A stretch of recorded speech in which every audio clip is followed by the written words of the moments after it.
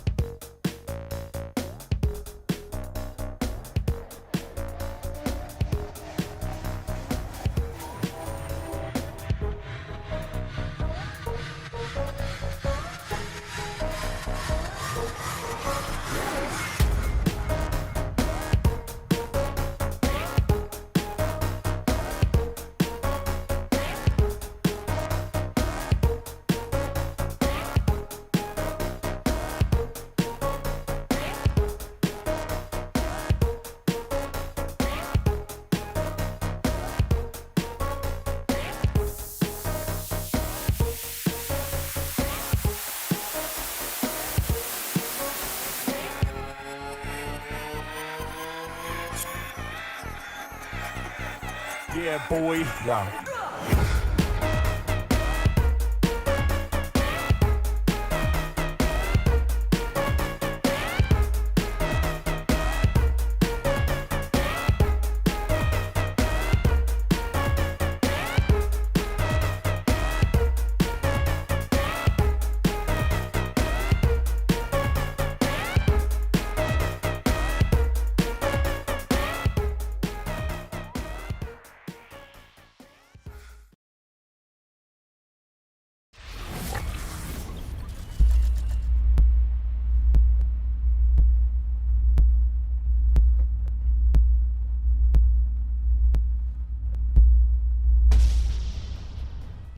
Hello and welcome back, everybody. We're gonna take a look tonight at the Sweden Cup Finals, and by the looks of it, we do have quite a lobby over here. We will restream quite a few of the point of views, and I did ask the organizers if I could actually also take a look at the players. Oh my god, this is gonna be awesome. We're gonna have actually multiple point of views, exactly like you would watch multiple different streams. I did actually try to put up over here behind. Let me actually click on screen here, so you can see I did open up a soft style stream, which is going to be the main French one, the main French commentary stream. We do have Legions, we got the Historia, which I don't know if it's going to start, and I do see Malm also. They have started picking up their civilizations. I do want to say hello to everybody here in the chat, so just give me a second so I can put them up on the left side. Mozrat, hello there, sir. I have no idea, by the way, what you're talking about over there about the guy. I just like thought about why are you hitting yourself, and then put that up. The map is going to be lakes, by the way, as you can see on the screen over there. We do have them starting to choose their civilizations, and slowly I do see the lobby is getting filled up and ready to go. Let me see. Also, hello there, CG. Good evening, sir, and welcome. I did see Brazen Pumpkin. Good evening, sir, and welcome. Glad to be of service, sir. Heinig Dave also, good afternoon, sir, and welcome. I did see Bored Onion. Hello there, sir, and welcome back to the stream. I did also notice Daniel Dingo. Guten Abend, mein Herr. Willkommen. Or I'm not sure how to say welcome back to the stream. Also, the Beasley, good evening, sir, and welcome. Glad you like the emote over there from earlier. It was quite fun to make, and that's why I was surprised when Muzdrat was saying like, "Oh my God, okay, I'm gonna check it out." I have no idea who that is. Servus, also good evening, sir, and welcome. D Beasley did pick up the first promotion, so big shout out to the man, the only over there. Also, hello there, YouTube, and I do hope we're gonna have a great time today.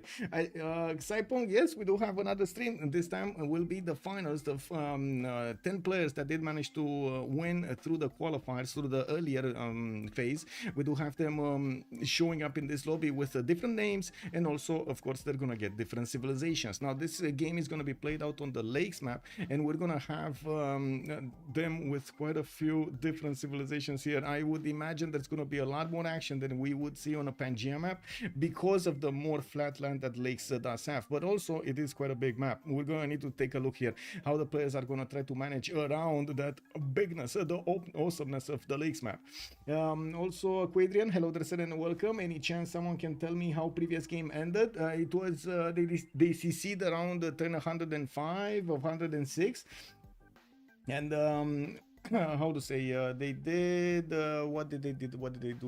They did CC to Galadriel, which was already getting his fourth project out for space, and he was just about to actually start off on the other projects from space. He was like 3 turns or something like that from the last project, the Autol Expedition, and he did have all of the technology needed to defend himself for at least for a while. There were nukes coming out from the north, but not in time, or maybe, I don't know, maybe it could have been different, but it was an awesome game to actually take a look at, with Indonesia managing to nail that punch at the beginning against Babylon. Indonesia, exactly, Indonesia, Galadriel. Yeah, Lord of the Rings themed. And also, to answer your question, Muzrat, I'm not streaming myself. In the hidden cups, we have actually bounced around between the multiple streamers, and we always stream to the one that's not basically in the game. Trinta is streaming for me this time, I streamed for him last time, and so on and so forth. This time around, I did actually ask the organizer specifically if I could actually bounce around different points of view. So we're also going to get to take a look at what the players are looking at, and also try to judge exactly what they're also thinking. Of course, we can actually take a look also a little bit at their sound and see, maybe we get some extra info over there. I'm pretty sure we do have quite a few viewers that do know French, a lot more than me, but definitely a lot more than me, and they will be glad to how do you call it, translate a little bit. We do have Malm here by the looks of it on let's see, where is he? Okay, well, I don't see where he's who he is. Anyway, it doesn't, oh, I see, okay. Let's actually take a look here. Soft style is gonna need to start. Oh no, we're just waiting for Aragon. So in the lobby, we do have Aragon with Wilfred Laurier, with Canada showing up here. Elrond will go for Russia, another one of these Tanda civilizations. We do have Isildur on Eleanor of Aquitaine, France. Sam is gonna go for Gandhi. Halbrand is gonna go for Brazil. We do have Frodo on Eleanor of Aquitaine, England, and the game is just started up, so we're actually gonna take a look here. What's going on? Let's see. Will patienter. Oh, be patient. Be patient.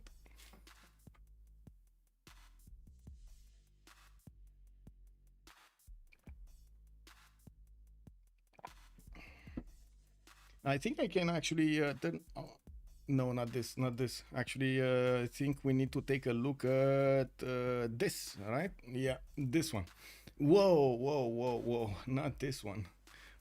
Yeah, not this one. Not this one. Let me actually take a quick pick. Maybe this one is better. Let me take a look. Okay. We need a little bit of sound over there. That's why I'm actually clicking these buttons so we get a little bit of a feedback. I think Sean Bean already said his story and we're just waiting for the game to load. Who was it? So Samon Gandhi, Legolas is going to play Ethiopia. I didn't talk about him. Gandalf is going to go for Varangian, Norway. And we do have Galadriel also showing up again, but I'm pretty sure it's not the same name with Spain.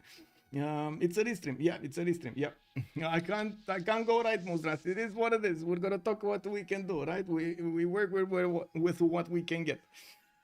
Let's see. I do want to take a look at the players because I think they actually got into the game. Oh, there we go. There we go. We did it. We do get to see the map right now. And I'm not. Oh, I know what it is. I know what it is. Give me a.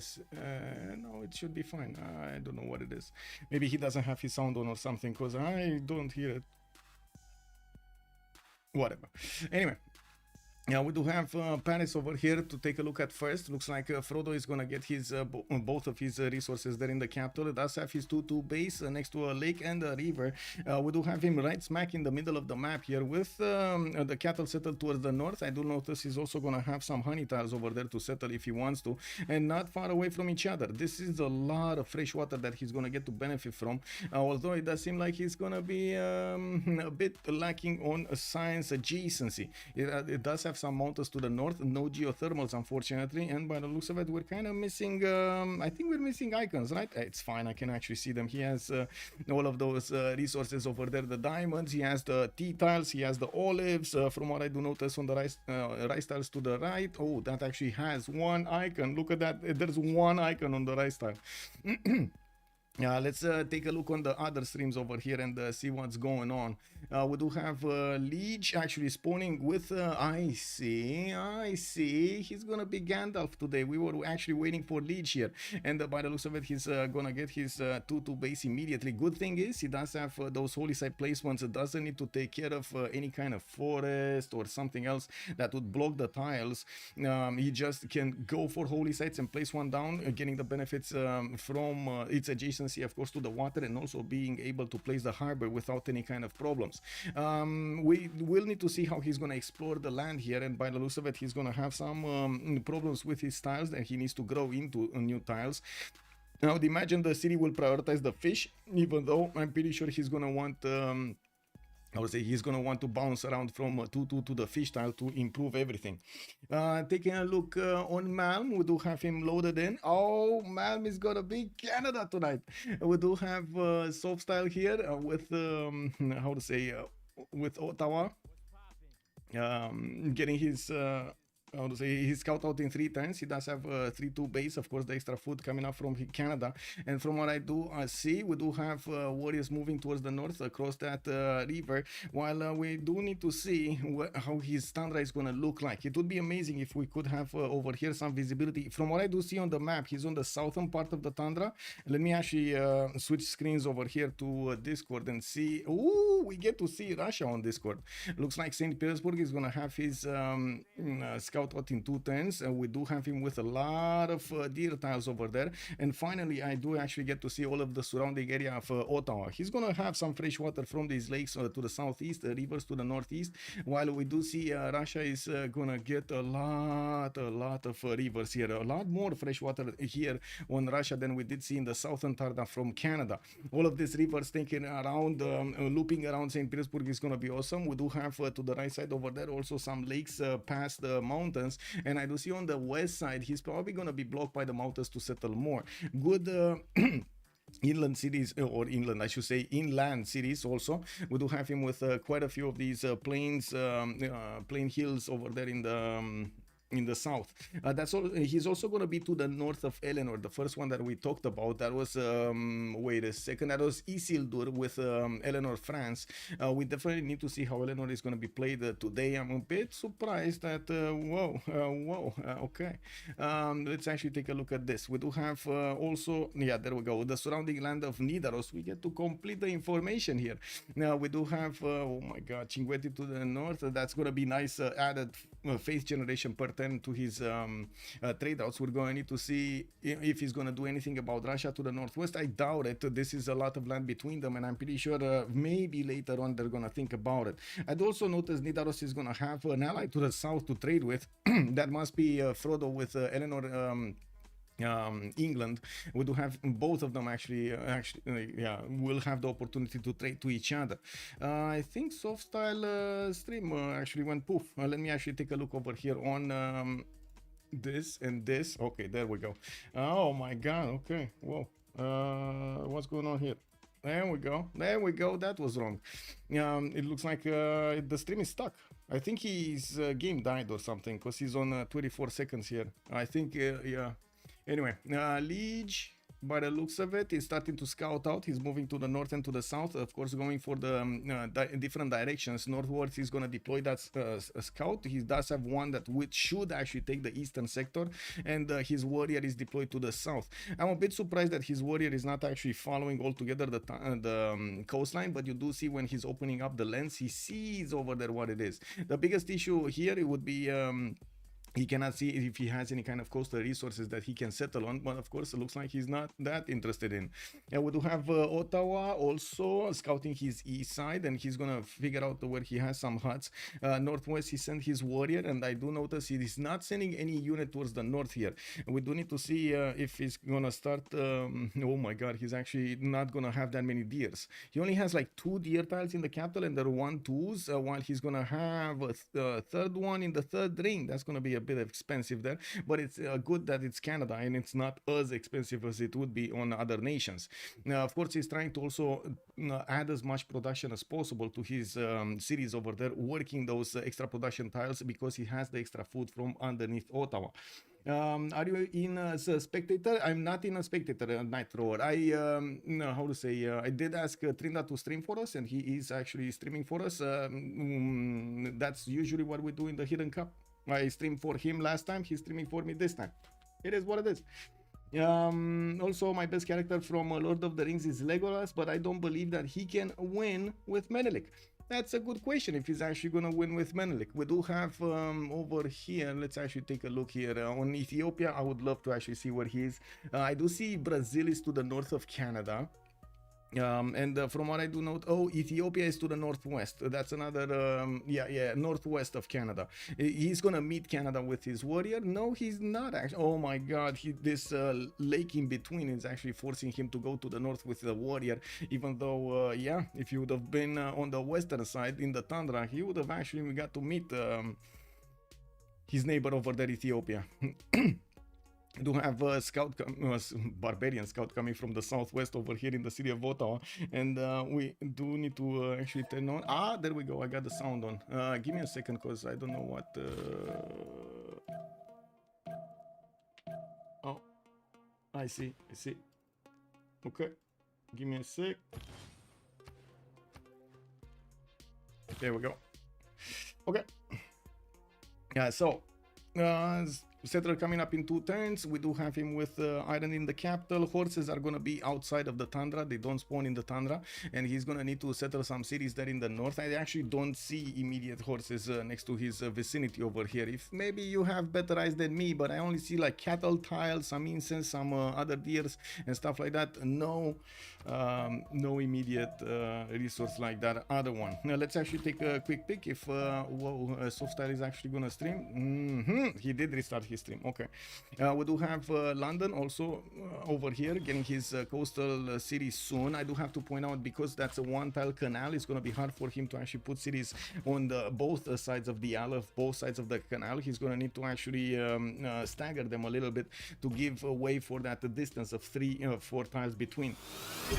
Lots of lakes, yes indeed. Also, King Sivan of Strategies, good evening, sir, and welcome. Primer. How much of... XDKHN. Keep the good times going. Thank you so much, SKDHSDKHN. Good evening, sir, and thank you. Much appreciated for the prime, sir. Also, how much of winning is skill, RNG, or mental toughness? I think I would need to ask you in what game, because 4v4s are definitely going to have a different, how to say, spread of those, how do you call them? Those categories that you put over there, skill, RNG, or mental toughness. FFA is probably gonna be like 20% is luck, another 30% is gonna be mental toughness, and 50% is skill, in my opinion. We do have Addis Ababa coming here with settler moving towards the southeast. I do see a builder coming up from that capital. By the looks of it, he's also going to have the 3 already quarries improved, getting the 3 faith per 10, not to mention the extra production. I wouldn't be surprised if he's actually going to try to get the stone circles over there with that opening. Manchester is in a very weird spot. I don't know what he's doing, but Celebrity something is actually going to get the Age of Steam here to make it work. He's very close to the colors of the Barbarians. I hope we're not actually going to get to confuse them. Anyway, I do notice he's going to have Spain to the right side and also Norway to the west. He does already have 2 of these turtles improved, and did settle another amenity. That's a coffee tile. He can send one of the turtles to one of his neighbors and get a resource in return if they have any extras, and of course get to his +3, which is going to be very nice at the beginning. Big boost, big boost. We do have another settler coming up in 5/10. I would imagine he's going to open up with with harbors here and try to get to celestial navigation as quickly as possible. He's also scouting a little bit with his builder, which I gotta say he's gonna have a bit of a problem, because there is a barbarian warrior there, and that builder might not see it. Moving forward, we do have Madrid on the right side of I would say of England here. He's gonna settle another city towards the north, and I do have to say in the south, okay, there were quite a few things there. Do we have any? Oh, okay, so Canada is gonna start moving left. He did manage to get his 3 camps improved. We do have Liege also placing down his holy sites and starting to explore his south. You see how he actually deviated a little bit to see his coast, because he really needed to get to see those resources there. It's very important. Looking at also back to soft style, I do see he did come down over here. Cordoba with Madrid will get those resources on the coast improved. I do see he left a spot there that he could place next to those whale tiles in between the 2 cities that he has right now. And he does have a 3rd settle coming in soon. He did settle his 2nd one on another continent, as you can see. It's green continent versus red continent, and he does have quite a few geothermals for that extra adjacency towards, guess what? Geothermal fishes. We do have to the south quite a few lakes in between him and Brazil. We're going to need to see if Brazil is actually going to do something aggressive here or not. And let's actually take a quick back over here. Oh, we get to actually see what's going on. Let's see. Elrond did manage to get the first meet on Johannesburg. Elrond being Russia over there in the north, so he's getting an extra point of production there for his buildings, or I should say whatever he's getting in the districts and in his capital. We also see to the left side, by the way, finally we get to see Gandhi, India. Looks like Calcutta is already gonna benefit from Earth Goddess, and I did see he already finished his 2 holy sites going for his religion. And we do have here, I do have to also point out, it does look like Russia did go for a different pantheon than his normal Earth Goddess. And is that actually Goddess of the Hunt? I think he actually got Goddess of the Hunt, right? He has 2, 3, 4 deer tiles. Yeah? What the heck is that lake on the left of Russia? Yeah, I know. Which one? The 2 lakes? Because, I mean, both of them are kind of in the mountains over there. Also, the 3 tile lake completely surrounded. Yeah, I don't know. It just popped out over there in the middle of nowhere. We do have Ruan here also trying to get the religion with his Stonehenge and holy site from the capital. Is that the holy site from the capital? I think so, right? I think that is the holy site from the capital. Frodo is going to be the other England. This is Isildur, by the way. This is Isildur. What are we looking at? Eleanor of England. Okay, there we go. So 20% production towards ancient and classical wonders, blah, blah, blah, blah, blah. Anyway. And that City of Ruin will take quite a bit of time to finish the Stonehenge, and I did notice he did manage to get how to say on a truffle tile or something, or a diamond tile that he's getting the extra gold from. If I remember correctly, that is a diamond tile. Addis Ababa did get his stone circles improved. You see the 241 tiles over there on the screen, and I do notice, wait a second, Calcutta didn't finish his holy site. I was remaining with the impression he did, but he only got the one from Delhi. Didn't work for a third settler from what I can see, and by the looks of it, he's also gonna have quite a bit of land north and south. His freshwater west and east are gonna be a bit of an issue. Hopefully, of course, Norway here is not gonna go too much inland, because this river is probably gonna be contested. I do think Norway over here on the left side, he's actually gonna have quite a bit of territory anyway to go and settle cities on this coast. One immediately on that scout to the south could be easily set. Sorry, Norway. That's Spain. Sorry, Spain. The pain. I do see also the players have started making a bit of fun in the chat here. We do have the visibility on Russia quite a bit. We don't have pantheons and anything else here to take a look at.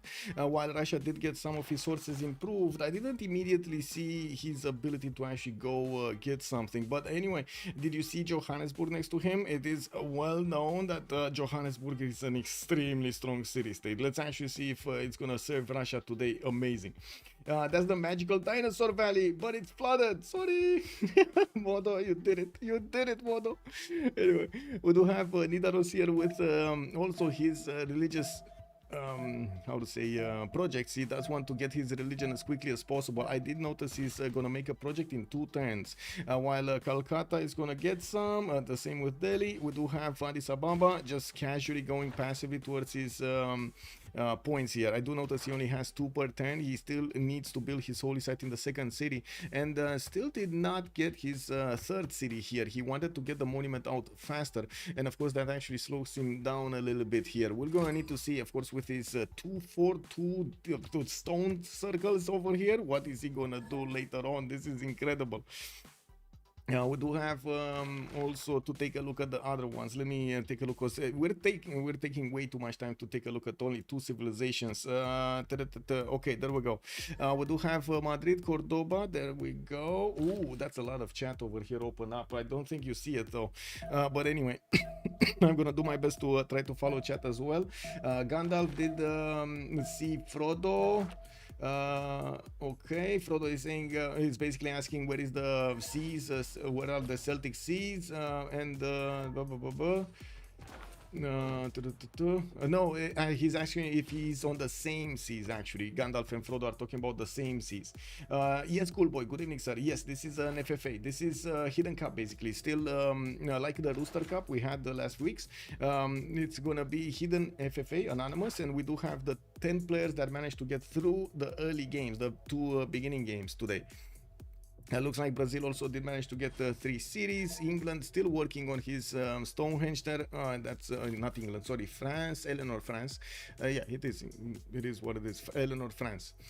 France. Niraros did manage to get his religion. We do need to see what Gandalf is gonna get as a religion here. I'm actually curious which did he get to choose between his Stone Circles, Choral Music, or Feed the World. Usually Russia is the one with Feed the World, and of course we did see that Canada did not build holy sites, so he's not going this way. We also did have, by the way, next to Nidaros, 2 iron tiles on those different tiles. Of course he wasn't aware of them when he actually placed down his holy site, because those resources are revealed with bronze working, and he did not get there yet. We do have to wait until the religions are going to be displayed over here so we can actually see that information. Anyway, in the south I do see Bradford is getting settled towards Norway, and I would imagine they're actually going to trade with each other quite nicely.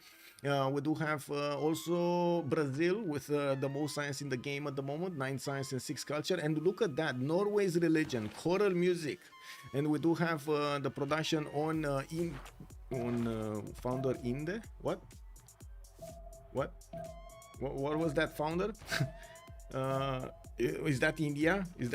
Founder India for the work ethic? Okay, interesting, because I'm pretty sure I read Inda. Trinda is recasting your recast. Wait, what? How is he recasting my recast? What? Anyway, yes, it had 3 beliefs. Yeah.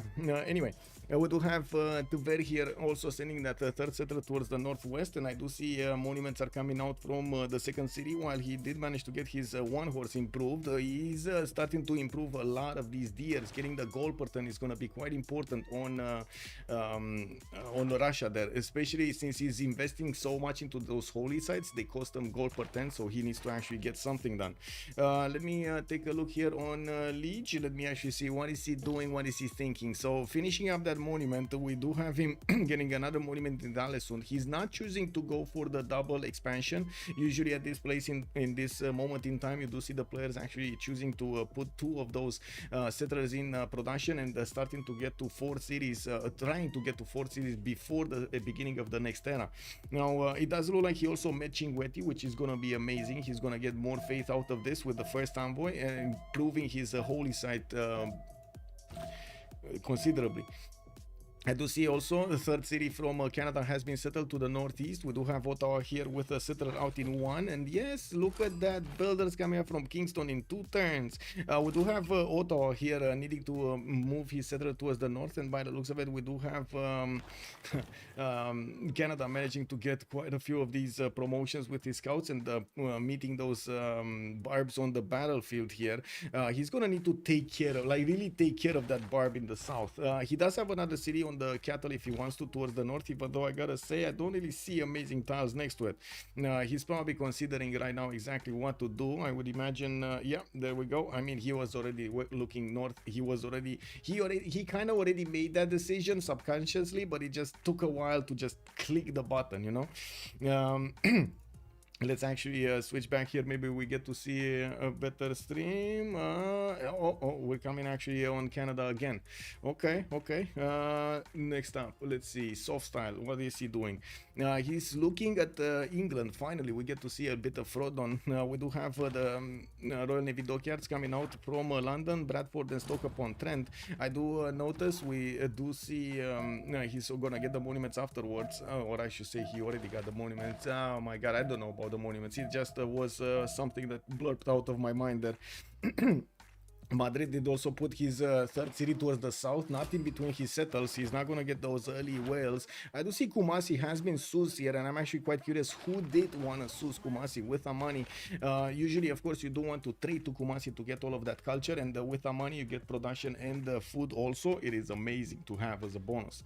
I do also notice England, this is going to be Age of Steam. That was Age of Steam over there. Ooh, great people. Zankian going to be the one with trade routes first on the merchants, and to be honest, I didn't see anybody actually right now putting down on the commercials, but I'm pretty sure we're gonna see some. I didn't see either that or getting some encampments down. What's going on here? What do we have? So still talking about Johannesburg and Russia. We do have England and Eleanor, France actually getting his own henge in 2 turns. He did start off on Hanging Gardens in the city of Paris. I do have to say 2, 4, 6 tiles. Okay, now those cities around him, the second settle and the third settle, are still 6 tiles away from Hanging Gardens. That's still a good placement. And we do have him with right now, I don't know exactly what kind of pantheon he is. I would love to actually see a bit of hovering, but I didn't see any hovering over that pantheon. We do have Moksha establishing in Russia, and of course we're going to need to see him improving most of his styles, not to mention benefit from the chops here. Is right now making 11 faith a turn with 34 points of production. He's definitely going to want to use that faith per turn, bank it up for the next era so he can actually buy quite a few builders. It does seem like we do have a lot more faith per turn on Legolas and on Gandalf, even if they do not have Earth Goddess. And actually, wait a second, Russia doesn't have Earth Goddess either. It's who was it that got Earth Goddess? I'm pretty sure it was India, right? I think it was India that got Earth Goddess. They do manage to output quite a bit more faith out. So Ethiopia does manage to output a lot more faith out of those stone circles, and his resources improved, benefiting from his bonus towards that. While I do see a settler is coming out from Addis Ababa in 4 turns here, we do have him already with the third one moving towards the southwest. That's a lot of production in the capital since he's 4 turning a settler there. Okay, let's actually take a quick pick here. Oh, we're back to Russia. I mean, all roads, for some reason, everybody wants to look at Russia over there by the looks of it. 4 turns for Paris. Oh, I do see in 3 turns he's gonna get Magnus in there. I'm actually quite curious if he's going to improve the banana or how to say, the horse, or he's gonna try to chop Hanging Gardens and basically secure that bonus for himself over there from that alliance. So, oh, feed the world with pilgrimage, the +2 faith for each city following the religion. I do see Russia is also going to start off on Temple of Artemis there. And looking at this, I do see we do have 6 cities that are being ordered over here. No, 5 that are being ordered by Ethiopia. Okay, so Paris still didn't chop, but he has only 3 turns, and yeah, there we go. It's the banana. He wants to go for the banana. What can I do, right? Can you please restream Trinda? I mean, I'm restreaming everybody, Machiavelli. I'm literally, but Trinda is, I would gladly restream Trinda, but he's sitting always on one single civilization, like he watched for like 10 minutes Russia. Anyway. So I was trying to get some other points of view, see what others are doing, not only Russia. We do have Bristol with trade out coming in. I do see finally we got a religion also over here. This should be the China religion, like divine inspiration with sacred places. So he gets the bonuses out of those wonders and use the bonus that he has on his own ability there. I do see Bradford is going to get a builder out in 1. We do have London with, of course, London, Stoke-upon-Trent, and Bradford. With all 3 of them, will need to finish the Royal Navy dockyards and also finish the lighthouses. He did get also a 4th city, Sheffield, to the right side, which by the looks of it does benefit from fresh water there. Only a single 2-2 around, but he does have some tiles that he can grow into. Spain here, India here, finally getting his 3rd city down. We do have him with Earth Goddess giving him those points, but I would really love to take a look at his yields right now. We do have Delhi here also getting a 4th city out. This is usually the expansion, how to say, the start of a faith generating nation here, of a holy site civilization. While Russia is 2 turns out from getting Temple of Artemis, he might actually chop it next turn. He does have a builder that is able to chop there. In the era score screen, I do see England does have a bit of a problem. 14 out of 19 points, that's Age of Steam. Legolas is 15 out of 19. He did get a religion, and it looks like he might actually have a problem to get to the golden. He's on 8 culture a turn, and there are still 3 more turns that he can affect the points in.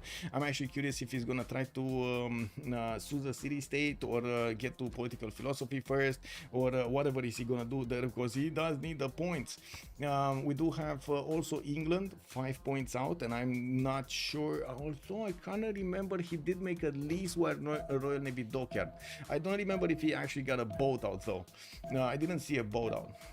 Okay, so here looks like Liang is gonna be the first governor. Looks like Liang also right tree is starting to become a thing, quite a meta in the FFAs, and in some of the teamers we've seen it boost up that food and the production on each of the resources. I do see also Brazil is gonna get already 18 science and 9 culture. Why are we not looking at Brazil? Why are we not looking at Brazil? Extreme campuses over there. Anyway, 1 turning the government plaza. We do have quite a few more resources that will get improved here in Ethiopia's territory, and those extra settlers will come out soon. Okay, I think it's time to move, because let me see this. Okay, let's see what's going on here.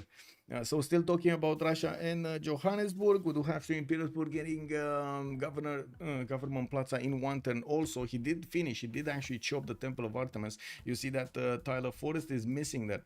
Novgorod is also going to get the monument out in 4, and by the looks of it, you have Hattusa here.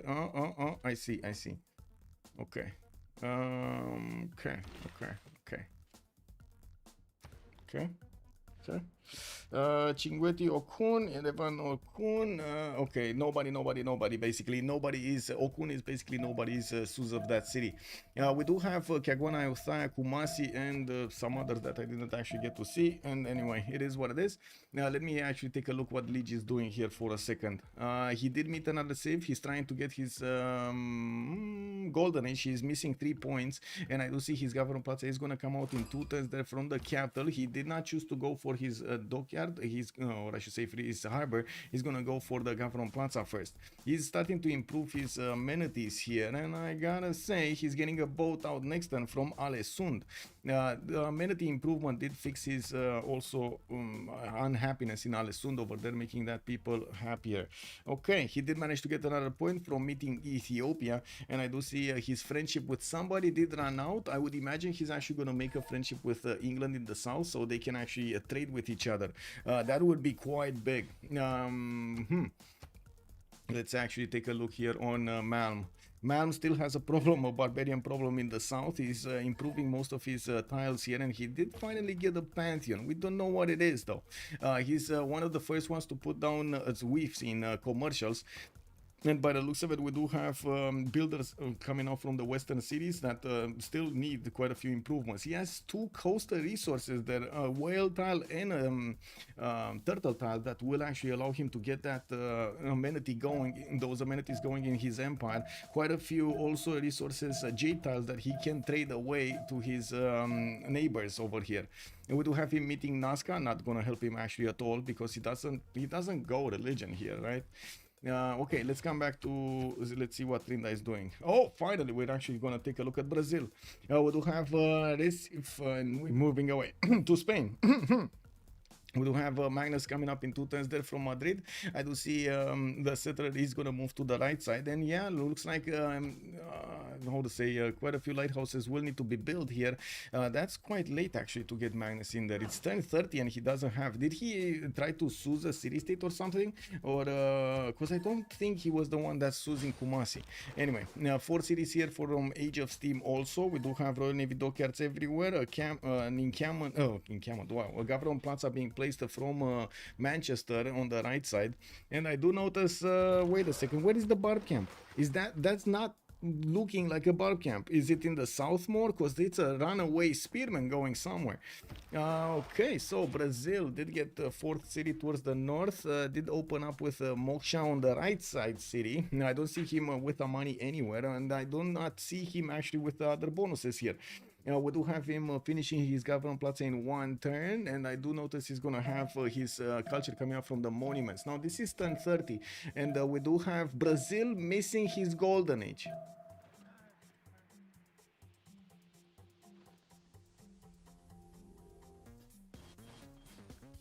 Yeah, Brazil, yeah, Brazil missed his golden age. It is what it is. Russia got the Hunt Pantheon. Yeah, right. Yes, indeed. Okay, so Addis Ababa will still need to spend 2 turns for that Gavron Plaza because he wanted to get his settler out. Went down 1 pop, and that's what happens, right? The city is working less than, how to say, less the production you had before, and 4 production right now is incredibly big. Manchester is also going to finish the Gavron Plaza that he placed on the right side. I do notice he's making space for some other districts over there, and we're going to need to see how he's going to keep the hills and of course the other tiles in his borders there. And worked. We do see Brazil here with a normal age, and by the looks of it, we do have Sao Paulo to the north being placed. I don't know how he actually missed this, because he could have gotten a boat, like discovered sailing and got on the boat. We're going to need to see if he's going to do like Mauri the last game, when he did manage to miss a golden age and then somehow did actually manage to get such a good score over there in the late game. Actually, through the mid game, since he started hitting his golden ages, he started flowing so high over there. What is that mountain, ages, Fortuna Belli? Good morning, sir, and welcome back. Wait a second, did you get some sleep, Fortuna Belli?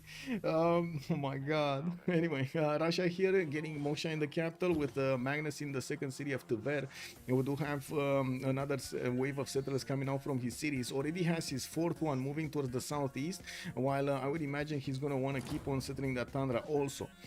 We do have warriors of Varangian. Whoa, wait a second. No, that's Spain. Spain actually got quite a few warriors levied out from that northern city-state, and he will send them back to his city. Okay, maybe he does want to do something with them. Paris did finish his Hanging Gardens. We do have Oracle coming up in 8, and I do see Rouen is going and Lyon are going to get their theater squares out quite quickly. We do not see yet the Gavron Plaza in the build queues. Of course, he does want to prioritize his wonders defenders first. India did also get Defender of the Faith there, by the way. Yeah, France, that's the China religion, divine inspiration with sacred places. And I do notice Paris is just chopping that oracle as quickly as possible with Magnus. And we do need to see if he's gonna manage to get another chop in, and he should actually, even though the road in between Paris and Rouen doesn't actually have a bridge. He doesn't have a bridge. If he moves, he's losing the movement. Yeah, that's kind of bad. We do have to see how the others are gonna do in the game also. We still need to take a look a little bit more in depth in England, Spain, and from what I do on the other England as well, right? Both of them, Frodo with Eleanor England and Celebri. What is that Celebri, by the way? What is the name Celebri? Anyway, in Celebri's land. Russia getting okay. Commercials finished over here. There was the extra trader merchant, so I would imagine somebody, if he does want to get that quickly, he would do some projects. Ottawa does have quite a bit of production here, but he's also going to be forced to make some defensive units. You see in the south he has some barbarians coming towards him, 2 warriors and one of those spearmen. Yeah, sure, okay, they're staggered, they're not going to come together clumped up, but still that's a bit of a problem. And there we go. He picked up Zankian. Easy peasy extra trade route here. Canada, very happy about his success. Looking at Malm, very happy. Look at him. Look at him go. Look at the man go. He's very happy. Leech, though, it looks like he's still worried about his neighborhood here. We do have him trying to figure out how the land looks and trying to figure out the city-states. Oh my god, he just did this and found the science city-state on the map. Wow. We do have him also building up some granaries in the city of Alesun. A bit surprising that he wants a granary there. I would have imagined he's going to want something else, because well, I mean, sure, the extra food is amazing, and by the looks of it, he's already growing in 3 there. He wants his harbor, he's gonna want his lighthouse afterwards, and he's gonna get the housing from the lighthouse anyway. Now, if he's gonna get the granary quicker, he's gonna have more food, a bit more growth, and he will also have the extra housing from earlier on. He's not gonna hit the cap of housing, and will allow him to keep developing that. Is that worth it though in terms of production? That's, I think, a question that we will need to find out together, an answer that we need to find out together. I do see builders are gonna try to chop here. Wait, is he actually chopping? Non-freshwater city to the north. Okay, gonna start out to scout the south so he can actually get that friendship going and the trade routes going with Bradford later on. Now, we do have him already with 4 cities or 3 cities. Wait, he's 3 cities, soon to be 4 cities. And he's barely now scouting actually his adjacent territory here. Looking at Malm, we do have him starting to choose to put his campuses quite far away though, but he's putting the campuses on the tiles that he really doesn't care about. You've seen the 1-1, definitely doesn't care about. This one next to the mountains though is gonna be very dangerous. So you see the volcano is already starting to spew some lava, and will have the ability to destroy it quite a few times, forcing him to repair it. Cassandra Bain, hello there, ma'am. Hello there and welcome. Celebrimbor, there we go. Celebrimbor, Forge the Rings, pretty sure. I see the guy that's confused right now. That guy, right?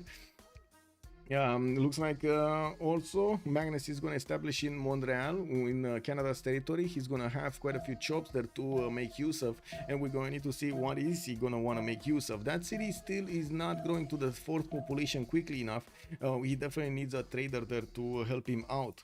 Okay, let's come back to Discord here, and oh my god, we're watching the same thing. Okay, okay, yeah, we're watching the same thing.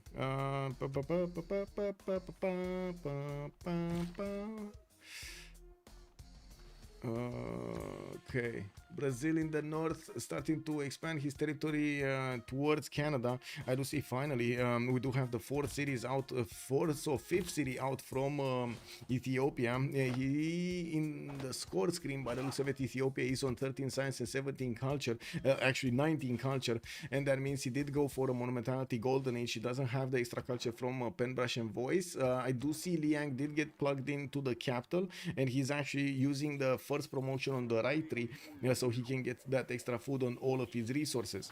We do have London here with Magnus in the capital, Moksha in the city of Bradford, and yeah, he's starting to put down a few theater squares. While I do notice Stoke-upon-Trent is going to start making those lighthouses, we're going to need to see how he's going to make use of all of his internals here. It does seem like he's going to prefer to go internals, especially with Magnus established in the capital. There is an incredible amount of barbarians to the on the other side of the coast of Norway here. Do you see on the left side what's going on? Incredible. Stuart, hello there, sir, and welcome. Which of these civs would you like to be playing as of right now? Hello there, also Baxter on YouTube. Welcome, sirs. Stuart McCoy, let's actually take a look here.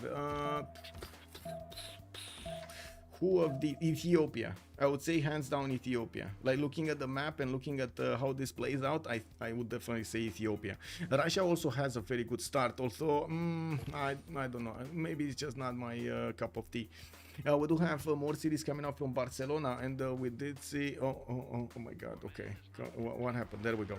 We do have Ancestral Hall being plugged into his capital. With 4 cities, he's gonna start pumping out those settlers, and will try to expand as aggressively as possible. He does have India to the right side, and to be honest, right now we don't actually have visibility on what kind of diplomacy they have between them. We're gonna need to wait for the switch to happen here to see exactly who is friends with whom. Anyway, we're gonna be surprised when they're actually gonna get to attack each other there. And to see a holy site in Barcelona is going to be placed instead of a campus. You do see in Barcelona that's a place between 2 geothermals, and unfortunately he's going to get to place it there. Paris is going to get Theatre Square, a +4 in between Oracle and Hanging Gardens. That's going to be a lot of points for him, with Oracle adding 2 more per turn to any district that he has there. Ottawa also will try to finish Ancestral Hall. Started off on it 1 turn earlier, and now he's 3 turns out from finishing. Kingston gonna work on that campus, and I do see commercials from Montreal in the north. Okay, well, where is the next? 30 resources now. Yields. Oh, yields. We can talk about yields. Canada's the only one making commercial points. We got a lot of them on admirals. I do see yields tab. Okay, let's actually try to deduce on the top right who's in what kind of era. Galadriel is going to go for Pembrashe and Voice. He's 19 science and 31 culture. He's also on 54 production. Legolas is 15 science and 23 culture, but he is in a Monumentality Golden Age, benefiting from 53 faith a turn and also 58 points of production. We do have a Celebrimbor, 13 science with 23 culture, 17 science and 52 production over there on the series of Age of Steam. While that means he did go for a Pembrashe and Voice. That also means he doesn't have a lot of districts, and he doesn't have Moksha in the capital. He did open up with Magnus there. We also have Gandalf, 9 science and 21 culture. That's going to be a Monumentality Golden Ager there, and I'm pretty sure he's going to make use of his faith in per turn. He's on 27 faith a turn. That right now doesn't mean that much. We do have him also probably making a decent amount of gold. He didn't actually start on his harbors. Wait a second. The last time we watched her, he was about to start on the harbors, but he didn't really get to the moment that he put them down. Ethiopia here will start to work on his temples. Looks like he rushed that, and finally he did get the extra promotion on Governor Liang in the capital, giving his tiles over there some insane production bonuses. 3, 5, 2 tiles, 3 food, 5 production, and 2 faith points tiles in Addis Ababa. He has 3 of these to use, while he's also going to put 2 of these special improvements. We do see, what is this? The Rockung Church over here, giving him a lot of faith per turn, and unfortunately converting it from production. We'll see how he's going to fare with this. You gotta remember, Ethiopia does get bonuses from actually settling on resources on hills. He's gonna get science and culture out of the faith output he has in the city proportionally. So the more faith, the more other stats. That's one of the reasons we do see players actually trying to benefit from that how to say, Rokun Church, the extra faith. Johannesburg is actually going to be taken down. Looks like Russia is not considering that Johannesburg is that great of a wonder. We do have St. Petersburg also with another theater square there coming up towards the south, and I do notice Colosseum in the city of Tver is going to finish in 3 turns. We do have to take a look how things are going to evolve here with multiple theater squares being filled with amphitheaters, Rouen, Lyon, Paris. We do need to see on Russia here really quickly. So Pingala on the left city of Novgorod, where he also has a good slot for a campus, a +3 towards the north there. I do see St. Petersburg E7 pop, and he did place down a district. I think that's a theater square if my memory serves me right. He did chop the Colosseum, and of course he does have bonuses towards 246, St. Petersburg, Smolensk, Voronezh, Novgorod, and the middle city that we don't know because it's covered by something. Okay, let's actually see next up. What do we have here? Soft style. Taking a look at finally Spain. We do have Madrid finishing his government plaza, and he did get his ancestral hall in there. We do have Cordoba getting libraries, and we do see that he's starting to put down a holy site from Barcelona. He did get the city in the south next to the coast, not on the coast, and I do see he's starting to build up those harbor counts, so he gets those trade routes. He's also externally trading to a city-state in the northeast, that is to Kumasi. So Spain is the one that plugged in money into Kumasi, and he's using it for all of those bonuses. We will probably see him on a Penbrush and Voice Golden Age, and I do see that Spain is right now. What is? Wait.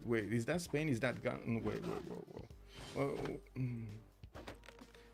Galadriel. Okay, 19 science and 45 culture on Galadriel with 64 points of production.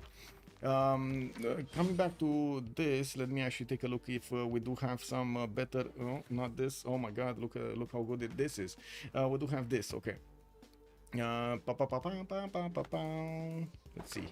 Calcutta 245 cities. Gandhi is gonna get the 6-1 towards the north. Another settler is coming out from his capital city, and I do see he still didn't fix the bar problem in the south. He will want to get quite a few units there to fix it, and in the meantime he just doesn't care about it. We do have by the looks of it also Barcelona next to him getting a religion. He might actually want to benefit from that religion. Gandhi gets to acquire some of those benefits if they're spread into his cities, but also Spain will get to acquire bonus damage against civilizations that, guess what, they do not have the same religion of Spain. Very cheeky bonus. We do have Barcelona here also getting to plug in Liang. I do see the city count is going to be a bit hard to actually get through, while Brazil did start to put down his Copacabana. So anyway, the specialty district that replaces the entertainment complex. We do have him with Bengala establishing in the city of Recife, Magnus in the capital city of Rio de Janeiro. Already he had Moksha in the right city, Salvador de Bahia. Also, does the Barb Grey people exist in this mod? Oh, they should make some. They should really make some, you know, like randomly get a general or something. Also, Janus, hello there, sir. Could you explain to me why Canada went campus commercial? I think he went commercial campus, actually. Is it because of the high amount of theater sales and he doesn't want to compete? That's a good question, Janus, that we will need to see how man is actually going to get this through. Looks like he's competing for a great person that nobody is, and he's going to get all of those trade routes. I guess this is not going to be one of those rushes for Mounties. He's not going to go as quickly as he possibly could towards those Mounties, and we're going to need to see what his 7th district from the capital will be. Hypatia is the next scientist. We do have only Canada. Look at that, only Canada making commercial points. Incredible. Yeah, we did see some more commercials actually getting ordered on the map, but they just didn't finish. There is a archer in the capital city of Ottawa there, and I do see Aragorn is on 22 science and he still has 51 culture. That's a lot of culture from Penbrush and Voice and his Moksha. Johannesburg has been taken down. That's 7th city, 2, 4, 6, 7th city for Russia. He's sending 8th one towards the north, and I do see him starting to build a few granaries for the extra housing and the food per turn. We do have Toulouse also putting down so many theater squares here. This is incredible, by the way. He's making 12.6 points a turn from now. I would imagine he's going to want to put Pingala in the city with Oracle also to just, yeah, there we go. He already has it. To double the points that he's making, easy peasy, gonna have authority over all of those writers there. We're gonna need to see how things are gonna evolve, but it doesn't seem like Canada would have had a great time if he would have contested the theater squares. I would say the great people are coming from the theater squares. Another one of those merchants got picked up. Montreal is gonna start his chops out, and I do see his 5th city and 6th city are gonna be placed soon. We do have theater squares. There we go. So the second district from Montreal is gonna be a theater square. Ottawa still did not put something down. I think he wants to chop, if if I can see this correctly. And I do have to point out that there were no wonders on Canada either. We didn't actually see him get the wonders. We do have also England. That's going to be Age of Steam here, finishing his ancestral hall in the Government Plaza. And I do notice he's going to start chopping the stone tiles in Leeds so he can build much faster. He's also using the Yang for the City Parks promotion for the extra amenities and the extra yields. Also, I do believe the amenities are actually the ones that he's looking for as a bonus. Trying to get a grove in the city of Birmingham. Wait a second, he actually placed down a preserve? He actually placed down a preserve. Look at Birmingham. That is a preserve over here, over there. Wow. Magnus in the capital of another city coming out. We're going to need to take a look if he actually will settle. Yeah, he can't actually settle on this English channel anymore, right? He blocked all of the tiles. He's going to need to put it somewhere in the south where those are barbarians, or to the north towards Cinguetti. 1, 2, 3, 4. Yeah, you can get it next to Cinguetti, but that's a bad city. 2-1 tiles everywhere. That is kind of a bad city. Anyway, let's actually take a look at soft style. What is he doing? Looking at Eleanor, France, we do have Gandhi actually moving towards Eleanor, France, with quite a few of those theater squares of his, building up his how do you call it? Whoa. How do you call it? Oh my god, temples, building up his temples. Sorry, I got distracted over there for a second thinking about something else. Madrid gonna get his center out in 2 turns. He did manage to place Toledo to the other side of the coast and has another city to be placed there. He's on 4, soon to be on 5 and 6. And by the looks of it, he's a bit late on it. We do have also England here managing to get some of his campuses down. I do have to say these are not going to give him that many adjacency points. His settler is moving across the seas towards the south, and he's going to be going exactly into those barbarians. I don't think that's actually good for the health of that settler to do that. There we go. Back to Canada. We do need to see when he's gonna get the builder out from Ottawa, if he's actually gonna want to get the theater square. I would imagine so. I don't think he's gonna go campus over here, or in Cameron for that matter, or Holy Site. We do have him plug in Pingala in the city of Kingston, while he's also gonna get a market from there for the extra trader. Okay, so oh my god, man. Okay. Leech, what is Norway doing here? That's he's getting some boats out, okay, or I guess one boat out. I do notice he does have a friendship, right? He does have a friendship with Frodo in the south. He's gonna benefit from that in terms of gold per turn, and of course other yields towards his cities, especially on the coast. That's gonna be massive. He's discovering his stave churches and gonna start building them in most of his territory, while I do notice Magnus over there in Sarpsborg won't actually help, because he wait, he does have ancestral hall or audience chamber. I actually find it hard to actually take a look over there if it's lit or not. I think that's audience chamber. It has open roof. I believe we did see a light over there. So Governor Magnus in the city of Sarpsborg is actually going to give more housing and more food, allowing the city to actually develop.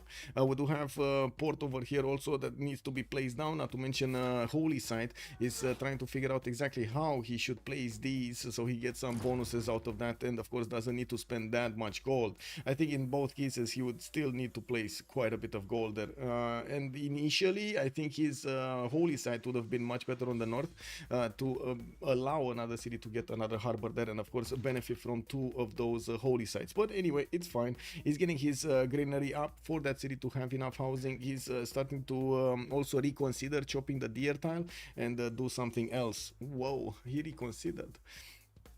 On Canada, we do have Quebec getting commercial out in 22 turns, very late. I do see he keeps on scouting towards the north, and he did finally find Kumasi, while he's gonna try to figure out what's in the tundra. Montreal, 3 turns, okay, I do see that one. I do see Windsor. He's gonna start off on an industrial zone. Interesting choice to go for that industrial there. And still no 3rd district from Ottawa. We are still waiting to see where is he gonna want to place a district, and I gotta say I'm very curious what kind of wonder he ones there. I have permission, Janus. I have permission. Does someone chose Catholicism or its religion? I don't know. Janus, before the game, I asked if I can actually watch the POVs from the other players, and they told me do whatever you want. So there we go. Let's actually take a look back on soft style. We do have him on Montreal getting his settler out in 3 turns, and by the looks of it, we're gonna have Ottawa getting how to say, granary there. We're gonna also need to see Hamilton getting his market out. That's gonna also mean another trader soon. While we do have Kingston actually getting to his 7th population, I would imagine a theater square is gonna come out from that city as well. He already has campus, he already has his commercial. Like in other nations, you would see some industrial zones and or encampments at this point in the game. I wouldn't think Canada is gonna go that way, but I do definitely think the culture addition would be good here. Getting another theater square would be quite nice. He did also manage to finish the pyramids. This is something that I didn't mention, but I did see happening. In Montreal, he did get the pyramids, getting a free builder and an extra builder charge on all of the builders from then on. Canada mines, yes, they're amazing. They do have an extra production whenever you're I would say talking about this. We know that Brazil doesn't look bad, the same with the normal age. Yeah, but Brazil does look very good, and look at that. Rafifi, bonsoir monsieur. Hey, bienvenue. Do you imagine normal age gaming over here is starting to be a thing? Halbrand did go for 60 science and 54 points of production right now. We do have quite a bit of chat here, but yeah, let me see. Isildur was asking somebody to Sam to move his scout out. Okay, Isildur is also saying okay, whatever. Okay, never mind. And then he got it's fine. Let's see on Trinda, what do we have here? Oh, looking at Age of Steam. We do have quite a few boats coming around, not doing much in the city of Leeds. We do see that settler in the south did need to wait to put down a city. He's hunting down that warrior. You do have also the grove finished in the city of Birmingham to get all of those points of culture and the faith. Not to mention you do see the food coming out from those plain seals. It looks good right now. I do see Brazil is also starting on his next expansion phase after he did manage to get 2 theater squares out. Oh, 3 theater squares out. He did initially go for quite a few campuses. Magnus in the capital, he just popped a great person. What is that great person? Is that Hypatia? Because I'm pretty sure I saw Hypatia earlier, but I don't know who picked it. Question mark? No? No? Okay. I guess it is what it is. Okay, let's take a look somewhere else. Let's see. On soft style, we do see England. Okay, England is going to be Frodo here, Eleanor, England. As you can see, starting to expand to the west side. He's going to put another city on the cattle to the west of Bradford, and going to get probably Reina in there. That's going to be the inner city for his trade routes that are going to connect with Norway. We do have him also sending another settler towards the west of Stoke-upon-Trent on the side of that canal, on the left side of the canal.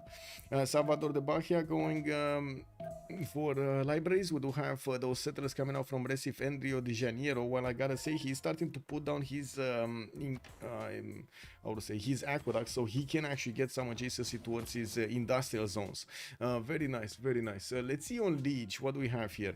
Looks like he did manage to put that harbor out in the 3rd ring from Sarpsborg, which of course it's quite close to Nidaros. He's getting a harbor from Nidaros of +4, and at the moment I don't think he has enough population in Sarpsborg to place his holy site.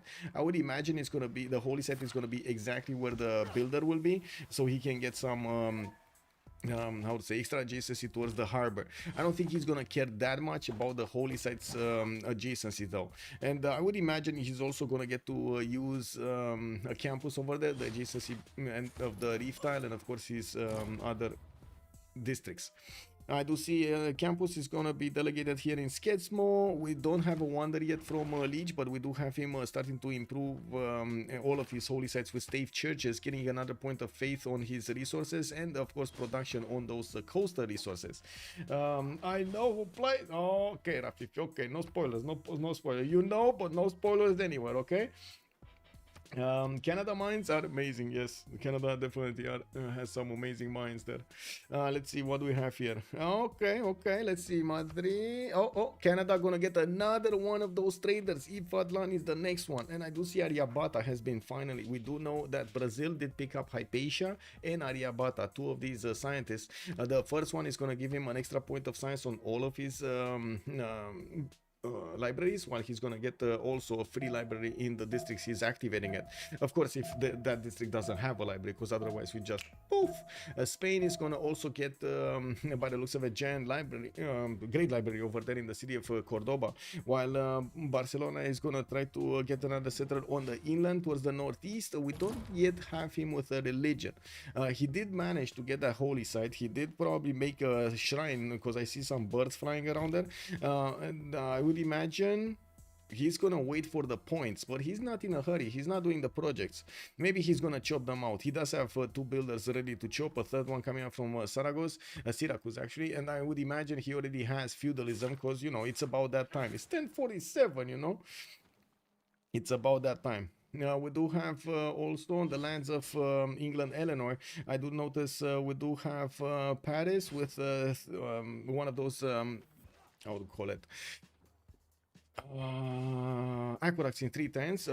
Ancestral Hall gonna be finished in ruin. Wait a second, that's not ancestral. Is that Wall of Stone actually, or Ancestral Hall? What do you think, guys? What do you think? Those stone tiles are amazing, Stuart. Yes, yes, indeed, Stuart.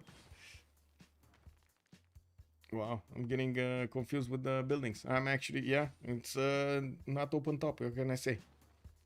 Please hover over. Please hover over. Never mind. Anyway, I would actually love to see the continent as well. Is this gonna be a continent with some bonuses or not? Oh my god, he hovered, but I didn't see. Kek, W. Okay, let's come back here and let's see what's going on. Okay, checking out the territory of Brazil again. We do have the settlers still getting pumped out, and I do notice Brazil is gonna start working on his builders. So with 57 culture, I would imagine he already has feudalism for some time now.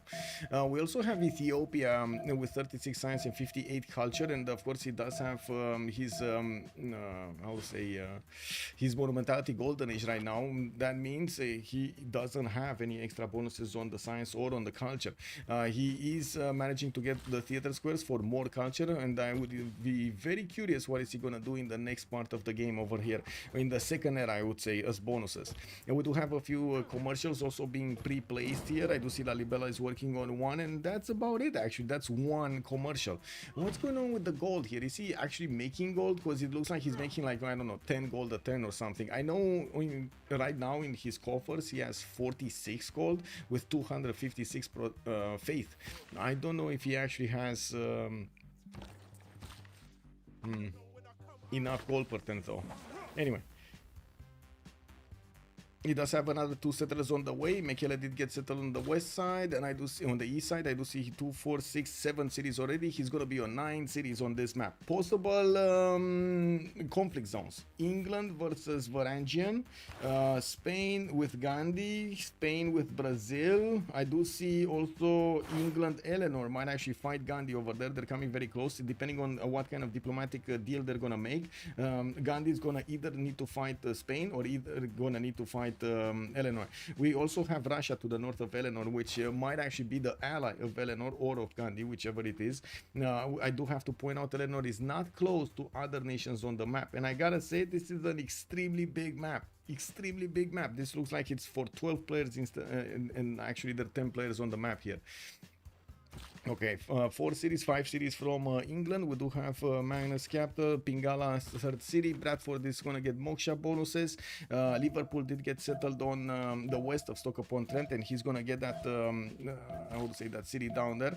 We do have also traders coming out from London soon.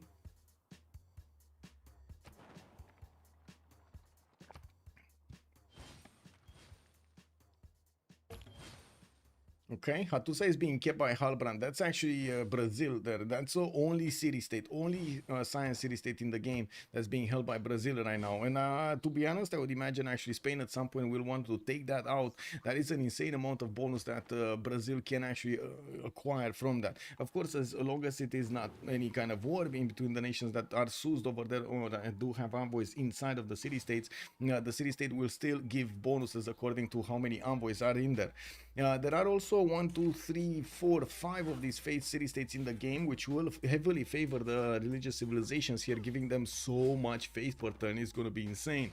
We do have Spain on 50 science, 82 culture, 110 points of food and production, and 113 points of food with 72 gold a turn. And this is the moment that, oh my god, look at that, I actually nailed it. Legolas is 6 gold a turn with 169 faith and 121 production. That is significantly bigger than the production of Spain. Significantly bigger.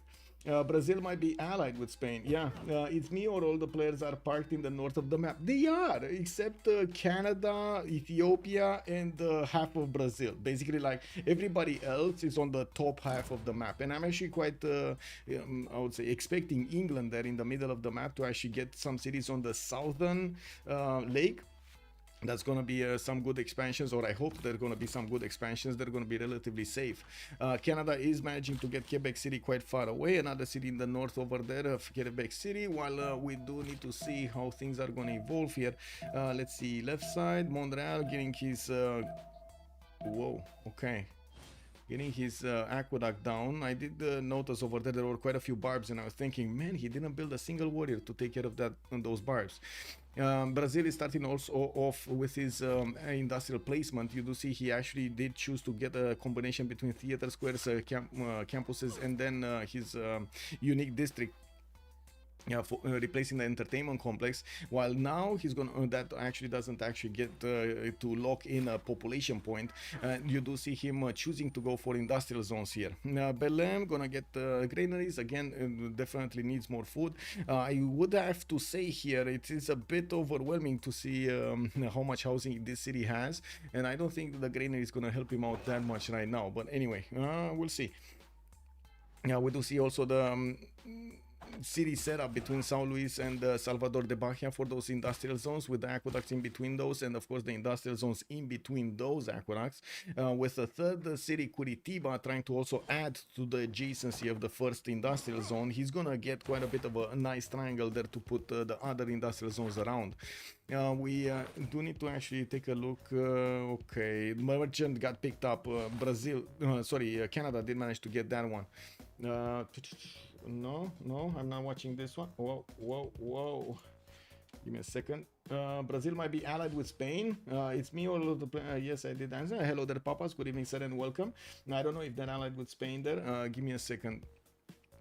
Okay. Oh. We do have Varangian just totally oblivious to the barb camp to the west side. Good thing is the barb is not coastal, so he's not spawning boats. Drummond is finally getting that harbor down, and I do see in the south London is starting to make a few projects. We're 1050, and we should be very close to actually seeing how many points they're gonna get for the ERA score. It should be like 1036 or something, 56 or something. Yeah, and there we go. Oh my god, I nailed this one also. 1056 that we're gonna have the rollover. Galadriel is 2 points off. We do have Legolas 9 points off. Celebrimbor is gonna be 11 points off. He's right now on 38. Gandalf is only 3 points away from getting his golden age. Frodo is 1 point away. We do have Halbrand on over the necessary points here. Was in a normal age. He acquired these extremely quickly. Sam on Gandhi is gonna be 4 points off. Isildur on Eleanor France is gonna be 65. Wow, okay, 7 points over the necessary points. Elrond is gonna be 4 points away, and I do see Aragorn on 14 points over the necessary points here for the golden age. Now we do have Eleanor also Age of Steam in Victoria, with Sestro Hall managing to get his cities out. He did puddle jump as much as he could over there, Liang, to get the city parks. That's actually the only one that we've seen with city parks in the game right now. Ottawa finally did place down, and we see the district in the city of Ottawa. That would be a campus there from Malm. we do not see him actually prioritizing getting those theater squares as quickly as we were thinking. We definitely do see him friends with Brazil, so we do know who's in the north who's gonna have as a friend. Now he's putting down a theater square from Hamilton, while he did improve Moksha third with Pingala second to get the science. We did see also Magnus in there. Or Liang. Wait, Liang. I think Liang, right? No, Magnus. I did see correctly. And now Liang did get out. Okay, we do have feudalism. Looks like discipline. He's putting. He wants to fight the barbs, and he does have access to the natural philosophy card, which is gonna give them the double adjacency towards campuses. But he doesn't know if he wants the production or the science. Looks like he chose. It's gonna be the science. And we do have also Aragon here with 50 science and 87 culture. Did manage to put down a few of these theater squares, but still doesn't have a wonder to give them some adjacency points. We're going to need to see if he does manage to roll a few of those great writers. So if you don't get the first one, it's going to be quite a painful adventure to get the next ones. There is also wow, a blizzard just plowed through his territory. Malm is not happy with this, really not happy with this.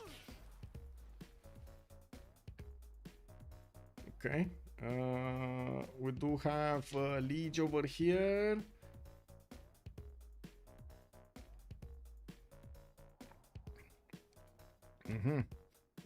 I see. Dear tile. Okay. Well, monuments coming around. He does have some extra trade routes that at the moment he's not benefiting from. He should be able to buy them with faith though. He does have 195 faith in the bank right now, so definitely has enough faith to buy one of those. I do see him wanting to chop settler, and I do see they have a bit of lag here. Now we do see the settler starting to move to the east side, and it looks like he is gonna creep closer to the English territory there on the right side. That's Age of Steam. We'll have some of these to also finish. He's still ignoring. Yeah, there we go. He's probably gonna lock it in right now to get that extra. No, he's still probably, well, I guess maybe he's gonna buy it in the city that he's just placing, you know. Just saying, that would be actually the most efficient one to move to get. Looking at Malback, we do have him with the city of Winnipeg placed on that lake towards the southeast, and I do see the blizzard is not letting him go. We will need to see how much damage that blizzard will do later on. I do also notice he has settlers moving to the west, 3 of them, and well, we're going to need to see how things are going to evolve here.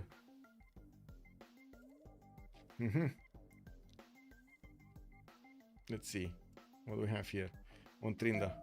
Looking at Russia, 2, 4, 6, 8, 9 cities, soon to be 10 cities, with of course taking over the Jerusalem city. He does have Mahabori temple finished. That also means he finishes religion, getting the extra 2 beliefs. We also have Novgorod getting his market out next turn for more trade routes.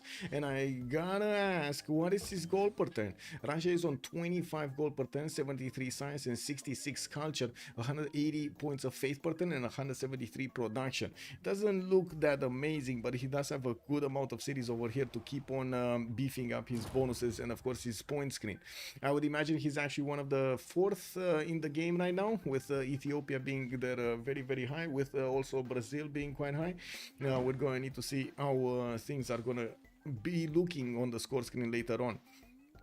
If Brazil is actually friends with Canada, that means he's not friends with the North, with Spain and or Gandhi, and he's going to need to defend himself against both nations. Not to mention he does have Ethiopia on the west side, although I don't think Ethiopia is actually going to try to challenge that.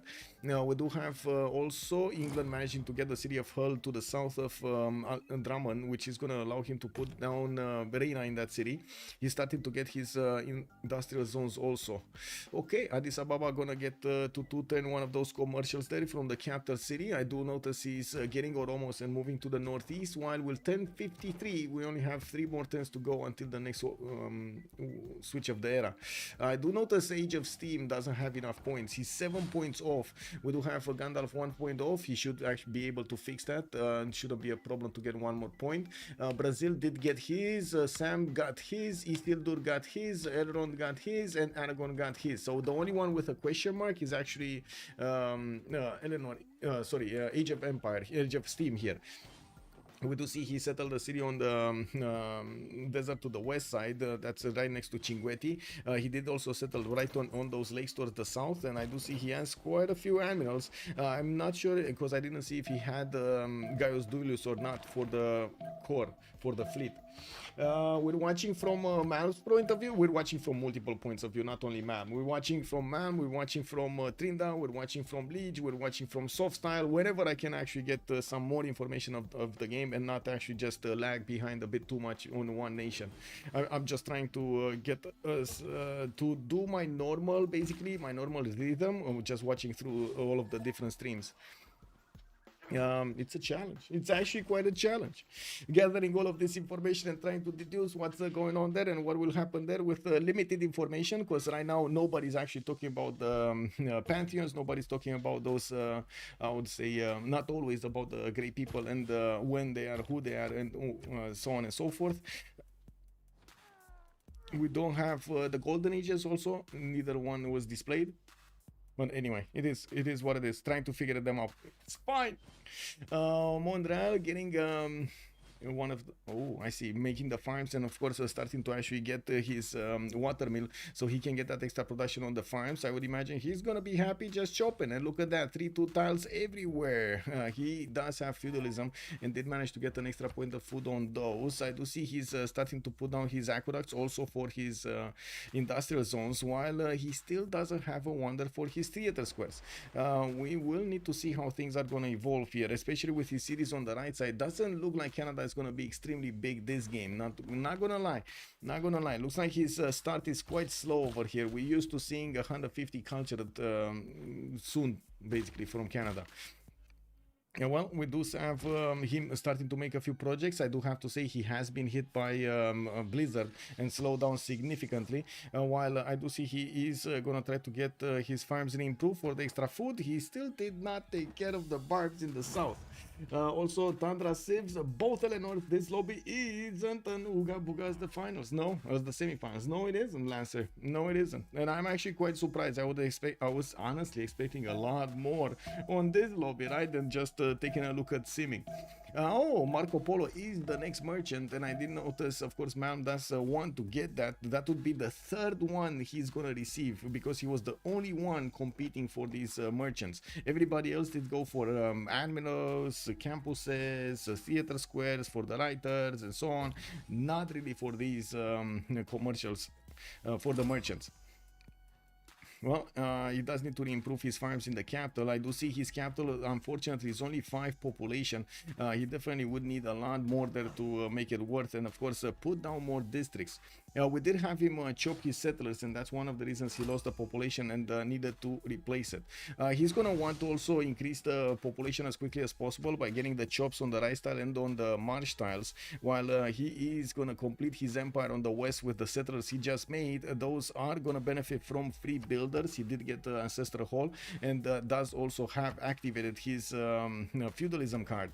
We do have him prioritizing right now, getting his campuses up, and I gotta say he's probably gonna need to put a how to call it, an aqueduct on the right side of the city center, because he already put an aqueduct from Windsor. Bradford needs to chop that one and then put an aqueduct there, so he gets 2, and boom, he did get Marco the Polo.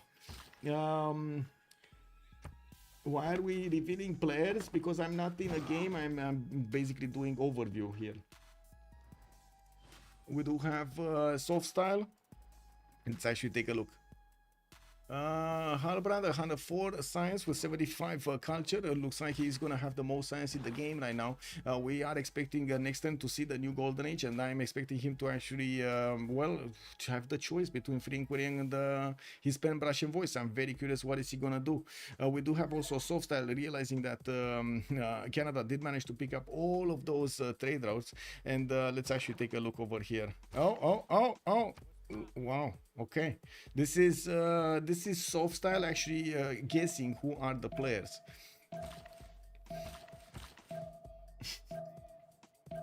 Okay, so we don't see the era score. We don't know if anybody missed it. England, Age of Steam had a problem, right, with the Golden Age. Let's actually see if he's gonna drop significantly in the culture. That's gonna mean he doesn't have that Golden Age. Ooh. Wait, was this turn? Yeah, he's down to 44. Let's actually see when he's gonna choose something, if he's gonna choose something. We do have Gandalf going immediately to 91 science and 69 culture. I would imagine this is going to be a free inquiry for him. Brazil might actually go free inquiry as well, even though I didn't see that many commercials from him. I think he had like 3. Brother Moses, hello there, sir, and welcome. Wait. Yeah. Good evening, sir. Center of the map is still open territory. It is, and look how big this map is. Look at that south of south of Eleanor over here and south of the other Eleanor. Both Eleanors are very, very, very, very, very rich in land. Now they do need to actually scout out that south and maybe put some more cities there. While I do notice he did choose to clump up with Russia towards the north. He did actually spawn quite close to him. We do have some horses coming out from Russia deployed towards India, and I do see that India is on 66 science and 75 culture.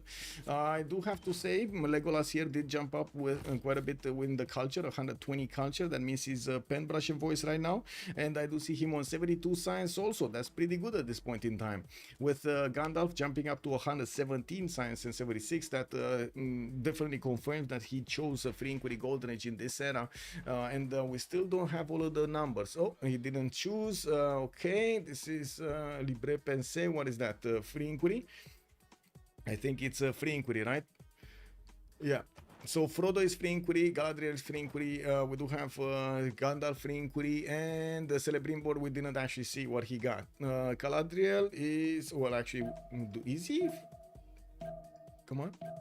We didn't choose. He didn't choose. He actually didn't choose. And we did have all of them actually managing to get to the Golden Age. We're gonna have the pause here in 2 minutes. Oh, big gummy bear, the Beasley. Oh yes, oh yes. Okay. So 2 minutes, and we're gonna come back to see how this is faring.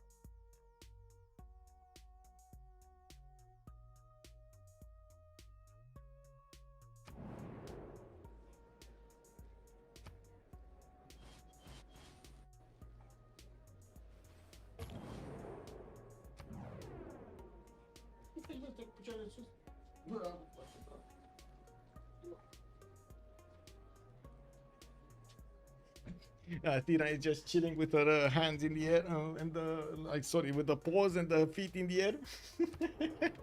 Very nice, very nice. French Eleanor even, yes, French Eleanor. Let's actually see, what do we have here? Aaron getting 100 science. We do have 83 culture. Frodo is on 109, 106. Hellbrand 104, 137. Looks like also the most productive one in the lobby is Brazil with 223 points of production. Erod is coming up on a close second, or actually wait a second, he does have a lot more faith. 192 faith with 215 points of production. That would equal to a lot more than what Brazil has. I do see Varangian is actually quite late. We do have 50% less faith, but high, and I do see Catholicism did get the plus 10 against, plus 10 on actually into Stave Church is still being built there for the production on Gandalf. He's gonna need to recover. He actually has quite a bit of a gap on the production points compared to his other opponents here. Let's actually see on Trinda stream what is going on. We do have La Rochelle. Okay, walls coming up there. I do see he's getting his GMC coming out from St. Petersburg, Grandmaster Chapel there from St. Petersburg. I do also notice we're gonna have Tula getting his scientist somewhere. I'm actually quite curious which scientist is that. Is that the one for the faith? Because it was the next one, so maybe he did get to pick that one. The one with the holy side, basically giving you the science adjacent, the sciences, the faith adjacency. We do have Rio de Janeiro finishing another one of these industrial zones, and I gotta say it is next to an aqueduct and a dam. The dam, I don't think it's built though. I'm very curious if that's built. I only got to see it like for a half a second. We do have also Isodor, one of the next engineers. I was actually thinking, is that Isodor? Because I didn't get to see the name. I just saw he has extra production. It might be Filippo. I don't think Filippo is available this early, but sure, it might be. We do have more trade routes also for England. That's gonna be Age of Steam. We do also need to see what is he gonna do later on. I don't see any encampment being placed, although I do see Varangian did manage to levy some units from Cinguetti, and he might actually have the opportunity to upgrade them and do some damage over here against his opponent, against England. We have 0 units actually deployed to help Age of Steam on the left side. Colossus getting built in the city of Nidaros. We do have those commercials north, and of course the Stave Churches being built here. He's getting some projects, and would be really helpful to know which are those projects. I think it's for science, and I think this is for Newton. They're starting to actually get their how to say get to be competitive. They're getting their points to be competitive in the next part of the game with the science. I do see the first one is Brazil actually having the science, the tech lead. Of course, we're going to need to see if that's actually going to be the point that he's going to have, as in that's the lead. Is the lead gonna give him an advantage later on in the game or not? The external traders have started coupling the cities of Gandalf with Frodo together, and they're starting to make a significant gold, 160 gold on Gandalf and 125 on Frodo. I do see industrial zone here from Rio, Salvador de Bahia, commercials, Guarulhos gonna get that campus up, and of course I do see in the south over there another campus from Manaus. We do have Belém also getting that, how to say, watermill soon. Oh my god, I just noticed Chichen Itza. I didn't understand why he had so many culture points coming up from these rainforest tiles. He has Chichen Itza in the city of Salvador de Bahia. No wonder he has so much culture and so much production. Halbrand here is on 154 culture and 235 points of production, able to keep on chopping these forest tiles and of course adding to his bonuses there. I'd also notice he's getting another settler from Recife, and I do see that dam did not get finished, so that industrial zone in Rio de Janeiro is only gonna have 3 points, not 5. He's building his what are those? I totally forgot. What are those districts called? Are they called Copacabanas or are they called something else? The fun districts in Brazil, how are they called? Come on chat, tell me. Did Victoria miss Golden Age? No, he got it. Street Carnival, Starwood Gold channels. Thank you so much, sir. I'm so it is what it is. Thank you so much. Copacabana is the water park. I was sad. It is what it is. Thank you so much, sir. We do have to see how Russia is also going to try to get out of that tundra. What is he going to focus on? We did see him getting quite a strong start with more than enough faith and production. Now he has the cities, and by the looks of it, he's on 120 science with only 94 culture. I think he went for a second monumentality golden age, and he did just build his GMC. We're going to need to see if he keeps on buying builders or he does want to actually get to work with his units again against somebody here. Now we do see he's starting to build quite a few of those universities to increase his science acquirements. He does need quite a bit to catch up. Frodo 146, we got Gandalf 143 also, Legolas 119, and not to mention they have significantly more culture on some of the civilizations here, while for example Brazil 166, Legolas 146. Taking a look at, we still don't know exactly the diplomatic deals in between them. Would be really helpful to actually know who is friends with whom, to actually think where are the conflict zones, where will be those conflict zones. Okay, we do have universities coming up from Manchester. Looks like Alice soon gonna get industrial zone in 2. Foreign ministry also getting built in Spanish territory in the Gavron Plaza, with the mausoleum getting established there in Cordoba. He's gonna need 5 more turns to actually finish that. I do see he did start to place quite a few aqueducts, getting that extra housing and the adjacency towards his industrial zones. Nice setup between Zaragoza and Barcelona for those 2 industrial zones, while he's gonna need to keep building one in Barcelona. It still did not get the religion, by the way. I do see Salamanca is gonna get the extra production on his farms, getting him that extra food, and of course the nice and juicy production on each of those. Madurai, we do have catapults coming in. We might be thinking of just like we do have over here Trinda suggesting of taking out Kumasi. I don't think there will be war between the 2 nations here. Spain and India do look to be friendly here between each other.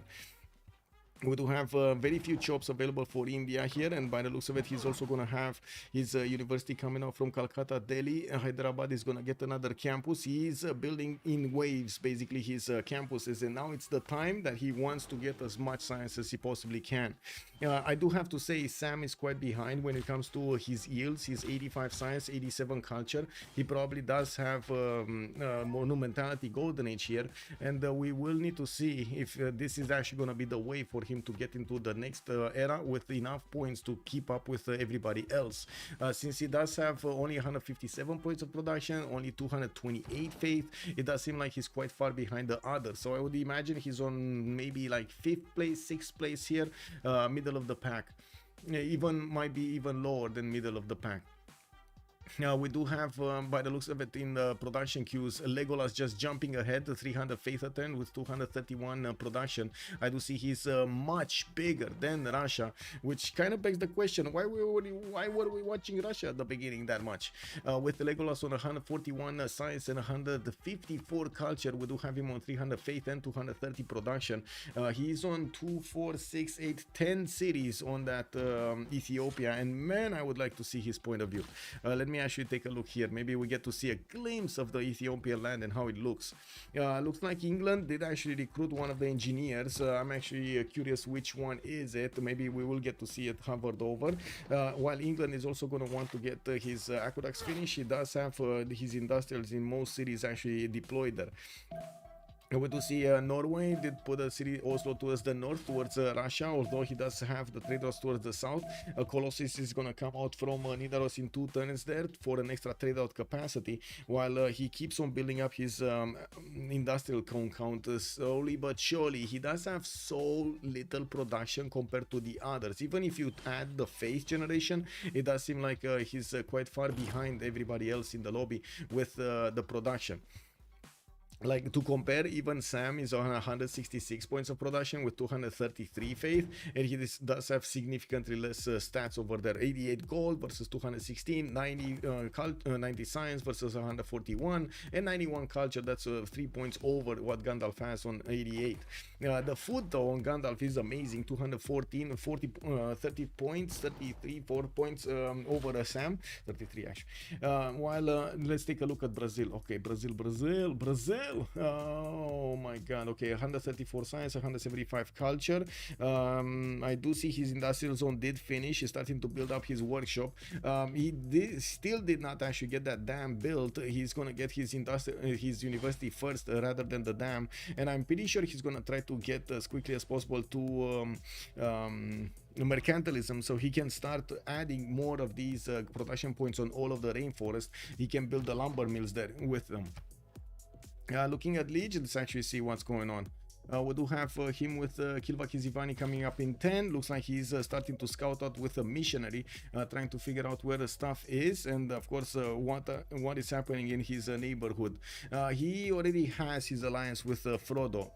He will need to be careful about Russia to the northwest and England to the east side. I don't think he has right now what to fear about either of them, but we might actually see some surprise attack from Russia. Russia is on 472 points of units there.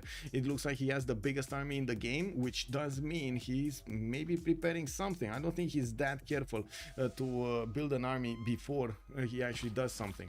On Malm, looking back at Canada, let's actually see. We do have the production card. Okay, this one, Heritage Republican. We do have him getting the extra +2 gold per trade route, and he finally did manage to take care of the Barb camp in the south. Amazing. Third 60, and the world is still peaceful. Yeah, look at that, man. They're diplomatic guys. What can I say? Diplomatic guys in this lobby. Yeah, I do have to say, I would really love to actually see the point of view of oh my god, I would really love to see the point of view of Ethiopia there. Legolas. We need to see Legolas. We really need to see Legolas. Okay, so this. Bradford gonna get the canal. Hull is gonna get the canal. Norway is getting his what are those? Oh my god, extra points. The spatial building. What is this on the street that changed? Oh, okay. Anyway, maybe some Ethiopia gameplay here. No, we don't want to take a look at the winner. Okay, we don't take a look at the winner. It's all good. We do have Rio de Janeiro chopping that workshop. I do see he's gonna get universities out from that capital soon. He's gonna benefit from so much production. Actually, turning universities is very good at this point in time. We do have Halbrand still lower in science than Legolas at this point, and I do see he does have more production than Legolas overall. He's on 303 points, while Legolas is only on 200 something. But of course, the extra faith pattern from Legolas is gonna put him basically at a tie.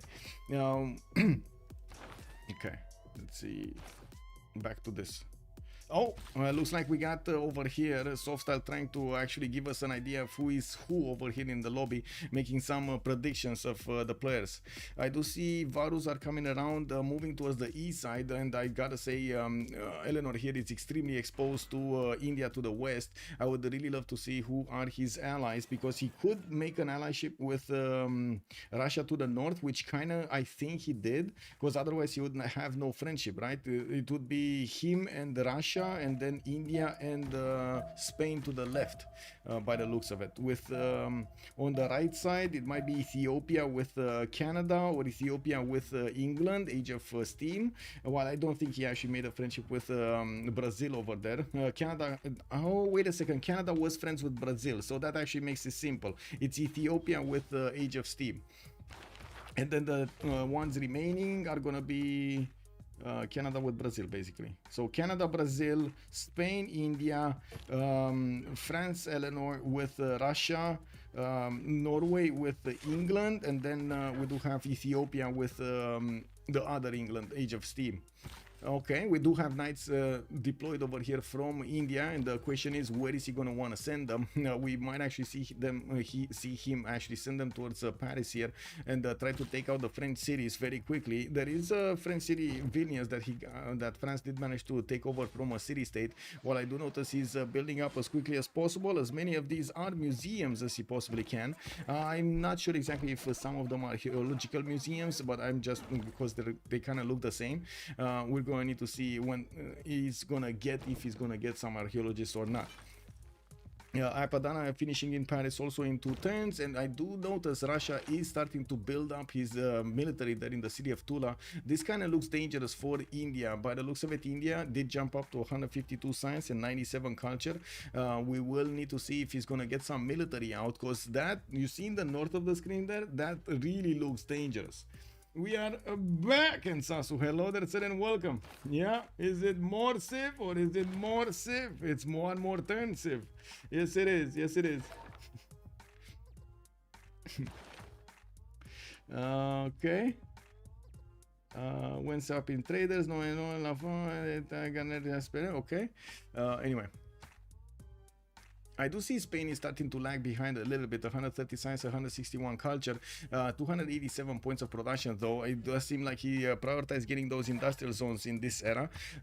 We also have healing for that religion, pagodas for Norway, India. Ethiopia did get the food pilgrimage, and the third one that I didn't get to see. Russia did get the healing. I do see Spain did get the one to buy out his I would say his campuses and his theater square buildings with that faith.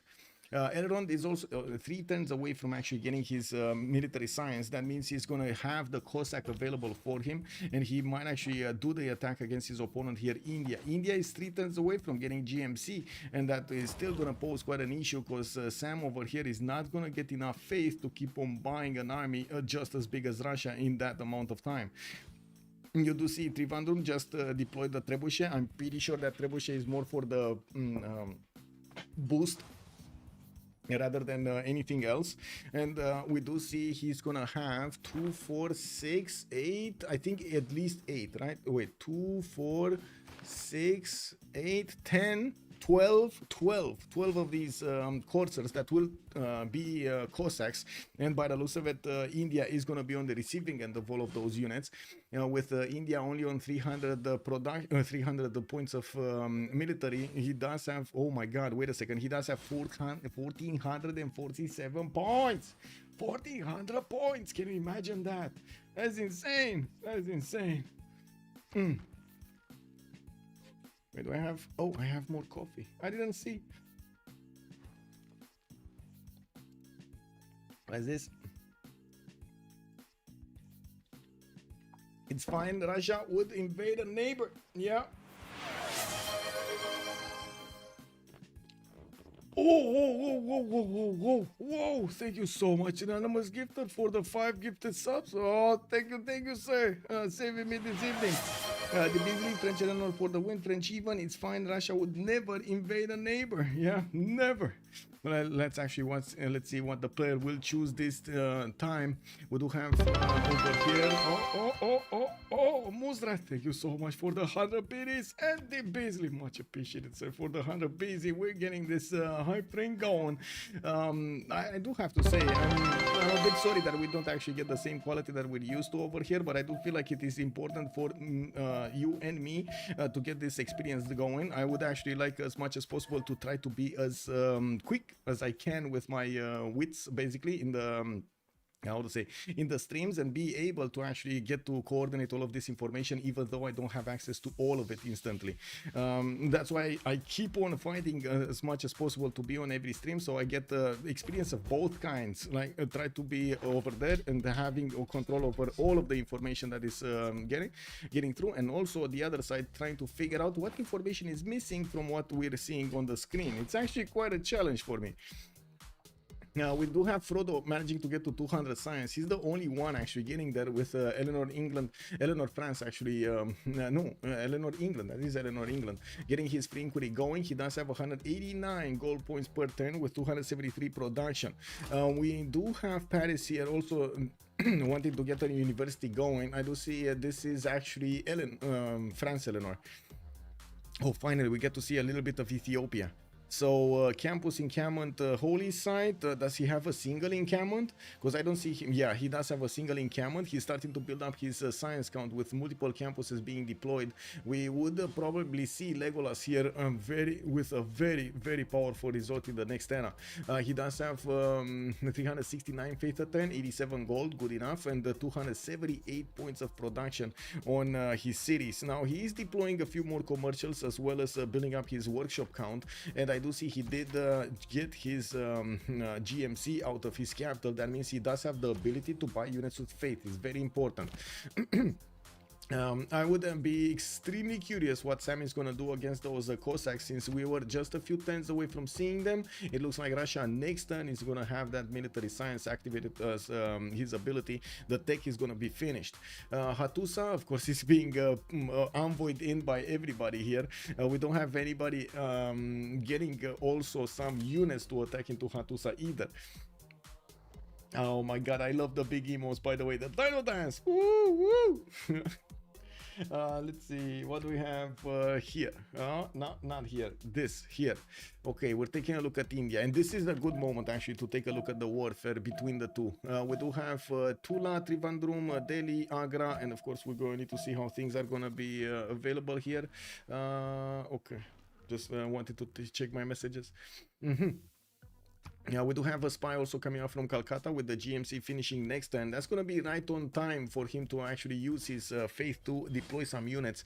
He's also making 250 a turn, and of course we'll have quite a few units to buy.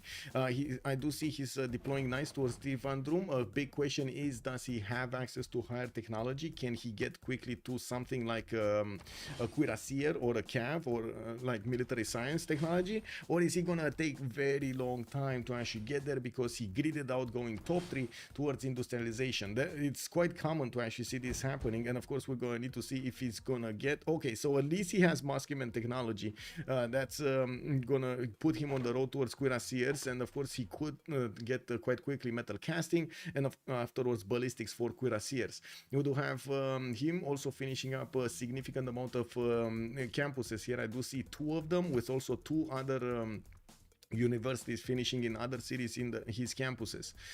Intelligence agency has been finished here from what I can see in the government plots of Rouen, while Paris did finish the Apadana. Now we do need to see the Cossacks being upgraded here on Russia. He's 190 science, 116 points of culture. I don't think he actually finished. Oh, he got a general also. You see that general? I don't know if that's a good general, but he did get a general. It would be nice to actually see the name of the general, so we do know if it's gonna be giving the bonuses towards Cossack or not. Because you got quite a few generals that you need to go through to actually get the bonuses towards Cossacks, right? You need to go through the ancient classical ones, through the I would say classical medieval. Wow, there's no ancient one. Classical, medieval, Renaissance, industrial, modern, and then modern. In the next ones, atomic information, I believe. We don't know exactly at which one they are. Maybe we're gonna get to see one of those one of the windows with the great people. Okay, Cossacks being deployed right on the doorstep of Trivandrum. The war has been declared. We do have quite a few more Cossacks being upgraded there. The walls have been taken down by half, and I do see some shots are getting fired over there to attack that crossbow. We do have the Cossacks immediately getting to move on the front line, and of course getting deployed there. He did plug in his half cost card, so he doesn't spend that much gold on them. And dance party and Sasso. Oh yeah. Blast Cat employee Scat Games. Hello there, sir, and welcome. Sadly, we have no Halloween emotes. Halloween emotes. We can get that. We can definitely get that. Sequa Hidden Cup, Blaze Cat Games are asking us what is the Hidden Cup. The Hidden Cup is basically an anonymous FFA, a free for all, just like an Iron Man. They can only CC if there is a unanimous vote going on, as in the unanimous vote gets passed, and the players' names are anonymized. We are in the French community this time, not like the Rooster Cup. The French were the first ones to actually do the Hidden Cup, and the Rooster Cup basically is just a bit of a change from Hidden Cup rules. I guess it did just have like a different logo, different pictures, and different theme. The theme for today is also going to be Lord of the Rings. We do have the map Lakes, and earlier we did have them play on Pangea, the 2 qualifier games, which top 5 of those games did actually join the finals here. Trivandrum is about to go down. It looks like India, even if he did have a lot of faith, and a lot of faith in the bank to buy out units, he has a significant problem keeping his cities alive. The biggest question is, where is he on the text screen? He's getting metal casting next turn, so I was right that he's going that way. He didn't grid out industrialization. This is very important. He didn't grid out industrialization. We do have also Brazil over there getting his banking. Looks like Legolas gonna get printing, nationalism soon, while Elrond is actually going top 3 right now. Cartography, he did already get his CAF technology and he's pushing into India. I assume he's actually feeling safe to go for industrialization next, because nobody else is actually next to him to you know, poke him in another part of his empire. Nationalism also coming out in 5 turns from Elrond to allow him to get the core ability on his Cossacks. That is gonna be quite a bit earlier than Gandhi is gonna get his. Spy coming out from Calcutta next turn. I do see there is no spy for or I don't see one. Do you see a spy from Russia? I don't see a spy from Russia in the Indian cities anywhere. Angkor Wat being ordered there in Tver to be built. It's 7 turns away from finishing, while I do notice France is not actually moving an inch there in the army tab. And yeah, we got to see the spy. We actually got to see the spy on the westernmost city of India. There was a spy from Russia. And we're gonna see over here the city of Trivandrum being taken out. We do have the catapults about to take down that city center, and I'm pretty sure the Cossacks are just gonna follow in. A big question is he gonna actually take out the units around the city first to not allow it to be retaken, or is he gonna just you know, smash through and see if his opponent is gonna have enough health to take it back? Now, doesn't look like there's gonna be enough health. Between a musketeer, a knight, and 2 of those Varus, doesn't really seem like he's gonna have enough health. Okay, but that trebuchet did do a lot of damage and put the city down in quite a bit of trouble. 62 defense. He did get it back, and of course traded away a Cossack for that city state, for a knight probably, because he can take that city another time, can't he? He should be able to, right? He should be able to take it another time.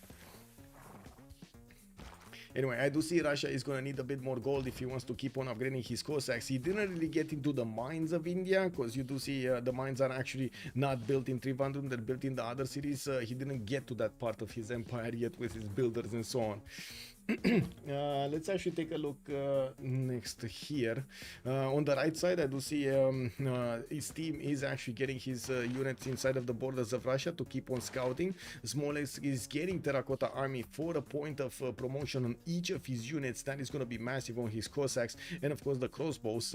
We do have Alesund also finishing Kilvakisivani next turn, giving him a row of envoys that he's going to get to use to sue city-states. While we do have India trying to get as many units out as possible. He's choosing pikemen, pike and shot, sorry, that will actually be the direct counter to these units that are attacking him, the Cossacks. That's a lot of faith on Sam that he's not using. 1100 faith points in the bank for India. He's not using any of them. That is a bit surprising that he doesn't want to use them. Now we do have here in the lands of England, I do see 2 catapults have been upgraded for the boost. I do see he's also getting quite a few of those shipyards, Hull, Bradford, and the cities in the south. Christian Sang gonna get campuses, and yeah, I do see workshops coming out from London to increase his production capabilities. Right now, Frodo is only on 278, while others are already 360, 350 on Elrond, 330 on Elrond. Aragorn, by the way, 200 science, 230 culture. He's on 367 points of production with 272 food on Canada. Amazing. He's also on 131 gold, and it doesn't look like anybody's going to disturb his little corner of peace there. We didn't actually have the Cossacks attack another time into the city center, but I do see they can just spend 2 hits and take those down. We do also see him with the ability to take down the other units around Trivandrum. I would imagine we're gonna just see him start moving soon, and we'll do the damage. There we go. There we go. We got 1 crossbow being taken out. 1 crossbow of Russia being taken out. the city is about to fall again, and I don't think he wants to make the same mistake of allowing that trebuchet to do the damage and allowing the knight to come in and just take out his Cossack strength city. We do need to see if he's actually going to cross the river, and of course if he does manage to actually get that city safely. Usually the players sometimes do wait until the last second of the turn to get a city, just because they don't want to allow their opponents to actually get any kind of defense over there or counter attack to take back the city center. Manchester Intelligence Agency in Age of Steam, I do see him staggering on 150 and 140, slacking on 150 on 140. We do have quite a bit more time until the next era, and of course he's in a free inquiry golden age this time around. It doesn't really look like this is gonna be amazing for him. Oh, is he in a free inquiry? Because this kind of looks like Pen Brush and Voice to me. This kind of looks like he doesn't have a single theater square. Did he have? No, he wasn't the one with Kumasi, right? He wasn't the one with Kumasi. Somebody else was. So I don't think he has enough culture from his districts or his governors to actually make up for that 140. That's definitely Pen Brush and Voice here on him. He did finish Forbidden City in Birmingham, which is amazing. He's going to get an extra wildcard policy slot to use. French Eleanor, bop, bop. Yeah. Well, French Eleanor there with 280 science. He's just chilling next to Russia. We're going to need to see if there's going to be any kind of blowback from India, especially since he's getting attacked from Russia. And I do have to say Russia that now he did start on his attack. It's going to be very hard to go back. That's a lot of investment in military, and it doesn't seem like he's going to make that much of a return if he doesn't manage to break India's cities and the defense. Let's see on Liege over here what we have. Okay, what do we have here? Hansa, Hakoa, Tusa, okay. We do have shipyards coming up from Alessund, one spy from Nidaros, more shipyards in the north. He's trying to catch up on the production queues, and of course he does have quite a few of those industrial zones being placed already. Industrialization activated for his extra production on each of these mines, and his ability to build those coal power plants. I do notice he didn't actually build one. There is, I think there is a factory there in Alessund, because I do see it's how to say there's some sparks flying from that district over there. Zudugan is going to the next one. Yeah, okay. We're moving forward. Let's see. Brazil here. Brazil. Ooh. Beautiful empire, getting his coal power plants up. I do see he just placed a district, a commercial from Guarulhos, while he does have some theater squares there from Sao Paulo coming out. We're going to need to see if he is actually going to have enough culture. I think so. I'm pretty sure Brazil over here did keep going to have a very balanced approach between his science and culture throughout the game. Ballistics is going to be needed at some point. I don't see him actually fighting to the north Spain anytime soon, so we're going to need to see if that's actually going to be an option. Canada is quite free from any kind of aggression. He's starting to get a few encampments. I do see at least 3 of them being placed, and some are built, some are pre-placed. We will need to see if he's actually going to want to do some damage against Ethiopia, although I would actually judge Ethiopia as untouchable right now. He has so much science, culture and faith and the production that's not really funny. 250 science, 230 culture, 360 faith a turn, and 300 points of production there. We do have more Cossacks being bought over here from the cities of Tula and Voronezh, and I do notice Russia did manage to take out the first city of India. It is 100%. Wait, is this 100%? But I saw earlier it's 50% off. Wow, this is so confusing. Anyway, yeah, did you see on one screen it was minus 50 and on the other screen it's 100? Wow, that definitely is not confusing at all. Package shots coming up from Hyderabad, Delhi. I do see Calcutta. I do see also Mumbai, Chennai, and of course the Cossacks are gonna run into them soon. I'm actually quite curious about the damage difference between the two units, so we get to see what's going on there. Okay, amenity engineer is going to be the next one. He's getting passed around. Nobody actually wants just one amenity and housing every time a charge pops off, and they definitely want to take the extra production towards districts. I do see Canada did also pick I would say the university, the Newton. He also picked Newton for the free university and the library in his districts. We're gonna need to see how he's gonna evolve there. But also he has, yeah, look at that, 241 science, 230 culture. He's only missing a lot of the faith that Legolas was making. Wait a second, Legolas just dropped to 200 faith a turn. Whoa, did he change something? Oh my god, that's a big drop. Oh no, wait a second, this is the score tab. That's why it's not yields per turn, it's actually the score tab. That's what I'm missing. Victory Nagra, Delhi getting pike and shots, Hyderabad pike and shots. We do have the Terracotta Army finished over here on Russia. We did have all of those units getting the extra promotions on them, and I do see Russia has started his looting campaign in the cities of India. He's also starting to move his trebuchet forward, so he has the ability to shoot down the city's defenses. While I do notice there is cuirassier technology, ballistic technology developed here in the Gandhi cities that will allow him to buy out field cannons, and this should be enough to push back the Cossacks. Field cannons with cuirassiers and or pike shots should actually be enough to push back Russia. Even if Russia just keeps on adding more points to him of science and culture, it should be more than enough for the moment to do this. Even take back Trivandrum. Now, he has strong cities. The trebuchets are going to take a while, and that's just enough time for him to get enough field cannons and cuirassiers, especially since he does have the faith. The gold, though, the gold is a problem. Yeah, I tend to agree. The gold is a problem. We do have also beautiful land over here in Eleanor, France. I do see Nidaros, Alessund are going to get these campuses finished with his universities. We do have some more of those also shipyards in the north being ordered. Oh my god, there's commission. They mean commission, that's the word I was looking for. I was thinking what is that, but yeah, anyway.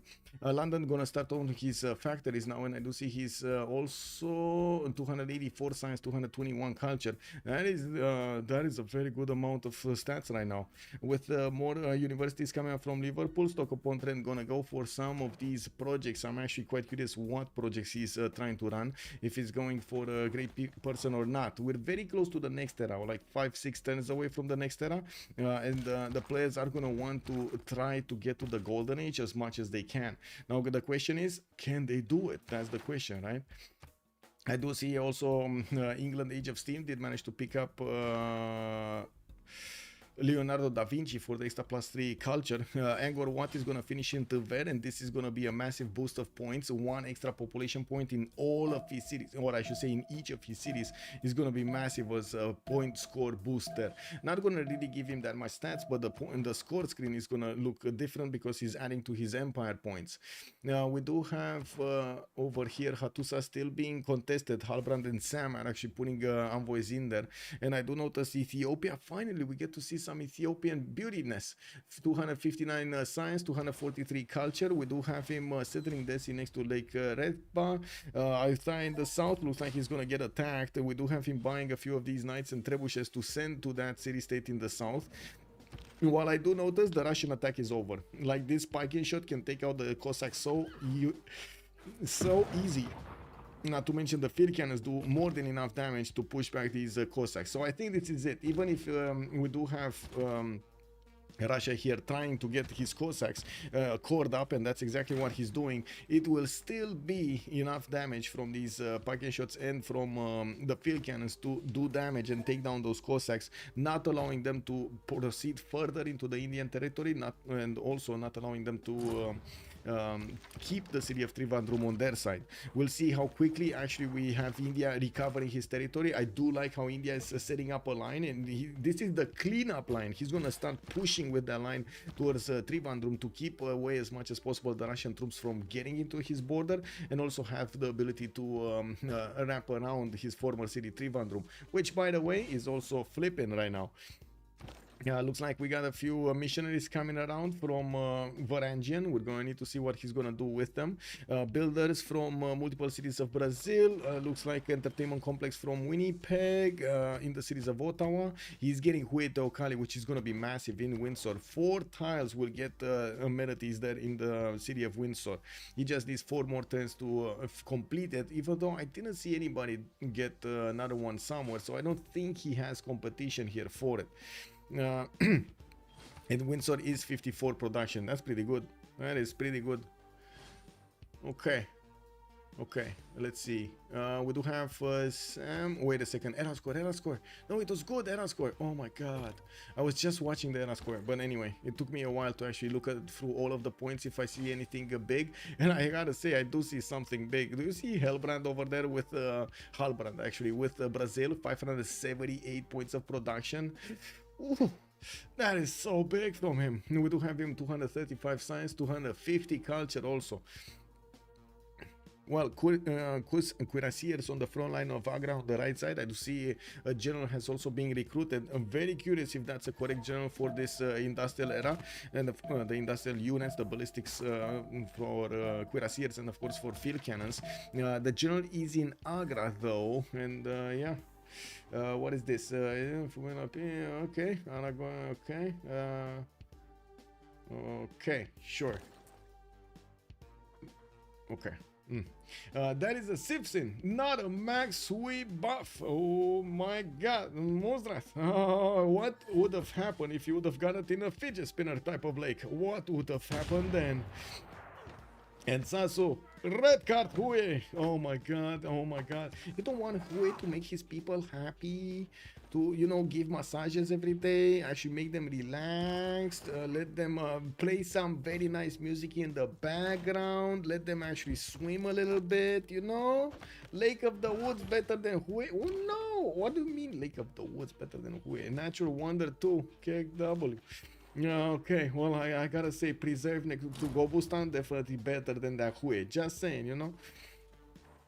Now we do have a few more units deployed from Russia towards the front line. He is desperately gonna need to keep pushing into India. I don't think he's gonna be happy with just this attack.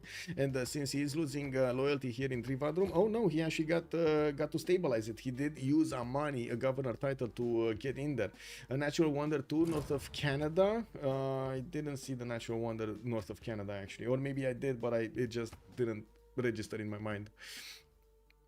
Legolas, 283 science, 230 culture, 370, 330 production. He's starting to slow down in the production, and I'm actually curious, is that because of the population count? Because man, he has the most population in the game with 105 pop, 11 cities. I do have to say Brazil is on 33 cities. We do have Russia also on 12, and Brazil does have quite a bit of food there. He definitely would need to finish off those cities, and we're going to need to see if the cities of Ethiopia are also going to get a lot better in the next part of the game.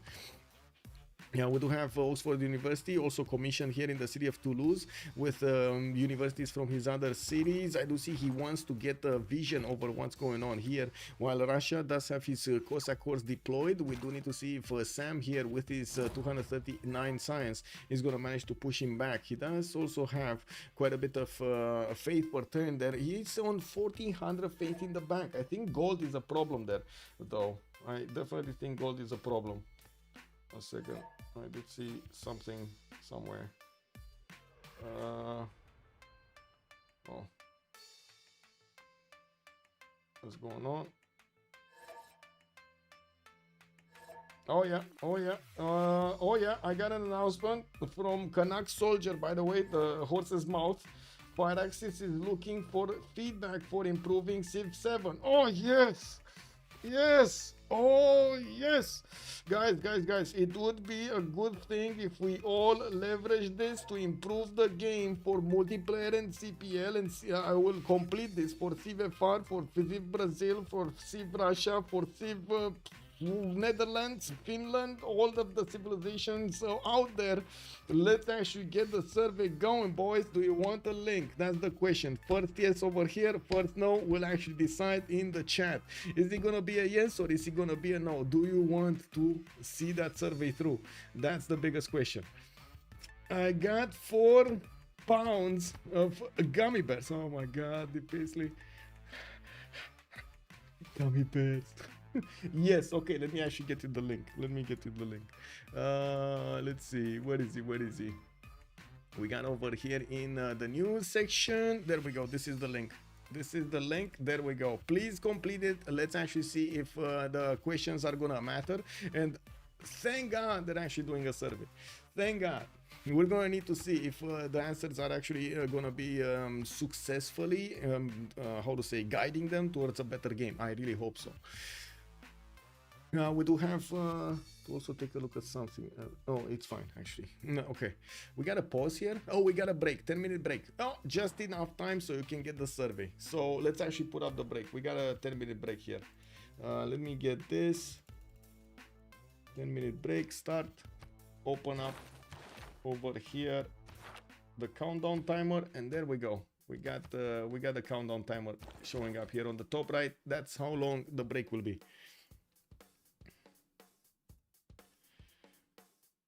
Okay. See, that wonder is being focused. Yes, it is. It is. It is, Musrat. It is. It's just in the middle of the screen over there. Beautiful. Beautiful wonder. Yes. Yes. Okay. Be right back.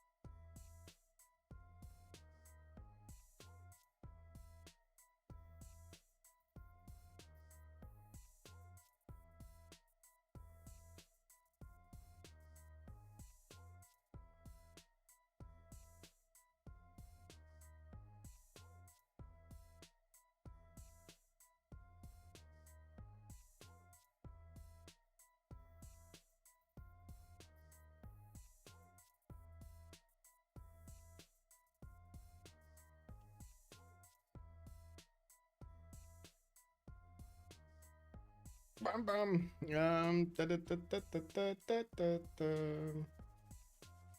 Let's see. Okay. What do we have on the other ones?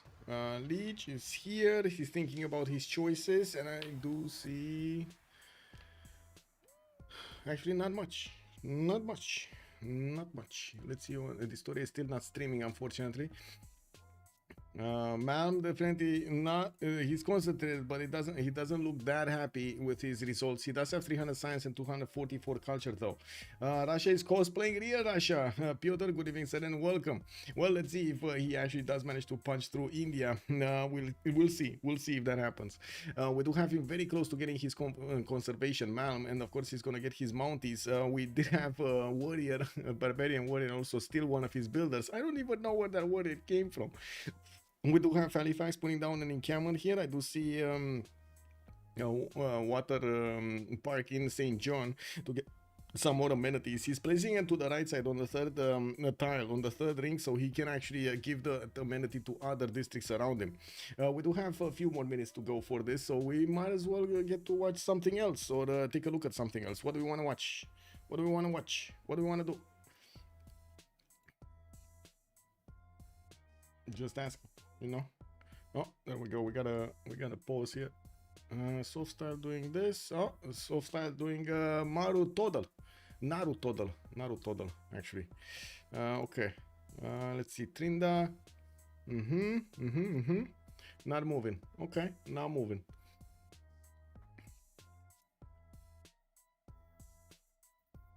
So it does seem like Brazil with Canada, with Eleanor, France, and Ethiopia are quite ahead right now. Gandalf is trying to catch up, but once his Frinquid is gonna fall off, he's gonna lose a bit of science, and we're gonna need to see if he's gonna manage to get the science right on time. As you can see, he's actually building quite a few universities there in Kristiansand, and getting the campuses in his other cities as well. That will be quite easy for him to actually get to the buildings, because he's making so much gold. He's on 491 gold. Man, that's 3 libraries. Boom, boom, boom. Well, actually 2 libraries and a half. Yeah, we do have Tromsø with more of those lighthouses coming around. Looks like Spain is managing to get his shipyards in his dockyards, in his harbors. I do see he did build the statue of Zeus in the south and only got those units, and that's about it. Doesn't look like he's gonna have very strong cities other than the cannibal strength that he has, or I should say doesn't have a strong military to defend himself right now. India to the east is getting attacked, so he's not gonna need to fend off an attack from that side, while I do not think Brazil is actually on the offense here. We will need to see if Brazil later on in the game is actually gonna start getting some tank armies going around. We see the pluses coming out, and of course we do see 2, 4, 6. We need 10. We need 10 pluses.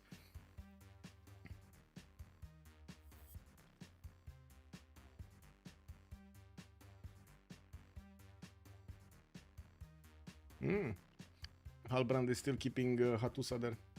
2, 4, 6, 8, 10. There we go. 10 pluses. We got 10 pluses.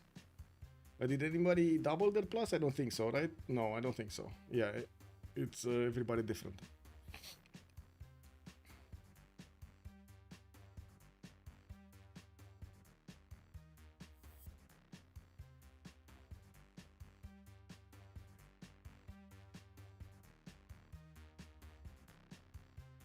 Oh, that's a 110 commercial in the city of Refsif.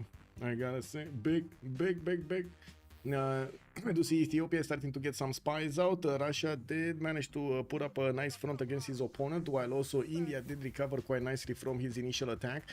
We will need to see if India is going to manage to gather enough troops to punch back his opponent there. What would make Civilization 7 a must-have for you? My answer, if it was more like Civ6. Oh, yeah, nice answer.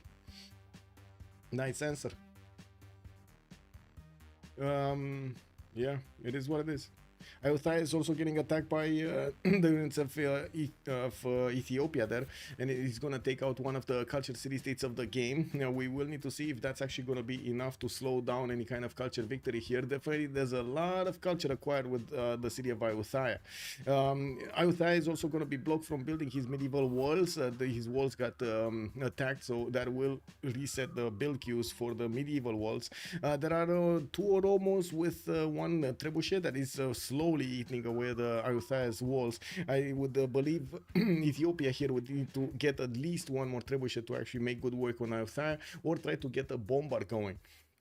Okay, so let's see. Samarkand with Cahokia and Hansa are the ones for gold. We got Kyaguana also and Kumasi for the culture, while Ayutthaya is probably going to disappear. I do have to say Ayutthaya at the moment is going on the counter-offensive, and Ethiopia, unfortunately, doesn't look that good on taking out that opponent in that Ayutthaya city. Now, he's building Alhambra in the capital. He did manage to get one of those encampments there in the third ring, and Alhambra is going to be also giving him one extra military policy card slot, which is amazing.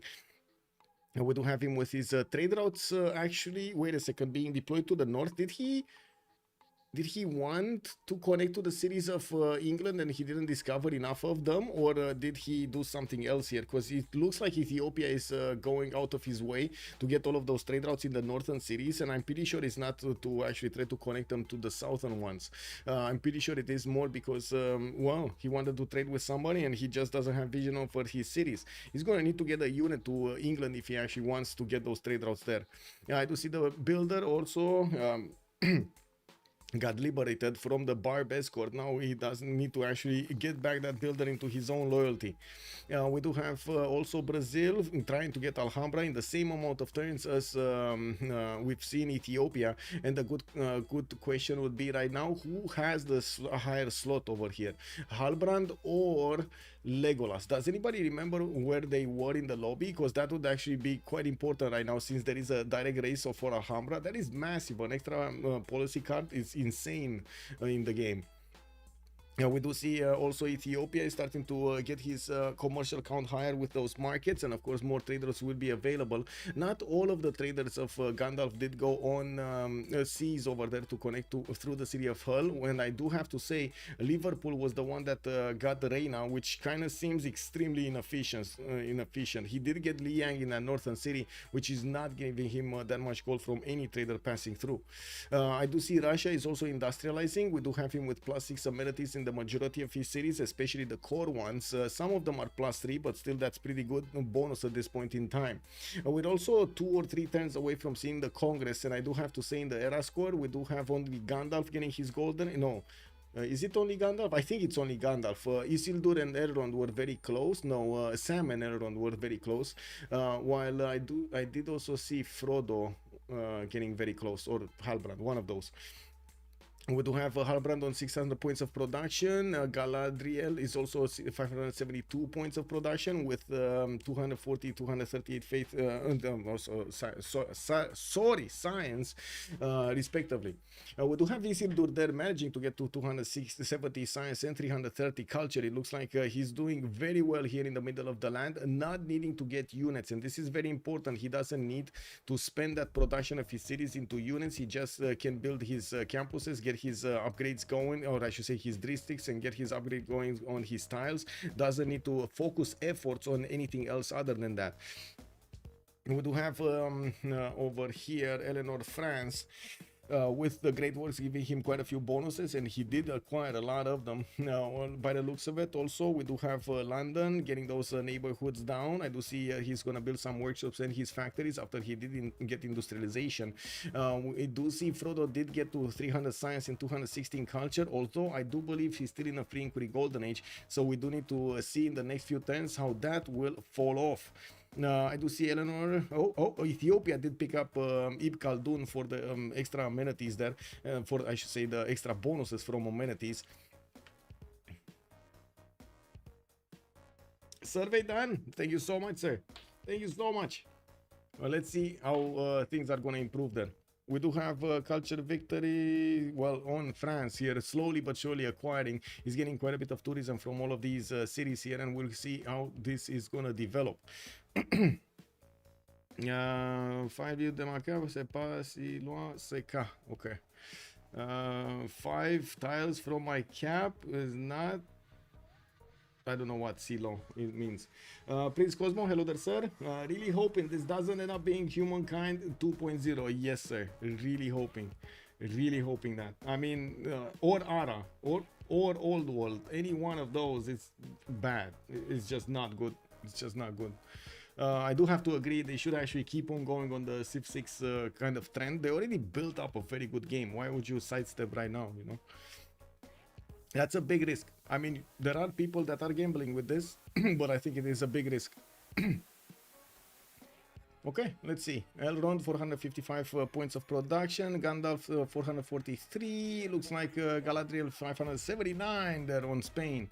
I do have to point out Spain did stay on 2, 4, 6, 8 to 10 cities at the moment, did not expand more.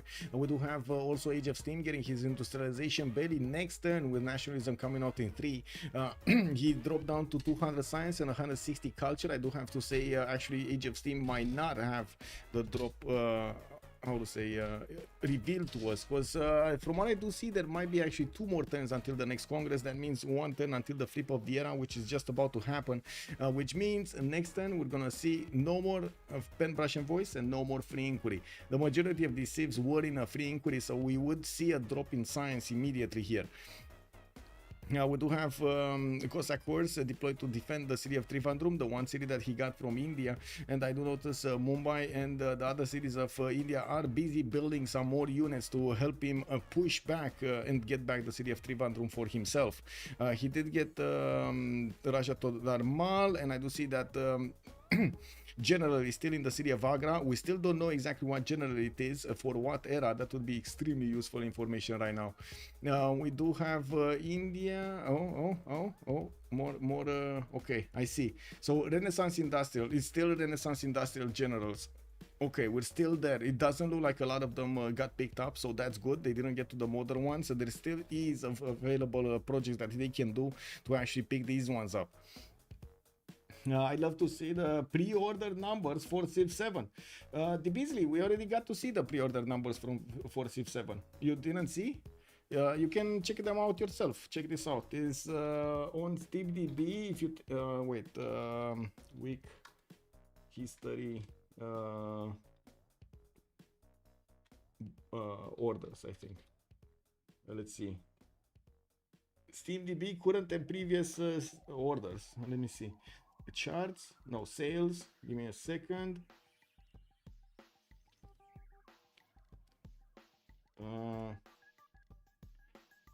Where was it? So you can check out SteamDB, which actually pulls the numbers from Steam of sales, and you can take a look if there is a civilization on them weekly. You can then judge for yourself what's going on here. So if I take a look at this on this week, there's nothing else. There's nothing here, but there was oh my god, there was a page that actually allowed me to move back a week. I'm not sure exactly which one was here, but you can definitely use this one. Most played games, no. 100. Come on, man. No, filtered by category. Anyway, it was here. If you want, I can take a look, but it was definitely here. Atelier access.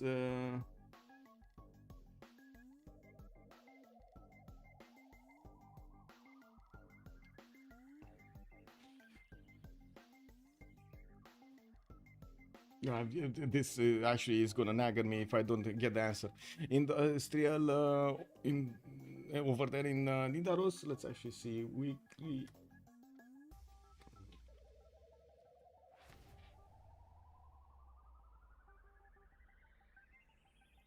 Okay, there we go. I found it. Okay, there we go. This. So this top sellers for the week of 24th of September at 1st of October 2024. If you do a quick search on this one, if you take a look at Civ, there is no Civ. If we move back 1 week, let's actually take a look. Civ, is there any Civ? No Civ. If we move back 1 week, is there any Civ? Let's see. There is a Civ. Okay. No, there is not. I'm sorry. There is not. So back another week. Let's actually see. Civ, we got any Civ? we do have no Civ. Back here, Civ. Okay, we got Civ6 on the 44th. Actually, Civ6 actually did quite well. Civ7 under on the 78th point, and this is 4 weeks 4 weeks ago. They didn't get into the top 100 at the moment. Yeah. We can go back one, and I think this was the big week. Like if you go 1 week behind, this is the big week when they did all of that. How to call it? All of that advertising on all of the streams and so on and so forth, their own channels. They were at PAX or whatever that event was and so on, and they were on the 14th with Civ7. Now if we take a look at Civ6, it's still on the 31st, so it was still a high rolling over here. The players definitely were trying to see what's going on. Let's actually just take a look at this week. No more Civ, no more Civ. Only 2 weeks in the top 10. Yeah, you got to see the numbers, Beasley. You got to see the numbers. Not exact numbers, but you can deduce from the results over there. Christian Sand, we do have factories coming out from quite a few cities, and of course right now finally we do have the industrialization starting to kick in on Gandalf. It does seem like we're also going to have him drop to 240 science from 300 with 139 culture. He's on 464 gold, 416 production, and 458 faith per turn.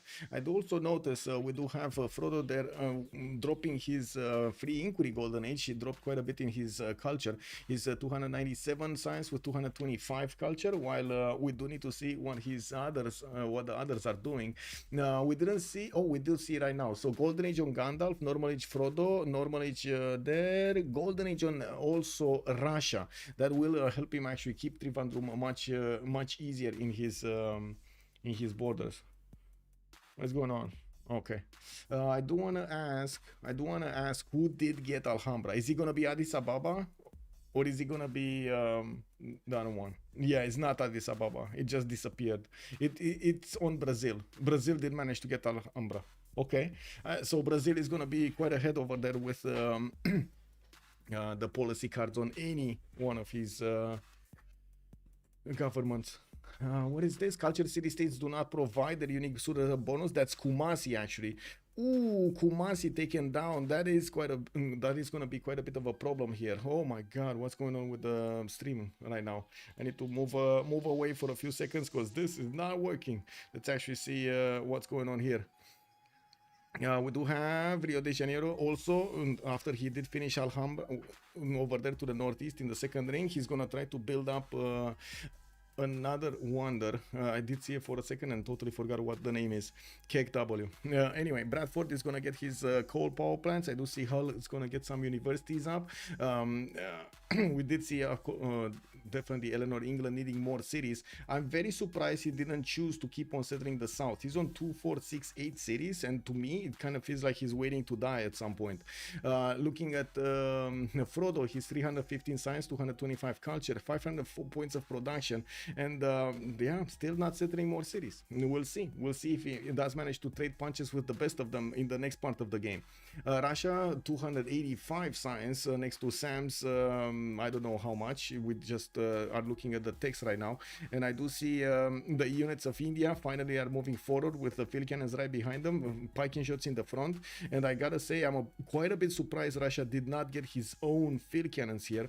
Try to get to his ballistic so he can actually shoot back with the same amount of strength here against his opponent. His Cossacks are strong, don't get me wrong, but it is quite a bit better if you have some field cannons to soak up all of the damage of those units before they actually attack into yours, or immediately take them down after they attack into yours. Madrid is going to put Casa de Constatación. We did see that Madrid does have a continent split, and it does have quite a few of the northern cities on another continent, so he's going to get not only the governor titles, but he's also going to get the points of production and the other yields that he's gonna get from Casa de Constatación. Christian Sand and Skesmo working on coal power plants here. I do see Nidaros is making some projects. We're really curious what they are. Gandalf is 200 science and 146 culture. Still needs to get a lot more science if he wants to trade punches with Frodo or Legolas in the game. Not to mention Aragorn. Aragorn on Canada, he did actually lose his pen brush and voice golden age, but he does have 600 points of production with more than good enough, more than decent amount of culture, and 350 science is gonna help him go very quickly through that science tree to the end of the game. If he did choose this route, I don't think he wants to go for a culture victory, and I do tend to believe he's actually gonna want to take out somebody to get higher in slots. Now, it would be very nice to see what is the score screen right now, so we can actually figure out who is the top scorer and who's gonna need to catch up to him. It looks like Varangian is actually the one that has the most science right now, the most text right now, while I do see Philip is gonna they're actually very close to each other. 31, oh no, 37, look at that, it's actually bouncing. So Gandhi is the lowest one, one of the lowest ones there with like 31 text, and the top scorer is like 39 text. That's quite a difference. We do have also some spies from Spain being deployed in the cities of for India there to steal some gold. I do see Ethiopia did start to get a few archaeologists so he can start to excavate all of these tiles. Isildur does have already 18 out of 80 tourists. And I do see Legolas is the with Frodo are the ones that are actually defending this, and they're on 79 domestics each. I do also notice coal power plants coming up from France. He's industrializing with also Rule Valley being built in his capital city, available to give him all of that extra production, not only on the mines, but also to the city itself. We do see also Brazil starting in the top right. Thank you so much, please, Cosmo. Thank you. Oh my god, I'm so sorry. Give me a second. I totally forgot about that one. I don't know why I always forget about this. It's gonna drill into my head at some point. I'm sorry. This needs to go. This needs to go. I don't need it anymore. Okay. Okay, it's fine. Okay, so India gonna get his what's going. I do see he did start to march his units towards the city of Trivandrum to get it back, with the field cannon starting to shoot quite strongly against those Cossacks. We do need to see enough of them actually to be able to push through that defense, while at the moment it does seem like we don't actually have any movement. It's kind of a stalemate between them right now, to be honest. I would love to say that he's moving forward with as much power and as much courage as he could muster, but yeah, that's not really what's happening, is it? Spain to the left of India does look like he's still trading with Kumasi, not really sending all of his trade routes towards India. And two of them are coming in, and I gotta say he's the city of Kumasi doesn't actually give him the culture anymore. That's one of the reasons that Spain dropped like a rock. Do you see him? He's on 100 culture right now because of that Congress, and 267 science points. We do have Ethiopia also finishing up his universities in his campuses. He has a few new campuses being commissioned in the city of Ankober, for example, and I do see he's getting as many of these factories as possible. Ayutthaya is also about to go down. He did need to spend a few more faith points to get units there, and I do notice he did manage to break the defense of Ayutthaya, not only in the unit but also in the city's screen. Ayutthaya is under siege. He's not gonna heal next turn. It's probably gonna die to the units here.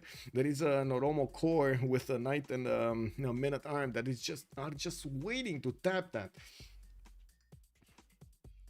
I think I missed something. Oh, I did miss something. Give me a second. This and this. There we go. By the way, YouTube, do you want the link also? Oh my god. Let me actually give the link to YouTube also for the... there we go. YouTube, if you want, or YouTube viewers, if you want, you can actually check out that link over there in chat. So you can do the survey for far access for 2K.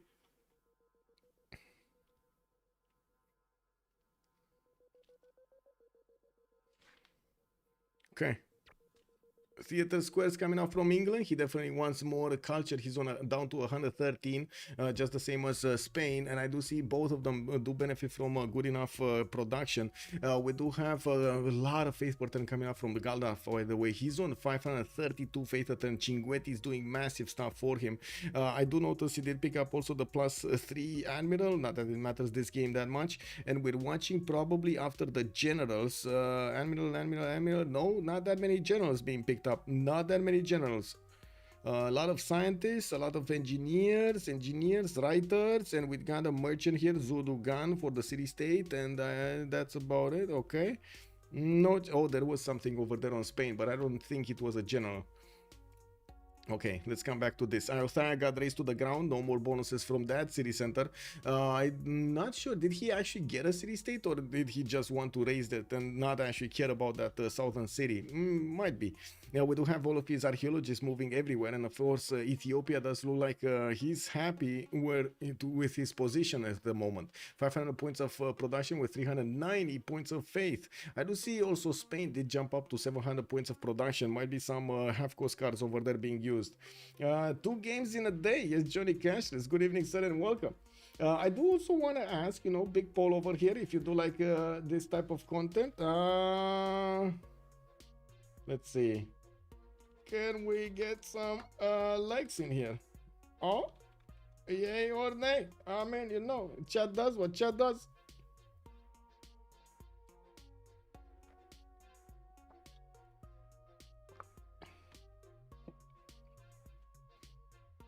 Je fais opri de m'excuser pour le pillage de votre forge Celebrimbor. Wait a second, Celebrimbor actually did get pillaged over here. Age of Steam is getting knocked. Okay, well, Liverpool is, Stoke-upon-Trent is going to try to get Machu Picchu, and I do see London is still building up a neighborhood there. It was building up a neighborhood back before when we saw this image. I'm actually very curious that he didn't build it till now. He does have Bolshoi Theater also commissioned in the city of London, but he did not finish that, and I gotta remember, if I remember correctly, Brazil was also trying to build Bolshoi Theater. He might actually finish it before London, before England. Let's see if, Softal is going to remember. There we go. Rio de Janeiro is going to finish it next turn, and we'll see how this is going to develop here. Oh my God. Brazil is actually going to have a nice amount of culture going forward. We do have him defending this very nicely anyway, the culture victory. He's also going to need to get to his labs quite quickly, and I do see Brazil is going for scientific theory in 2 turns, mobilization. Oh no, that's Ethiopia, sorry.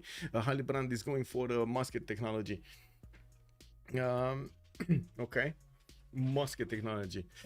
Canada gonna go for more campuses. We do have encampments coming out from Ottawa, and like I was saying, he should go to war against somebody here. It doesn't look like he's gonna get the win condition with any other point here, with any other strategy. He's gonna need to go to war against somebody, and the question is who? Ethiopia on the left, which is very strong, India to the northeast, which is very far away, Eleanor, which is very far away. He has very few options to actually go to war. Another strategy would be to keep on settling cities and try to get all of the national parks built in them with the builders that you're getting, and of course the mounties that you can get from the other cities, moving quickly to your newly founded cities. That's going to be quite a massive infrastructure investment and of time and effort over there. And that's a lot of builders, that's a lot of mounties, not to mention quite a few settlers. And it's not guaranteed that he's going to manage to punch through the defensive culture that others have. For example, we did see earlier Brazil and of course Isildur do have so much culture on their empires. I do see also Isildur is going to discover his military economies next turn. Military science going to finish. Potala Palace getting 2 turns in the city of London. That's a massive amount of production there. While I do see all of these units of France are going to be deployed towards the northwest, he's actually quite scared of Russia here, or quite scared of the war that is going on to the northwest of him. We do see,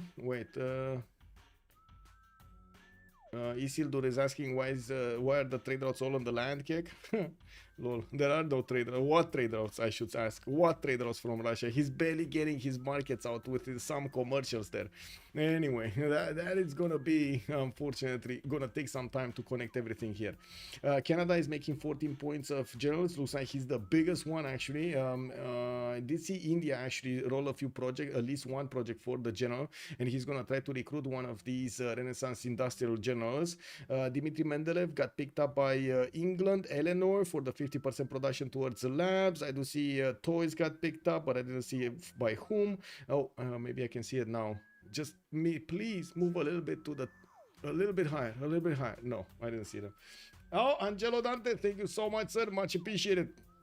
Glad to be of service. We do have Isildur here. He's thinking something is not natural. Anyway, I didn't see. By the time the bitrate actually started to stabilize, I didn't see what it is. Isildur is saying he doesn't. He thinks he doesn't have Russia, meaning Russia. He doesn't have a natural, good commercial cake, a good natural commercial. Oh, this is the wonder that you're talking about, Lakes of Lakes Marienses, or whatever it is. That's the one that you're talking about. Was it Muzrath, I believe? Yeah, Muzrath. We do have Zulz coming up from Recife in his entertainment complex, and in his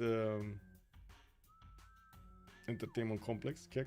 Bitrate isn't good as normal as on the stream. Yes, I'm sorry, Johnny. We're actually watching the other points of views. I'm watching right now soft style. We're bouncing between soft style, lead stream, Trinda stream, and another point of view that's Malm, I believe is the fourth one, that we keep on bouncing around to try to gather as many details about this game as possible.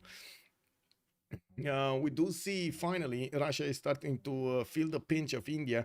India is starting to get hit by those bombards from the encampment of Agra, and I do see there's another project coming in from Agra in 3 turns and Hyderabad in 2 turns for a general. He will want to push back Russia from his territory soon. The question is, can Russia actually get to his Cossacks in the meantime or not?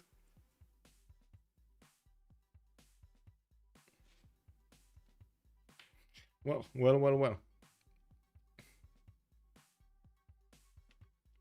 Tokugawa bonuses. Yeah. Tokugawa bonuses.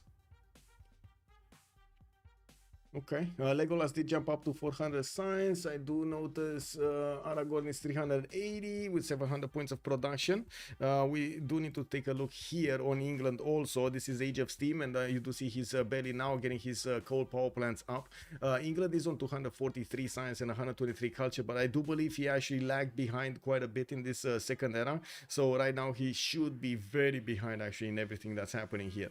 With encampment starting to be placed down, we're going to need to see what's his next game move will be, because he does have very strong nations around him. Ethiopia to the south, Brazil to the east side, and also Varangian to the west are all going to be 3 extremely strong neighbors, and he can only friend 1. It looks like also soft style over here did try to take a look at who is playing who, try to actually get a little bit of a prediction going over there. We do have Sketsmo getting those encampments okay. Brazil is starting to get a few shipyards as well, building up his oh my god, rainforest lumber mills account everywhere. Getting that extra production on these tiles is amazing at this point. As you can see, he's adding quite a few production points to these tiles. Finishing the zoo will also carry him that amenity spread to all of his cities around. He's also from the capital starting to build his encampment buildings, getting his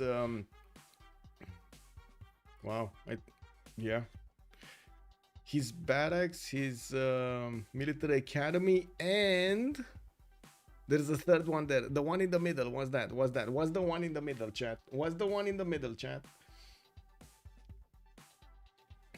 Yeah. Armory, the armory. Oh, that took a while. Anyway, we do have also Bristol starting to get a few of those trebuchets out. I do see he will have at least 2 for the boost, and finishing up his university count. Let's actually come back to what we were watching earlier. Take a look at the world screen. It looks like Russia here getting poked by India is now working. India does have field cannon cores, some level 1s also to do the damage. He did move a level 1 field cannon in the encampment of Trivandrum and moved out his bombard behind, which does mean he's going to want to start attacking the units and not attacking the city center anymore. I do see Russia also did manage to get to planes. He actually got to flight. We see aerodromes coming out from the cities of Russia, and that will be a problem if Russia does manage to get to advanced flight. Oh, that will be a problem. I don't see him going actually for advanced flight. He's going down to the bottom 3 for rifling, and will probably gonna try to get his steel walls up so he doesn't have any more problems with these bombards eating away at his city strength. Now we do have also, by the way, the discovery of the aerodromes, and of course India getting to see them will actually force India to be a little bit faster.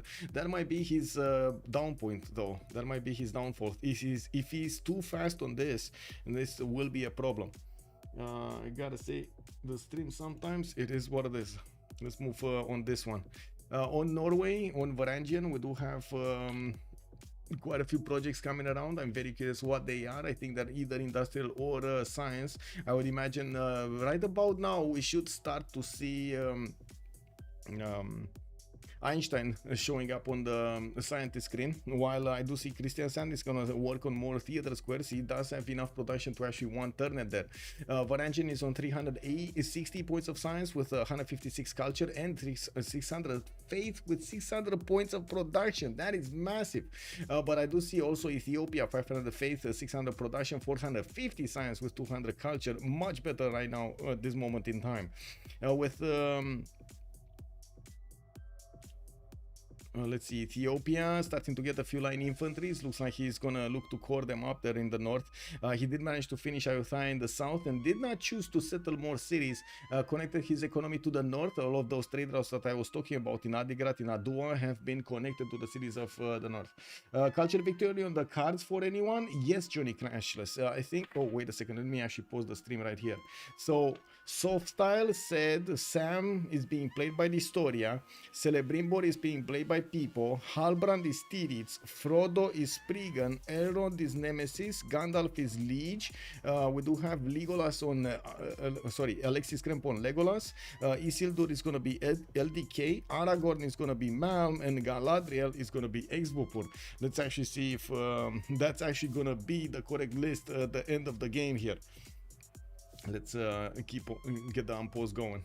We do have Spain still keeping on his 8 cities, 2, 4, 6, 8, 9 cities? No, 10 cities. He's on 2, 4, 6, 8, 10. Yeah, 10 cities. Now we do have the first aerodrome being finished over here of the game, and Russia is gonna go for a few more banks to get that goal going. We do need to see if Russia is gonna manage to defend this, since flight, as you can see, is not really next to advanced flight. He does need 3 more technologies to get to advanced flight and get his fighters. The biplanes really not that cool, and I gotta say, you can't even build them if you don't have oil in your territory. So it's kind of like, you know, you need to go top 3 and you need to go down to bottom 3 and get all of those ticks in between. It's actually quite a hassle. We do have France here also managing to get his Guard Imperials, which are going to beef up his city defense quite a bit. And I do see he's not actually going for his steel right now. He's gridding out to go for labs. He's on whatever it is that. But anyway, he's very close to it. He's gonna get those stock exchanges soon. I do also see a lot of amenities here on the cities of Norway. He's on +6 in most of his cities, +6 on most of the cities of France. We do have +6 on most of the cities of Russia. Everybody's keeping their people happy. Do you see this? This is incredible. Everybody keeping their people happy. Very nice, very nice. Oh, oh, oh. I see this, I see this. Whoa, whoa, whoa, whoa. I see this, I see this. Okay. Very nice, very nice. Click. Bada boom, bada boom, bada boom. I do see also Brazil finishing up his military academy, getting his stock exchanges from the other cities for the extra gold. Ottawa will start to put down an encampment as well. It's 14 pop, and that's a long time coming. He's going to need to find a target, and I do believe the only target, a viable target at this point, is probably going to be Ethiopia on the left side, and this is not going to be easy. He might get lucky to surprise him and of course break him down before Ethiopia can get the defense up, although with that amount of faith on Ethiopia, it will be hard. 489 faith is not easy to go against, not to mention with GMC activated there. I didn't check if GMC was actually built because we didn't get the opportunity, although I can make a safe assumption that is the choice of Ethiopia. We do have also Norway here getting to finish a few more of those campuses. I do see the city of Tromsø actually was not settled on Cliffs of Dover, which is kind of surprising because usually the players do want to benefit immediately from that science and from that culture and gold and the extra era score. Happy simming before the nuclear carnage. Yeah, it looks like. And I gotta ask, was this map actually a size larger or something? Because man, it looks like it can hold another 3 players easily.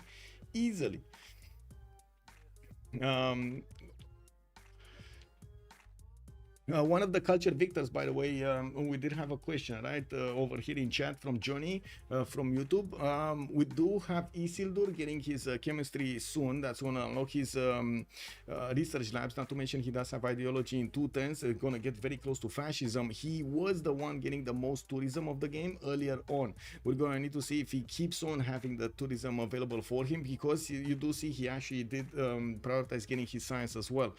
He doesn't have that much military. He does have a good amount of faith in the bank, and he did have the religion, the China religion, the divine inspiration plus for the faith of the world wonders, and also sacred places for the other yields from the world wonders, like the science, the culture, the gold, and so on, and the faith. I do see the walls in Trivandrum have been shaved off. The bombard did do his job with now the Viking shots getting the front tension here. We do have the field cannon cores of India managing to start to do enough damage. First biplane has been bought and deployed on the front line. I don't think he actually built it that fast. And I do notice artilleries are starting to come around from India's cities there. That will help him take down much faster Trivandrum. He doesn't have the science to go for flight quick enough, or maybe I'm mistaken here, but I don't see industrialization on his land. So if he's not at industrialization, it will take him longer. He needs to to actually get to industrialization and then get to flight to get his balloon. It doesn't look like it's going to be an option for India. For Gandhi, he's probably going to need to catch up to get to combustion so he can punch Russia where it hurts. It looks like also Spain is going to take the way of encampments here, and I do see Barcelona just put one down. We do have military engineers starting to connect his cities there, and I gotta say those are only 2 encampments on his side. We do have Brazil starting to also build knights, which kind of begs the question, is he going to get directly an army out? Because he should be on mobilization, right? With 325 culture, he should be there at this point in time. It's 1084, you know. Monserrat is also saying the 2 Englands have severely limited their land acquisition. Yes, even though they have so much land to the south. No, Monserrat? No, they have so much land to the south. There are like another 12 cities worth over there in the south. Another empire, basically. I do think it is mostly because of the amenities there. They are afraid that if they do start expanding, they're going to have lower amenities, which is going to be a problem. Usually what the players do is try to strategically place entertainment complexes, not to build too many and to hit as many cities as possible without overlapping, right? They're trying to build as many circles as possible around the cities to be able to keep them happy, to keep the people happy with the entertainment complexes, the zoos later on. We'll see. They could have easily gotten at least 5-6 cities more each. I know. Yeah, it looks like, but they didn't. I guess it is what it is. We do have, as you can see, the cultural victory here still going on for Eleanor France. While he's gonna get his ideology in 1 turn, he's also gonna unlock the good cards. We're gonna need to see what he's gonna do with those extra science points there. Let's see what Trinda is looking at. Okay, I do notice he does have Adva here getting one of those entertainment complex arenas. Lavenda to the west, the more projects coming in. That's a lot of universities also getting built in Ankober, while we do have his line infantry is just sitting next to the city of Adigrat. I don't see him building an army to do anything here, and I do have to say Ethiopia is very far behind. This is extremely surprising. He's very far behind in the tech lead here.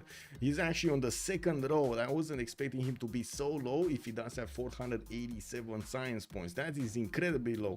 He just went for the higher technologies as quickly as he could instead of trying to get all of them. Okay, well, I guess it is what it is. The amenities per city depend on that city's population. Yes. If you don't have too high population counts, then amenities won't fall. The duplicates did get, gobbled up by the cities, though. That's as far as I know, the more cities you have, the more duplicates you will eat from the capital. So you need to be careful. Well, duplicates. The more amenities you're gonna need, basically.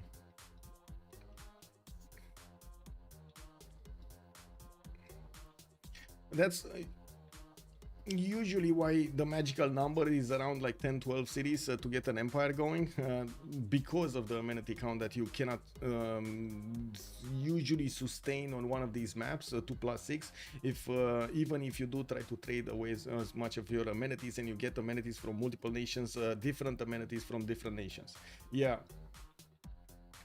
We do have also John Jacob Astor being picked up by Ethiopia for the 2 envoys, and yes, I do see Amina also got picked up by Ethiopia for a general of the industrial era. He didn't deploy it anywhere though. I don't see him anywhere. Oh, I see him in the east in Lalibela. I do see he started building his entertainment complex from Addis Ababa, a bit late, but you know, better late than never. While he's gonna get one of those privateers in the city of Adigrat, we're gonna need to see what is he gonna do there with it.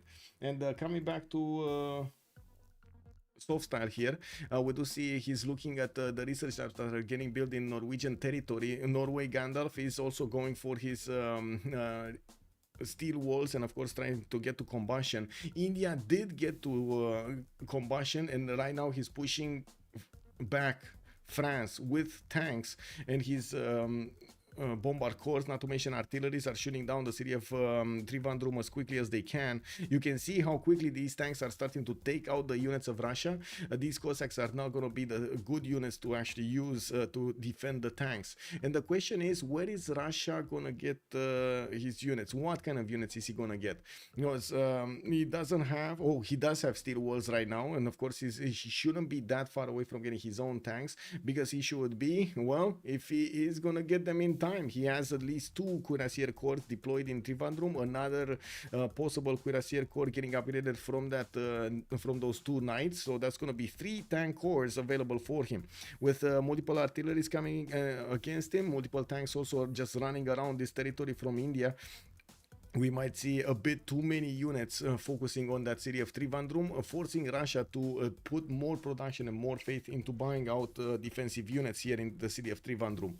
We will need to see how this evolves here. I'd also notice we got 900 points of production on 2 nations, Spain and Brazil, while both of them are about 470, 460 points of science respectively.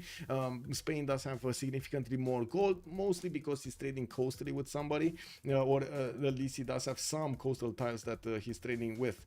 We do see them actually trading. Wait, are they trading to each other? They're not trading to each other. I don't know who Spain is trading with. Is that India? He might be trading to India there. That's his next door neighbor on the right side. Yes, he's actually trading to India.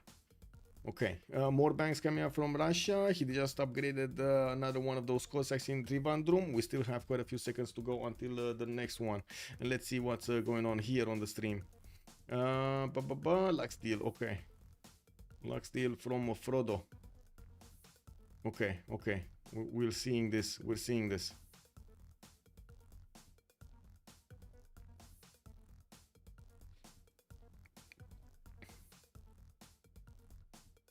Okay, that's a tank army from India that's gonna take back his city of Trivandrum and gonna beef up that city's defense. The steel walls were already taken down, so it's not gonna recover the walls. And of course, the units around Russia are not gonna get their ability to upgrade anymore. If Russia is gonna lose that city of Trivandrum before he gets combustion, it's gonna be massively easy to actually take out all of his other units before they get their upgrades, if they still stand next to the city center.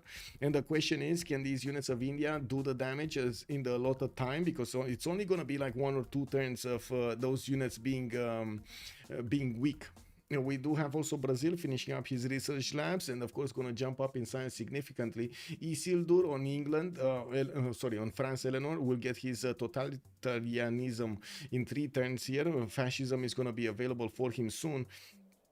While we do need to see what's going on here. Okay. Trivandrum, bam, tank goes in, takes it down. Yeah, takes it down. We do have, by the way, a lot of damage from these artilleries being done to those Cossacks. You've seen the damage counters. They can do the damage they need.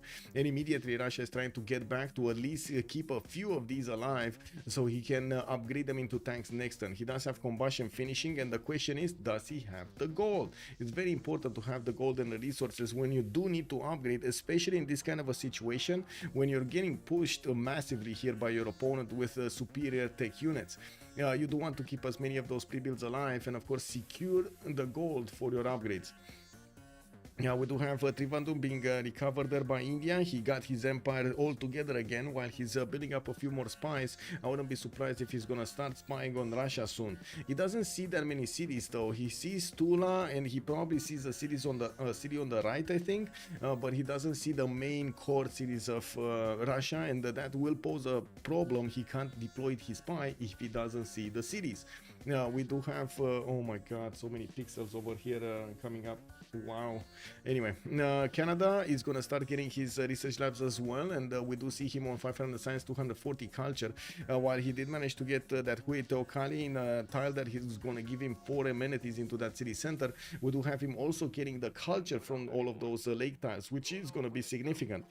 Some military engineers also getting a commission here, so they can start building up the pathways, the roads towards his I would say neighbors that he's trading with, or towards an opponent that he wants to take out. We do have also Norway starting to build up his encampment count, and I do notice he's getting a few of these water barriers so he doesn't let the seas get his tiles. Casa de Constatación did finish earlier on Madrid, allowing him to get 2 cities worth of bonuses, 3 cities, no, 2 cities. That's Cordoba and Salamanca are getting those bonuses because they do have governors inside of them. You would need to put governors in the other cities as well if he actually wants the bonus from another continent. I do see he did actually get how to say, Merchant Republic with the Republican Legacy card for the extra amenities there. It's kind of standard right now in the games. Temenangi in Canada. Wait, he did actually get a Temenangi. I didn't see a Temenangi in Canada. Is it in Canada? Wow. Wow, I didn't actually get to see that. Give me a second. No, oh, I see Trinda is not watching Canada either. Let me see the stream of Malm here. Give me a second. I'll figure it out. Too many okay, there we go. Where is it, Temenanki? Where is it, Temenanki? Oh, I see Hue, but where is it, Temenanki? Oh, here. It's in Hamilton. Oh my god, he actually did get it there. Incredible, nice catch. Nice eyes, Johnny. Nice catch. We do have him also deploying some units to the west, but not nearly enough to actually fend off an attack. I do see Ethiopia starting to scout out his territory also. We do have Winnipeg, Ottawa, all getting research labs. Eastern cities doing the same, and of course, as you can see, he's placing as many farms as possible. This is starting to be quite a strategy to recognize here, getting all of those farms to allow you to get the production and the food up at the same time. He's starting to commission some of these cuirassier armies to also beef up his army strength and of course the strength of his cities, while I do notice he's using all of these archaeologists to dig up all of those works. Planes are discovered. He's gonna start to put down aerodromes on his territory, and we're gonna need to see if he's actually gonna get to attack somebody with them. And looking back here, we do need to see on the stream of Trinda what's going on. Tanks have been upgraded. We do have tank armies against tank hordes and some Cossacks still available here for I would say for Russia to defend with. We did have him with enough gold to upgrade at least 1, 2, 3 tanks, 3 tank hordes, while I do notice he does have actually a tank army deployed in between the choke points there in Tula and Voronezh. Trivandrum is starting to repair the walls. We do have the units of India moving forward so they can start hitting his opponents. I do also notice there is a single general there. No, there are 2 generals, so we might have an industrial and a modern general there, so he gets the points on the tanks and he gets the points on the field cannons as well. This is going to be quite an issue when he's going to get higher in technology, because he's going to run out of generals. He needs to be careful. We do have also aerodromes being placed down from Eleanor, trying to get those planes in the air. I do notice he's building up the banks and still has the culture victory lead here, even though I don't see him going higher in those tourism points, because it does seem like his opponents did manage to get enough culture to slowing him down considerably. And I don't think Isildur did actually focus the culture that much. He just wanted to get what he can get and then transition into something else, or at least that's my impression of things. Now, we don't have Canada doing something else either. It doesn't look like a culture victory is gonna happen. And the question is, do we have any how to say I don't any hidden cup referees here on the stream? I have another question. Is the game gonna finish at 120, or are they gonna just, you know, not finish it? Because in the qualifiers we did have either CC until 120, or the game is gonna stop at 120 with the score. I think it is score, right? I think it will be score at 120. Anyway, we do need to see if India is going to be successful here, pushing in through the defense of Russia, since the biplanes are going to be able to close the chokes. Not going to be easy without planes on India to actually breach through that defense. So the planes are basically impossible units to push through. You can't even click on them, attack with your tanks with your melee units or ranged units against them. What you can do is placing camels down next to them and then start shooting them, but it's going to take forever and they're going to get experience, and you're probably not going to take them out. It's online speed. Yes, it is online speed. Yes, sir. I was more talking about when the turn count is gonna finish for this particular game, because it has different rules than the other games we've seen. If in the other games it's turn 150, the highest turn that you can get to, I believe they changed it in the hidden camp to 120 because they wanted to have the games finish a little bit faster and also push the players to do the action a little bit faster than later on. Usually at turn 100 and something you start to see GDRs on the map, so I wouldn't be surprised if the game is gonna go wild from now on. Distance is not gonna matter that much. We got jet bombers, GDRs, railroads helping them out to create the pathways, the logistic pathways that they need. We're gonna have also nukes available for them, which is gonna make it much easier to actually take down cities and keep them, or I guess take them down, basically take them down. We do have also quite a few cities from Ethiopia here starting to get his how to say research labs from every one of his cities. He's still late with the text, and I'm actually quite surprised about that. Still surprised. 600 science, 280 points of culture with 1500 faith in the bank and 1300 gold in the bank. That's a lot of golden faith that he just keeps up there in his cities. France is also spying on him with 2 spies. He does have 2 level 3 spies with another level 1 in the cities of Ethiopia, trying to rip apart every one of the bonuses that he can get. Brazil is the top one here in the screen. Oh, wait a second, I don't think I actually... Oh, Ethiopia is 4th. I did see the over here. Oh my god, okay. Ethiopia is 4th. He's actually not that far away. Okay, Ethiopia is 4th. I did see the icon, but the icon was actually from a spectator and not actually from Ethiopia. Yeah. It is what it is. Yep. Okay. Well, Spain gonna get his 122, blah blah. Man, this is a painful game to watch, I gotta say. Malm is trying to figure out what he's gonna do. He's starting to get his Air Force out, and I do notice we do have St. John here with Research Lab finishing up next turn, while his Cuirassier army is gonna get out. He's trying to get his spy to a level 2 in the cities of Ethiopia, and probably is already thinking about how to attack Ethiopia here. He did manage to get a general. A good question would be, what general is that? And is that a general for his bonus, for his modern armies or not? We do have also Aragon getting 665 science and 230 culture. That is a very good result from him.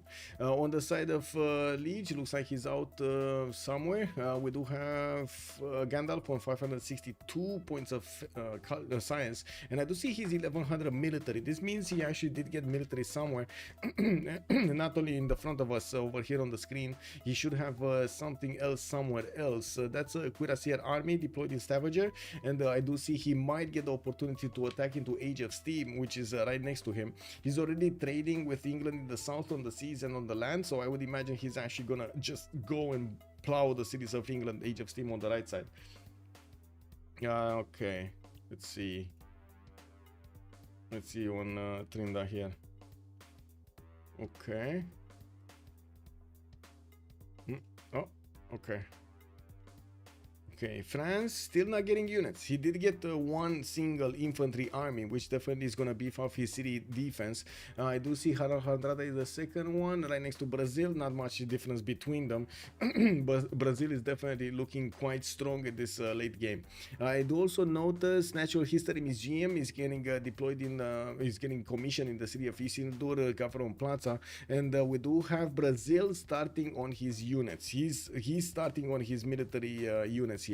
We got cuirassier armies coming up from 2 cities, and I do see him building up, of course, his science count, finishing off his encampment buildings, and will want to get a few military engineers to keep on building the pathways towards his opponent and or his neighbors over here to get more gold from those trade routes.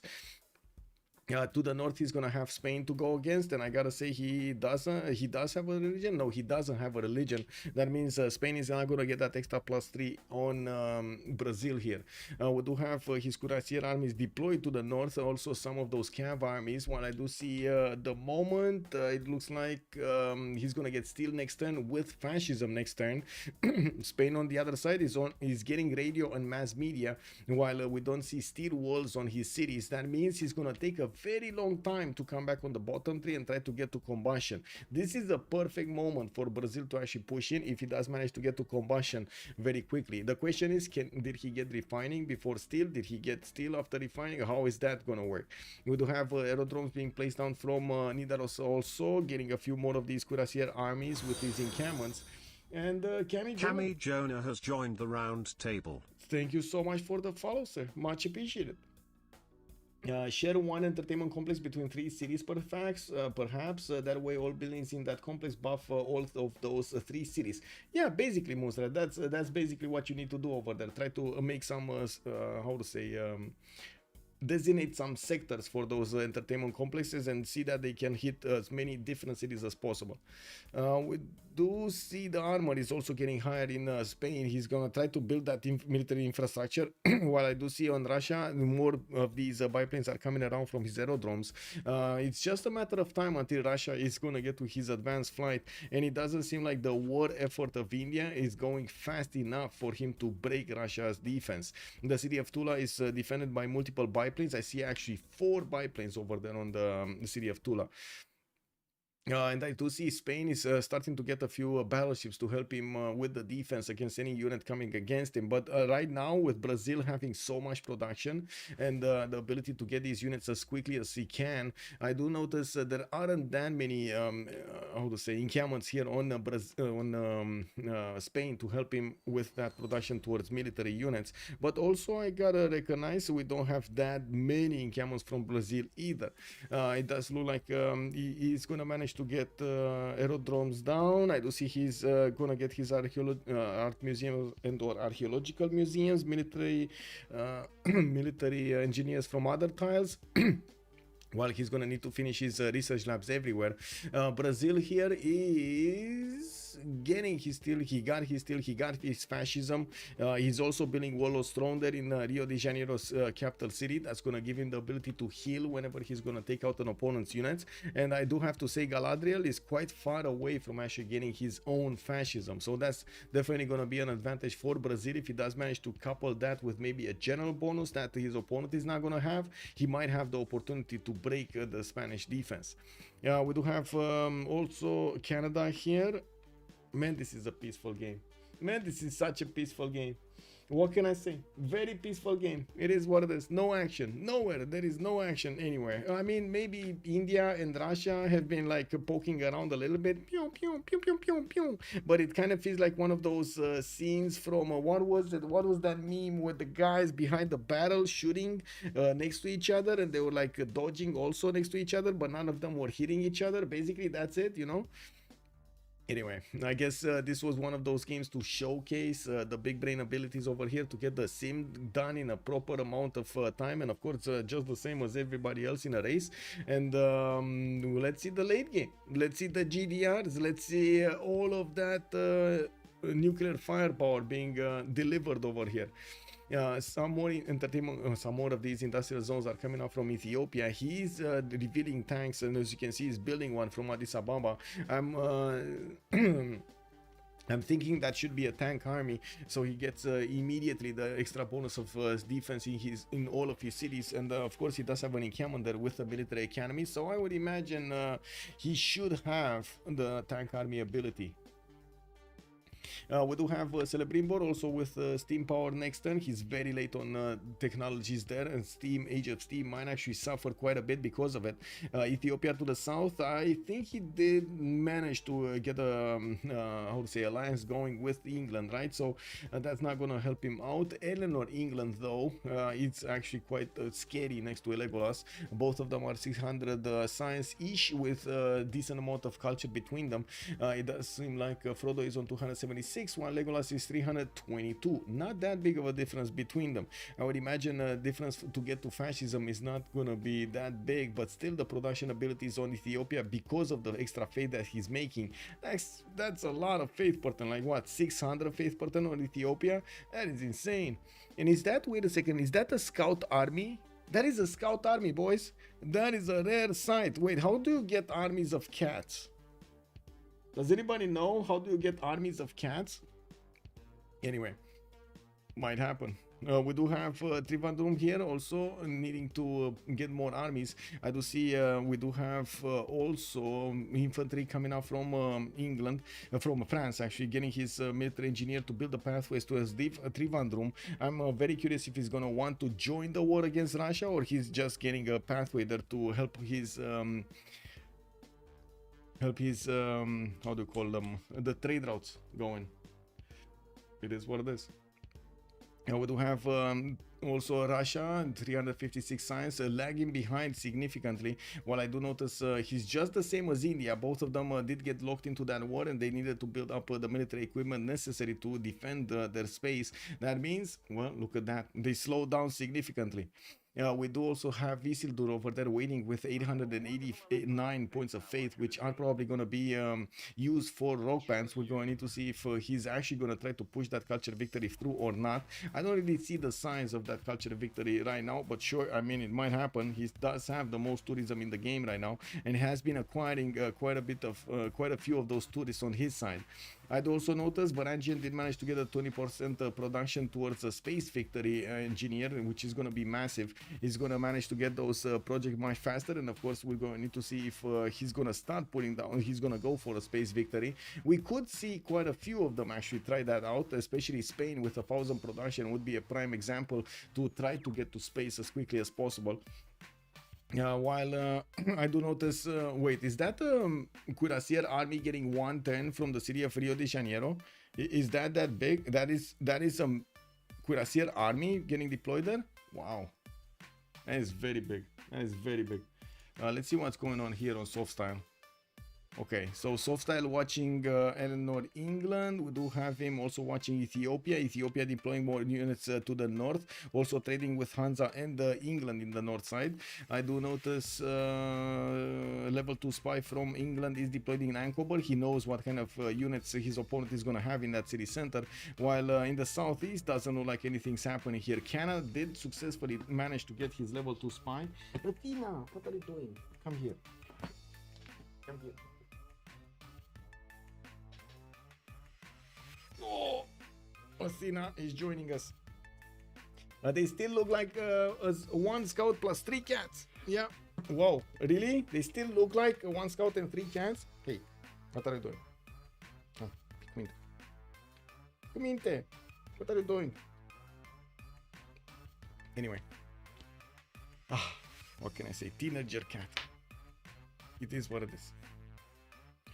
900 production for Brazil as well. 400 points of culture is going to give him the advantage to get to those late takes. And of course, we've seen the fascism discovered earlier, while India is still trying to find a way towards the Russian territory. We do see him taking quite a bit of damage. He might lose, yeah, he did lose one of his helicopter cores there, but he might actually take down that tank army. And of course, we're going to need to see if India is going to move forward. You do see the tiles are getting blocked by the biplanes here. Russia is doing a very good job of keeping away his opponents from actually getting to the tiles of his main cities, the main core cities, where they could pillage, they could take out cities and so on. With more helicopters being deployed from India, I don't really see that much production. While I do notice Russia definitely has a lot more production. 769 versus 300 of Sam, while Russia is benefiting from 381 points of faith versus India's 294. Also in Sasu, I watched Deadpool and Wolverine. It's funny. I actually didn't get to see that movie. I don't know where I stopped, but I didn't get to see that movie. I think I saw the beginning or something, but I didn't get to see to the end. Anyway, I do need to watch it as well. It's funny. It's funny. Very nice. Oh, we got an attack. Oh, finally, guys, we're getting tickled over here by Leech. Woo! We got Leech starting to get his tank cores, and we're going to need to see how quickly they can actually pass through the cities of his opponents. As you can see, 80 crews are coming out, but I gotta say 80 crews not always can hold tanks. And we're going to need to see if those are going to be successful, and of course if those are even cores or armies from the series of Age of Steam there. We do have him, Age of Steam, going for ballistics. We don't know if he actually has military science on the bottom tree, and of course we're gonna find out together. Oh, he does have line infantry, so he does have military science. Okay.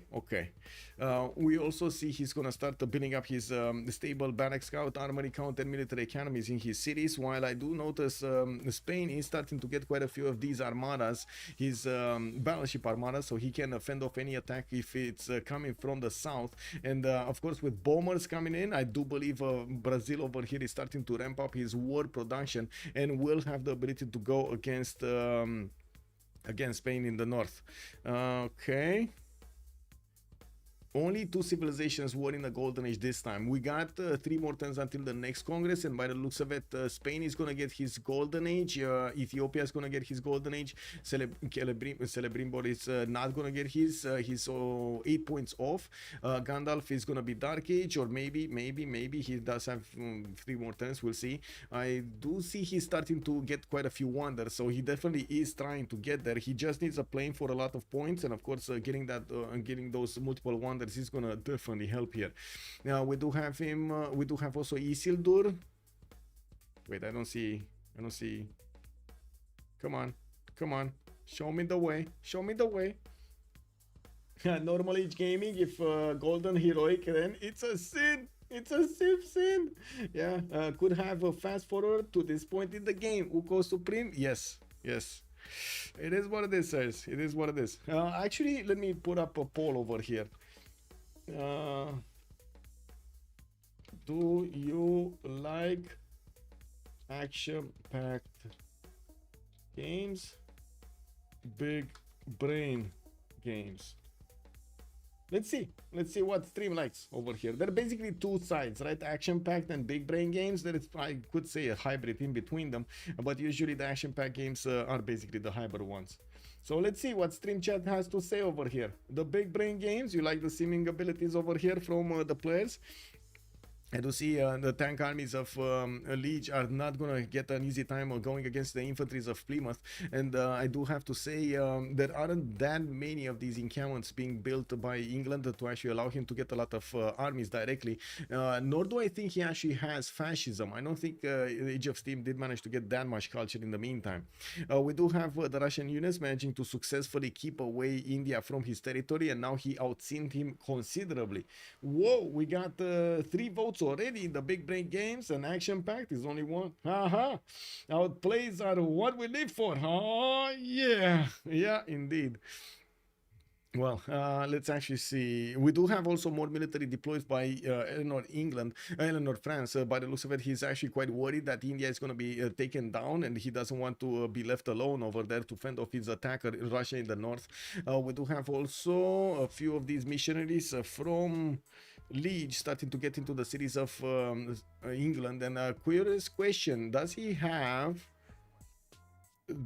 actually have crusade or not? I don't know if he has crusade or not. I didn't see his religion for quite some time now. I do know he went for the production or culture. I think culture. Anyway, gotta say, challenging to keep all of these details in my mind. I like. Let's see what's going on Trinda stream, because it looks like Softstyle got locked there. Okay. Oh my god. Anyway, the stream. Kick W.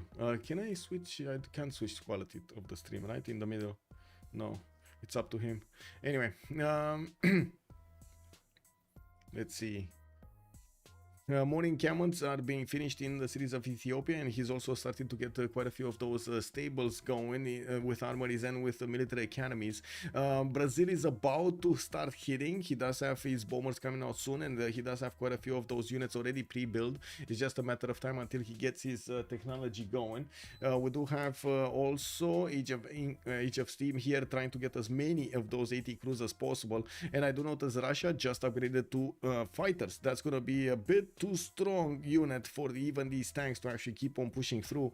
I would imagine these tanks are actually going to take out all of the artilleries and all of the field cannons of India very quickly, since there is no anti-air gun at the moment deployed in Trivandrum. That's going to be a very painful few turns until that anti-air gun is going to get there. Brazil is still top tech. We do have 53, 54, one tech ahead of Ethiopia there. Canada is also coming up third, probably with still 53, 52 techs over there, and I do see the tanks of Liege are starting to move towards Plymouth. We do have a first 80 crew actually coming out from that city center, and I gotta say most of these 80 crews are gonna be normal ones, just straight up normal ones, not corps, not armies. While I do see the tanks of Liege are starting to pillage that territory, we will need to take a look if he's gonna manage to breach through Plymouth with his bombers. He did manage to get to commission a few of them from his cities. It's just a matter of time until they're actually gonna get out and gonna start flying against his opponent's cities. We do have, I think, the first one deployed in that airstrip, but we do need to double check when it's gonna start flying. Okay, that's a he's gaining, wait a second, he's gaining a privateer from Stavager. Is he thinking he's gonna shoot with nuclear submarines later on in the game? Okay. I mean, I'm not disagreeing with that at all. No. Yeah, and it looks like it's still 3-1. It's still 3-1. Action-packed games or big brain games. You just like the big brain games.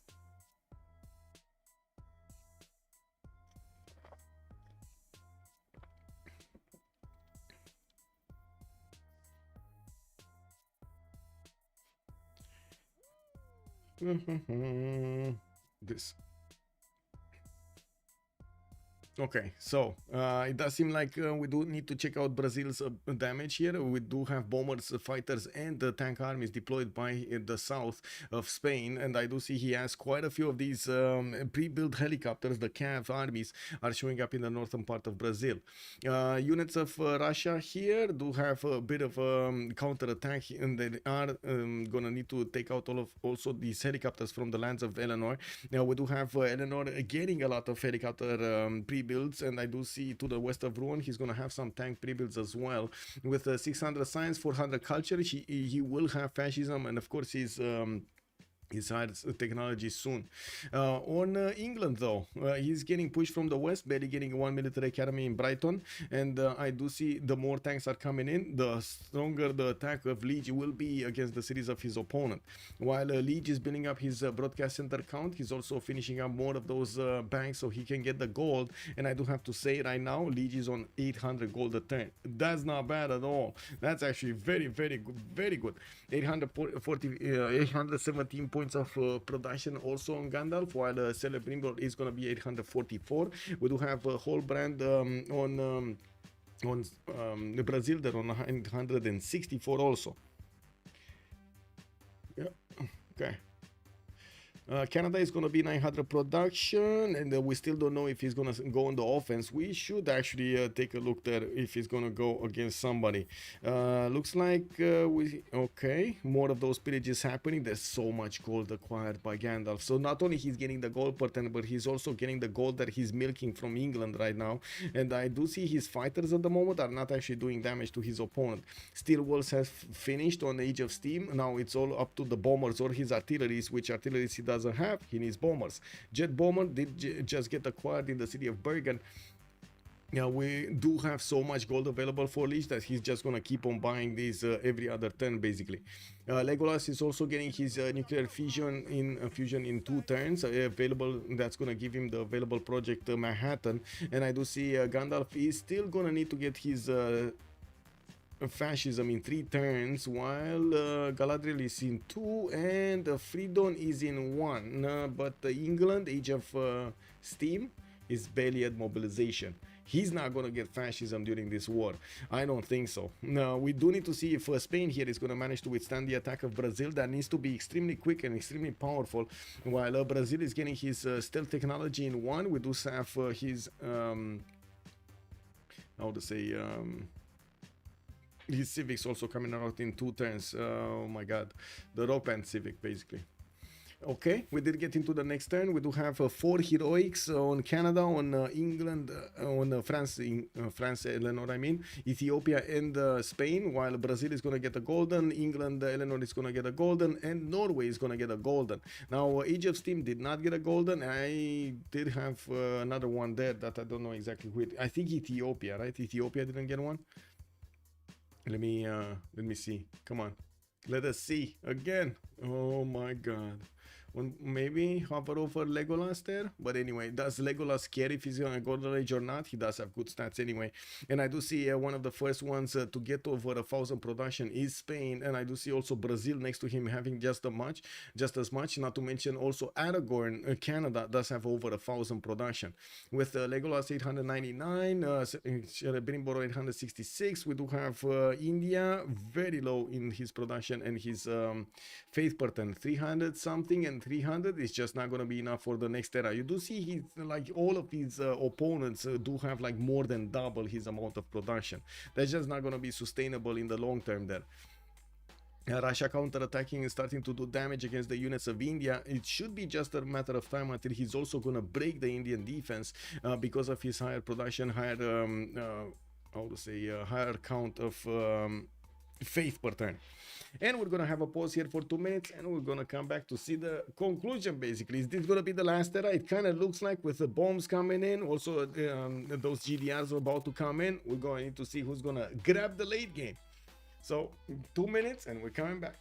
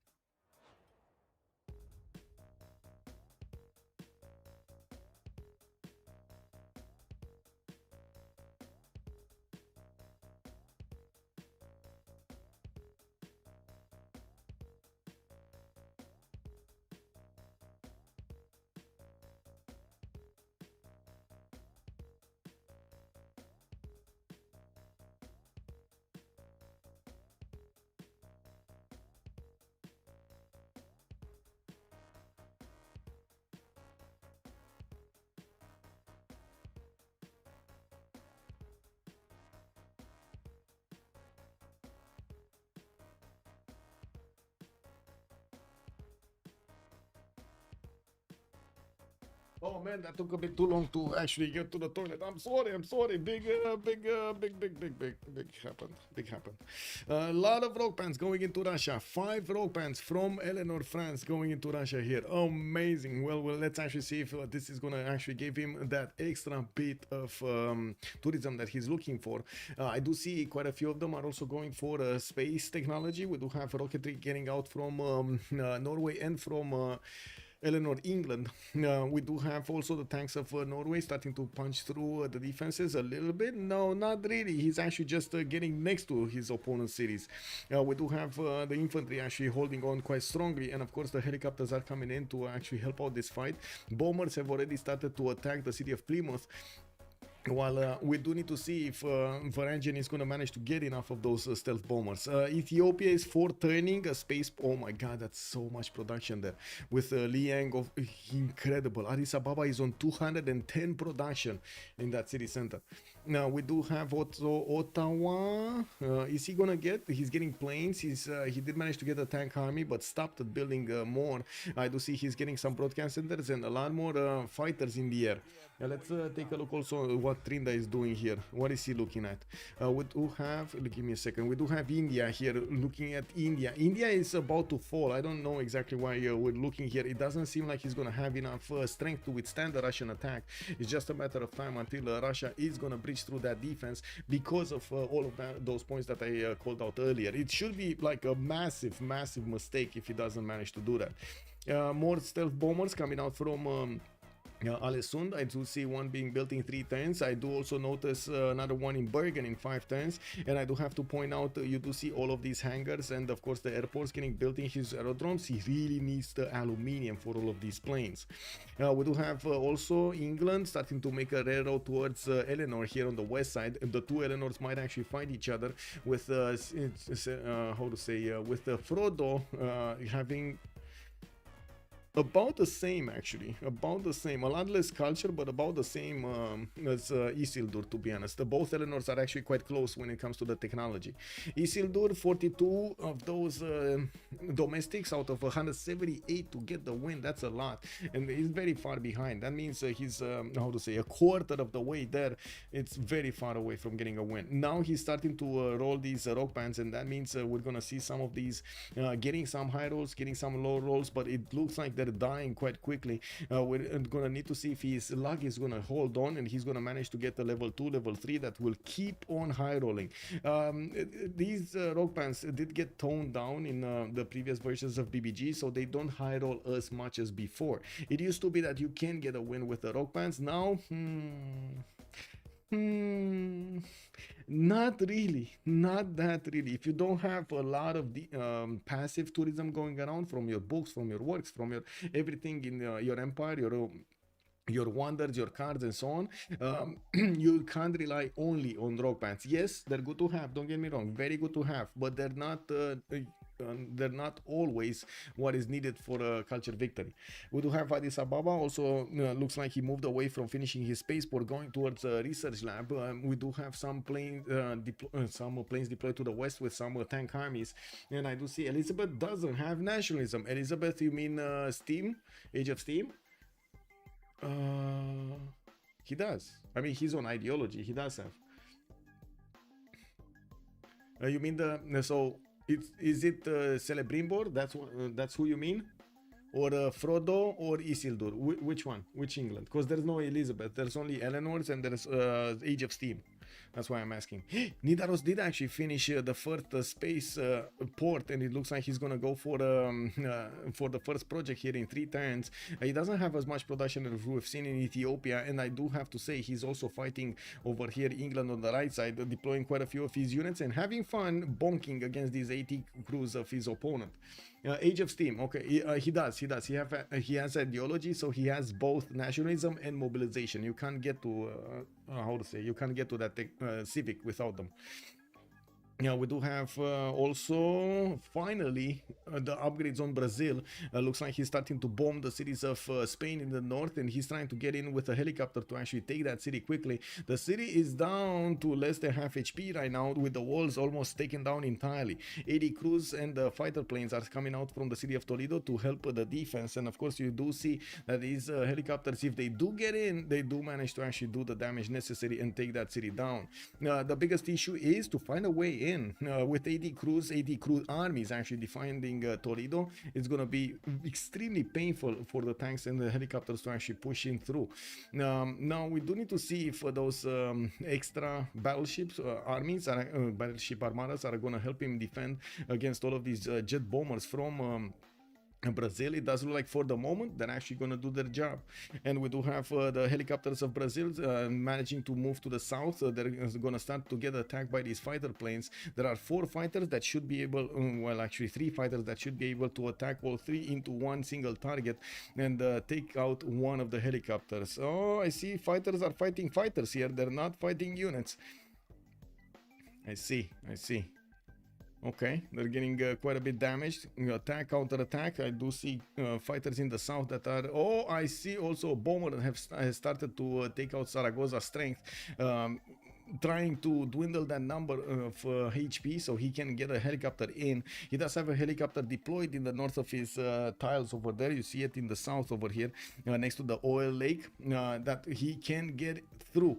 He does need to take out one of the units on the front line, and there we go. He did take out the field cannon so he can get through towards Zaragoza. He got a tile right next to the city center. He can bomb that city next turn, and that's going to be the first city of Spain being taken out, with a second one, Toledo, not far away from being taken out either. I do have to say there is another tank to the southwest of Toledo that is about to move forward towards Toledo and take that city away with the strength of the jet bombers.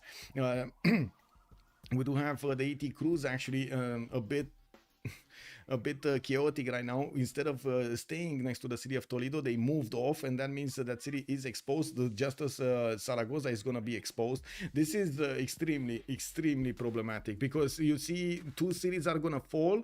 While he was defending Toledo, he couldn't defend Zaragoza. He gave up on both cities when he started to move the units from Toledo towards Zaragoza to try to help out that defense, and in the meantime he just left the city of Toledo out in the cold.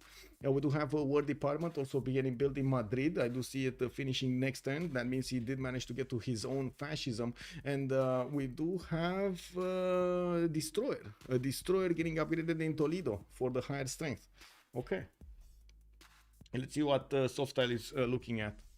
Okay, we do have him also looking at Brazil, but a little bit to the south. We do have also, by the looks of it, a spaceport coming out from Ottawa, trying to get to that space victory. He sees quite a bit of the territory here of Ethiopia, and I do have to say, instead of Ethiopia going for his spaceport, he actually deviated to build his research labs, get some more tanks out, and build up a defense before he's gonna try to go to space, which is a problem because Norway is ahead right now. If he started already his project, that means he already got the spaceport and is keeping on with the science necessary to go forward.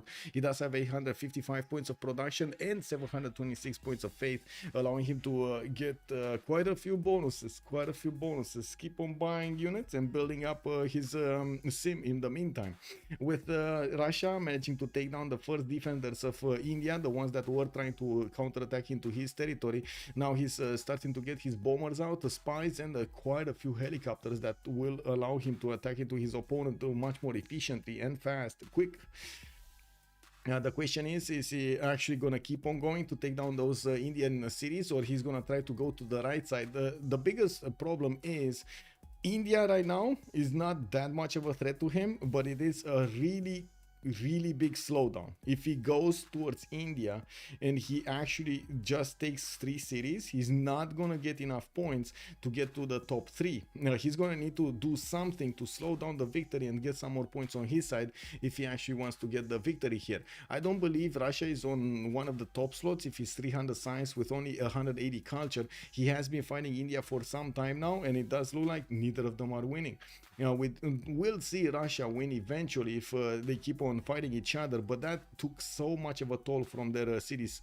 And I do see also Eleanor France over here is starting to put so much pressure on his opponent that, oh my god, Zaragoza is still alive, Toledo is still alive. How is that? Okay, there we go, how was that possible? We did have a city from Spain taken away, and of course immediately Galadriel did go down a lot of signs.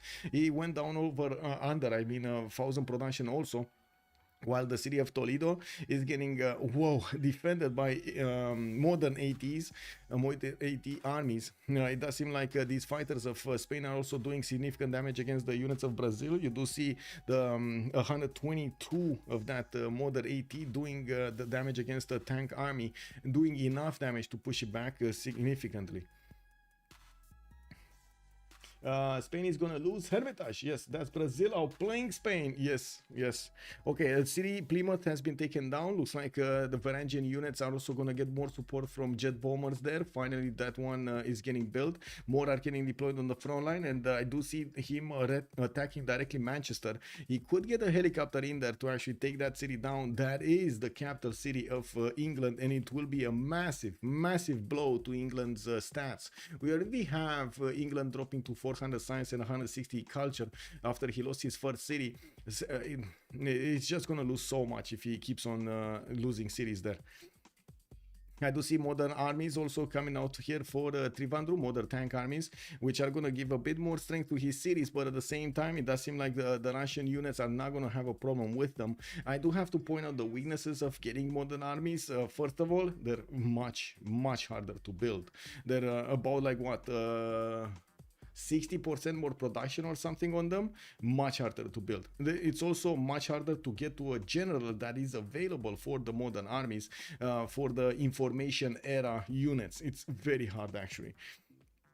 Looks like Manchester is going to be taken out next turn. We do have two units that are starting to attack. Oh, he's going to take it this turn. Never mind. That's the capital city of Age of Steam getting taken down. Celebrimbor did also go into the negative goal per turn. He's on minus 39 right now because he lost that capital. There are a lot of units from Bristol. Quite a few units also defending the city in the south, Brighton. We do need to see if Norway is going to manage to separate the seas here with his units, and maybe we'll need a few fighters to actually deal the damage against these initial ATs. He should be getting more bombers. By the looks of it, he's getting more bombers, not fighters. Let's look back on Trinda. What's going on here? Okay, he's looking at Spanish defense, which is incredible right now. He did lose the city, yes, but somehow he kept the Toledo alive. It's quite surprising. We're going to need to see if the jet bombers of Brazil that are just getting out are going to actually finish the job on that city, because a lot of health has been lost on this. When they were attacking into the cities of Toledo, they were either attacking into fighters or against battleship armadas or against destroyers. All of those do have anti-air guns, and did manage to lower the health of those jet bombers quite a bit. There are still three available from what I've seen, maybe even more, 4 available from what I've seen. And of course, we'll see if this is going to be enough firepower to actually take out those cities. You see, some of them are damaged. They are starting to get deployed in the other cities, and one of them is yellow HP. Yeah, that's what's happening with the anti-air guns. That's actually pretty good. He didn't take that much damage if he's only on a yellow HP. There is a fighter though in Porto Alegre that is very low. You can't even see his health. It's so low in HP.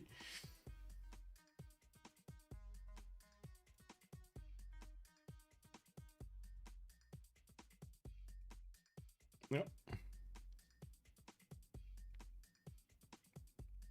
Okay, bombs, nuclear fission coming out from Rio de Janeiro. I do see also Manhattan Project coming out from Rio de Janeiro. Manhattan Project coming out from a city from Canada, that's Montreal. And I do notice multiple fighters deployed to the west side to defend against a possible attack, even though both of them are actually going for spaceports. Looks like they're trying to get to a space victory here as quickly as possible. This is 101, and the first one that got the projects was Norway. We're going to need to see if Norway is going to keep on adding those projects on his on his spaceports, or is he gonna prioritize getting the war effort going against his opponent here, Age of Steam? Now, Age of Steam is barely getting his ideology going in 3. Fascism is not gonna be an option until, or maybe it's gonna be an option when he's gonna be on like 2 cities or 3 cities. It does look like Norway is managing to punch through very quickly, taking out his capital. That's a lot of stats just shaved off over there from the defense of Age of Steam.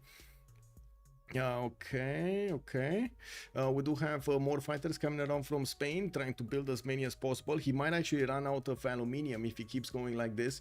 I don't see how many aluminium tiles he has to work so he can get that resource in, and I'm pretty sure he did try to build his airports and his hangars, just like we've seen other nations. We do have also France managing to plug the choke to the right side, where there were quite a few helicopter pre-builds being built over there in the cities of Eleanor, England. We will need to see if that is actually going to be his choice. Did I see War Department getting commissioned in one of the cities of Norway? I think so, but that was the same city that was trying to get satellites also. So that means he did put off a little bit his how to say, his advancements on the space victory. GR, hello there sir and good evening. Alessund is making a nuke of Harald. Wait, is he? Is it actually making a nuke? I know it was Manhattan Project over there. Did he actually get to nuke technology? Okay. I do see Norway did manage to get the first one, the first tech lead, right? The first place in the tech lead. Okay, multiple helicopters. Brazil. I mean, to be honest, Brazil is stalemate with Spain. I'll call it right now. It's a stalemate. Varangian did manage to get the technology and the timing to push into his opponent, but Brazil just didn't nail it. It is what it is.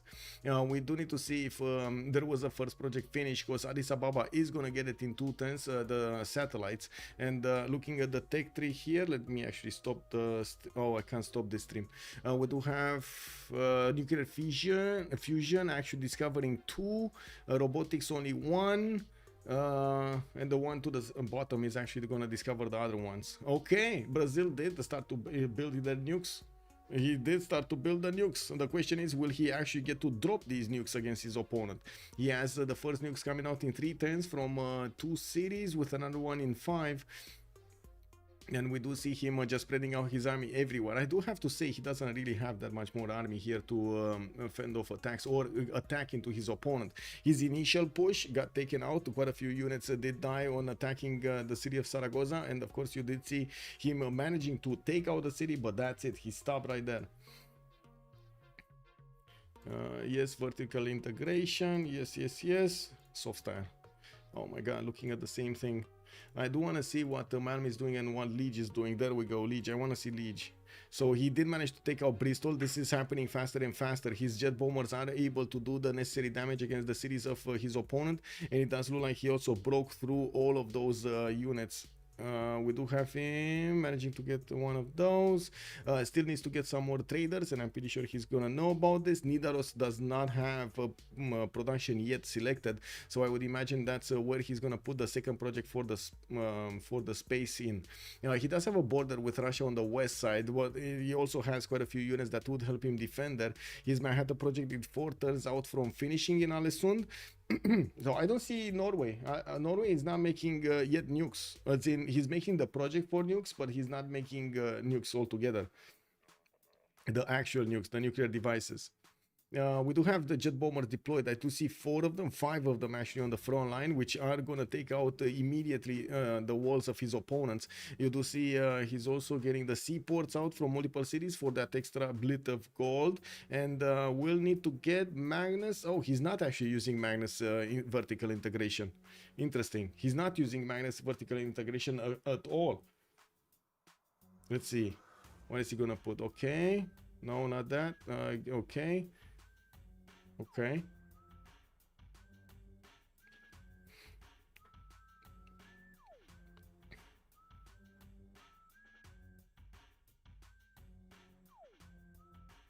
Okay, still scouting around.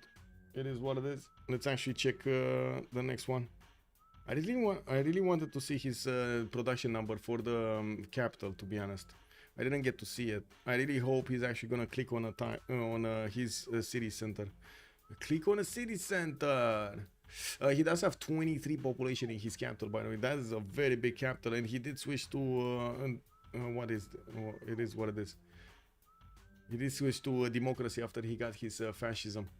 Okay, let's see. Oh, we're watching the same thing here with the spaceport, with the Manhattan project. The project's also coming out from the right cities and building up more of these jet bombers. Nidaros is 22 production, not 23, while Alessud is also 22 production. I do see 60 plus techs are available for the players. We got 61 on Brazil and maybe 62 on Norway. I'm not sure. He must not be that far away from Brazil. Legolas does have 800 science, 815, and I do see Aragorn on Canada did manage to get to 1087. That is so big. We'll need to see if he's gonna manage to get that space victory and how quickly. And that actually reminds me, I should actually take a look here on Malmstream and see what is he doing. Let's actually take a look on Malmstream. We do have him turning his first space project, clicking on GDRs as quickly as possible, while he definitely needs to get the second project as well, repairing some of his stars because maybe a natural disaster did come through here, and of course, well, deleted a lot of the improvements.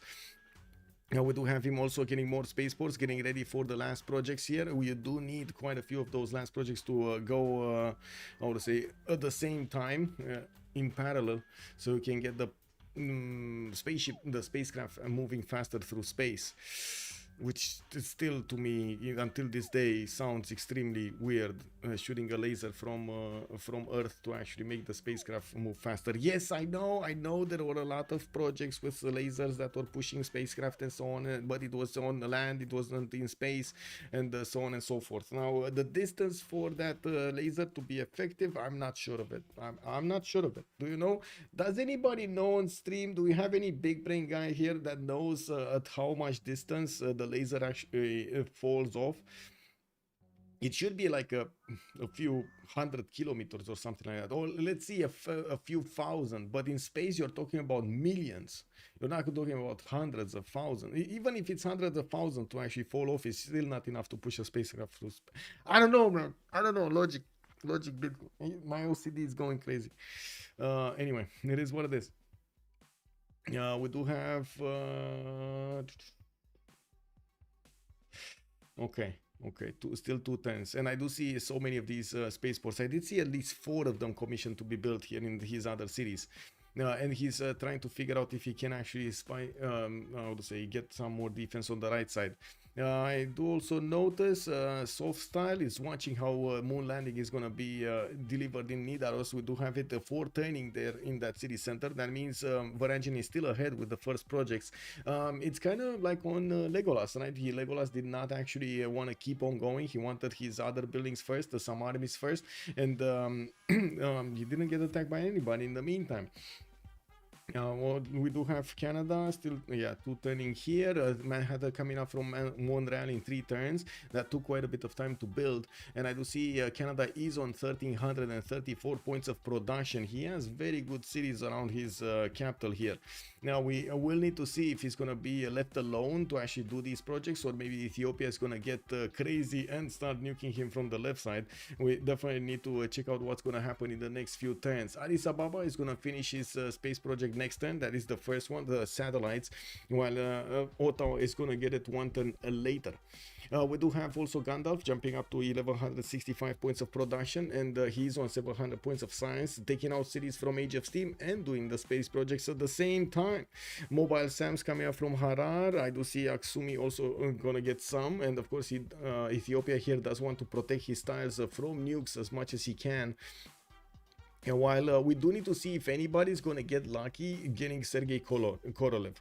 That would be massive as increase if anybody's going to get that. What, the recruitment impossible, impossible, everywhere it's impossible. Oh no. Let's actually see what's going on here. Okay. Spaceports coming in from multiple cities. Ottawa will get that 1 turn. Not much. We've seen this stream. We've seen this. Next up. Soft style looking at the interaction between the two Eleanors. I do see some lost territory here to the floods and of course to the increased water level. While I do notice in the cities of Norway, he's putting a good defense to the west side. All of these pre-built calves might actually get upgraded into helicopters and be sent to Eleanor in France, which as you can see is getting damaged in the city of Rennes. That's going to cause quite a bit of a stir here. We got Frodo on 700 science. We got Eleanor here, France, on 600 science, but he does have 700 points of culture, not helping him out that much right now. And with bombers available to shoot from afar, we should actually see Eleanor trying to put a lot more anti-air guns there. And well, we're gonna need to see if wait a second, who is attacking him? Is it Norway or is it Eleanor? I don't know. Who is attacking who there? Because it looks like we do have the jet bombers deployed from the north, not from Eleanor cities, right? From they are from Varangian cities. Victoria Courtorel, I see 994 tourism for Isildur. I do still find it extremely unlikely, even with the rock bands playing in the Russian territory, for him to get a win there of a cultural victory. Especially with all of the projects coming out for space, that is not going to be easy. We do have probably the takeover of the full takeover of Age of Steam happening in just in a few turns. He's down to 4 cities, and by the looks of it, he's not going to keep them for long, especially with the amount of jet bombers and units that we did have deployed over there by Varangian. We do have also Gandhi coming up to the west here. No, he doesn't care, right? He doesn't care about anything. Nazca has been taken out by Brazil, and I do see Isildur is very unhappy. Isildur very unhappy. Yeah, very unhappy. Yeah.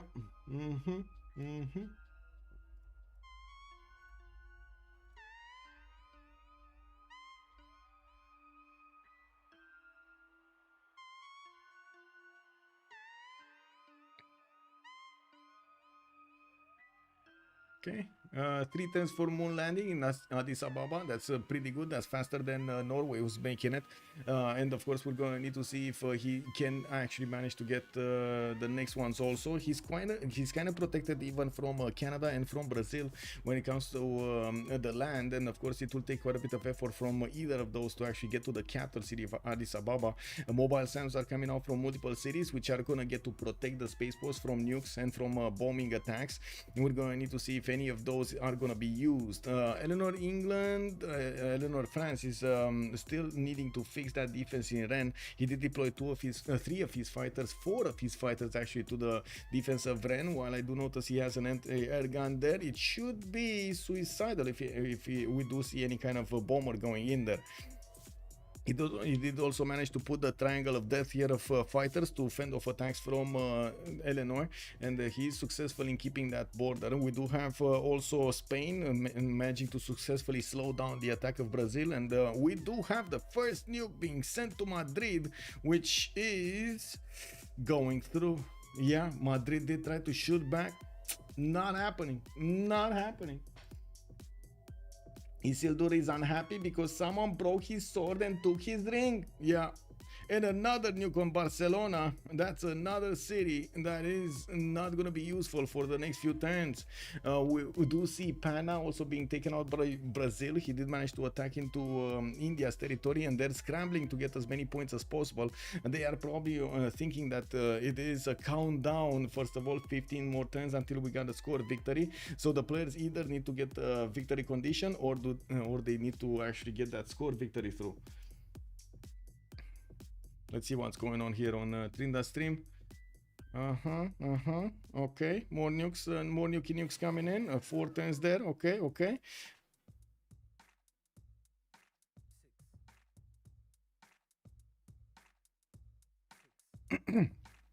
The missile silo did amazing work here.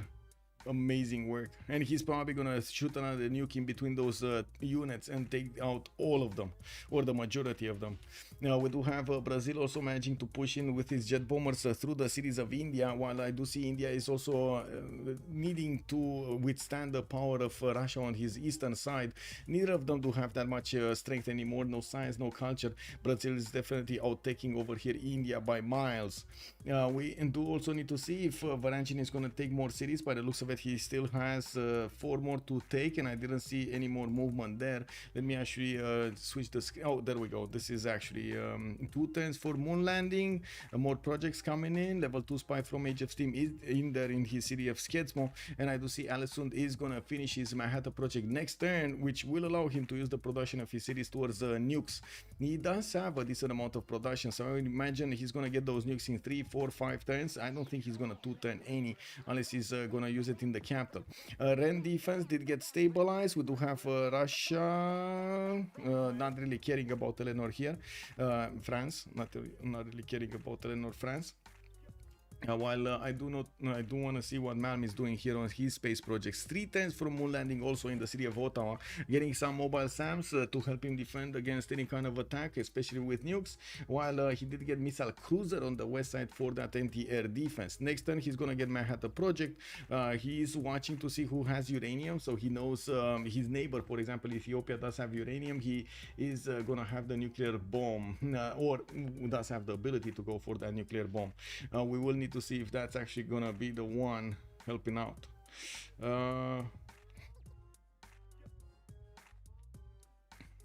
Okay.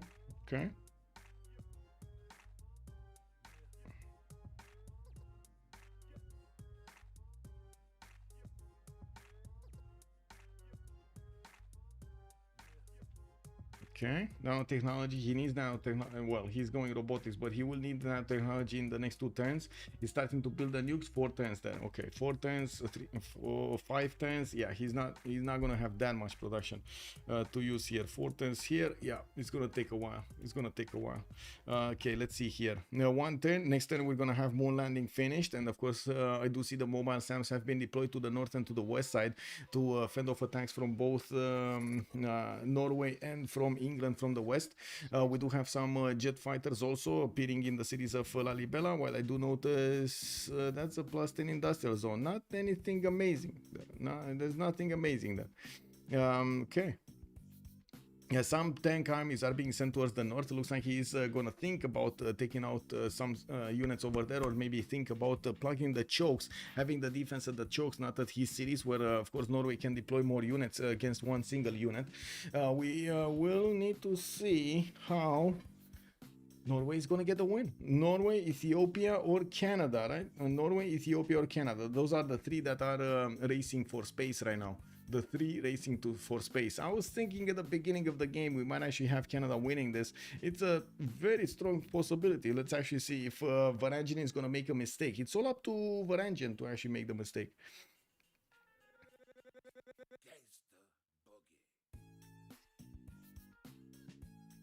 Oh, Canada! And Sasu knows, yeah. Canada, just sitting in the tundra there, not paying attention to anything, anybody, nobody's bullying him into anything. Yeah, definitely different game than Russia, for example.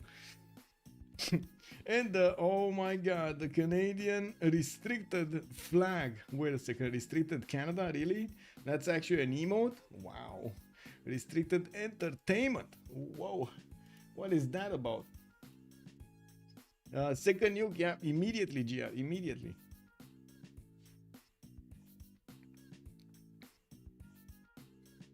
Okay, we'll see. We'll see how things develop here. Good evening, Project Cisco. How are you doing?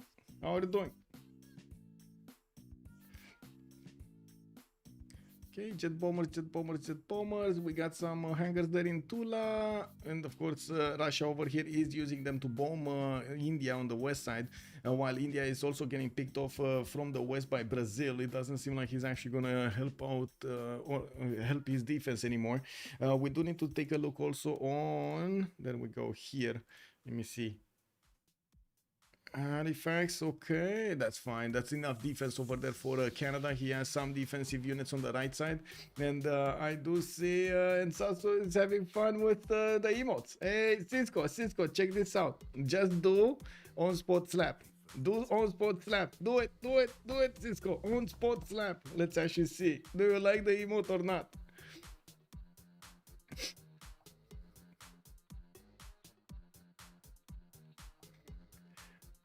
Oh my god, he's not doing it. Check this out. He's not doing it. He's afraid. He's afraid to click the buttons. Anyway. What do you mean you don't have them? What do you mean? Yes, you do. Look. What do you mean? It's level 1. There we go. And Sasu has them. What do you mean you don't have them?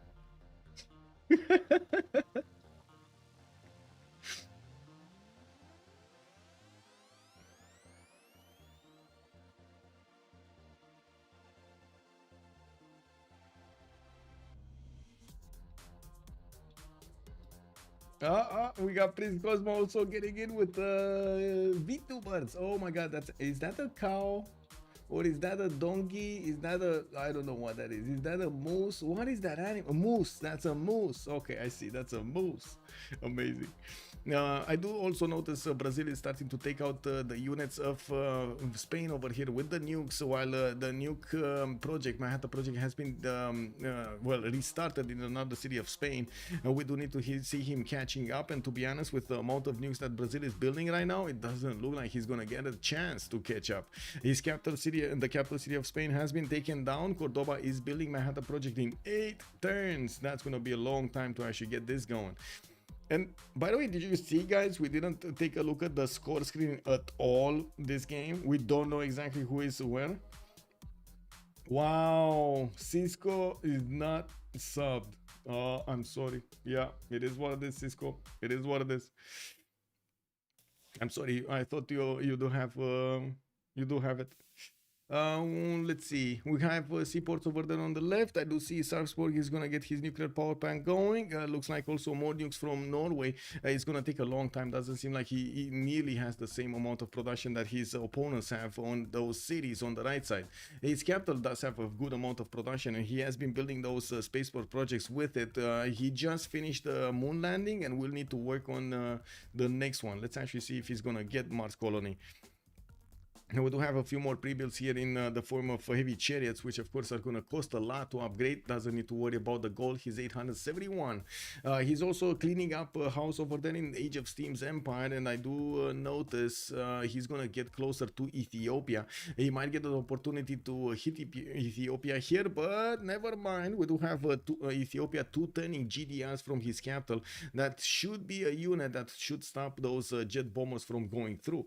We also need to see if we're gonna have any kind of attack on Canada, although I do believe everybody's kind of far away from him. He's gonna finish his moon landing next turn, and doesn't look like he's gonna need GDRs that much to defend his opponent here.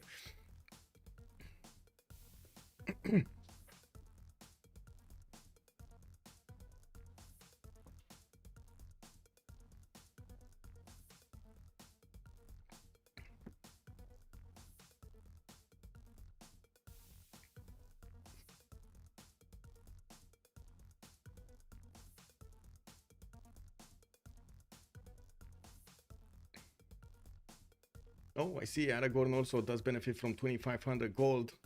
We got a freeze over here on the PC of Trinda. And Sasu, what is that no? What is the no? What is the no? What is that? What is that? Copper, no, he is from Copperbutt. Where is she, by the way? Did she go again on a big vacation? She did, didn't she? Oh, incredible. Having fun all over Europe there.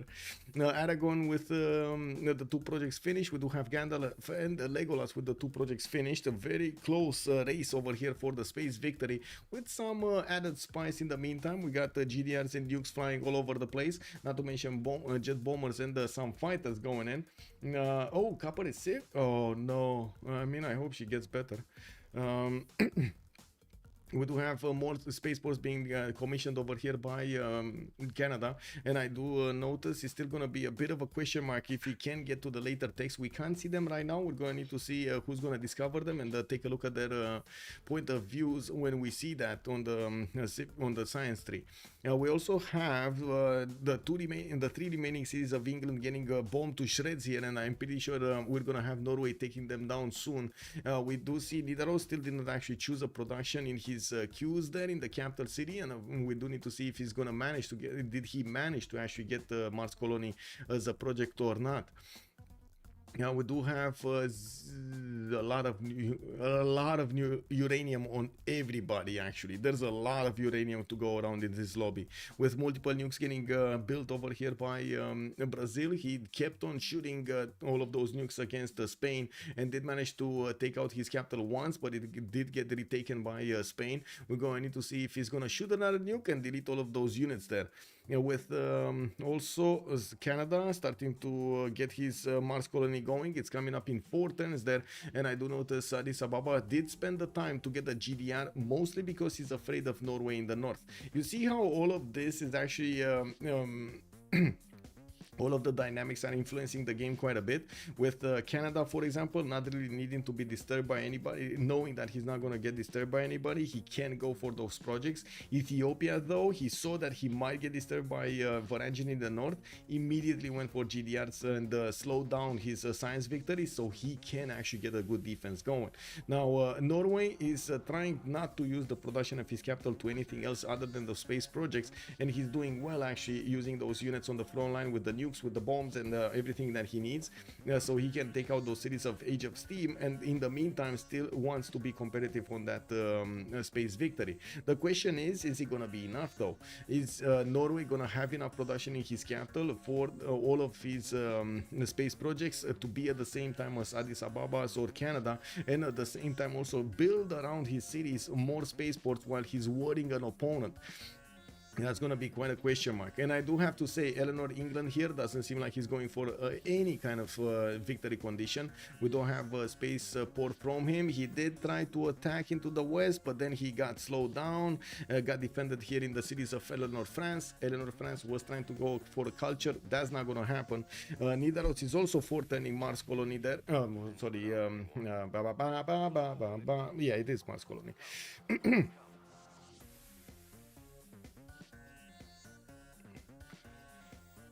Wait, is anyway, let's actually take a look at the other soft style.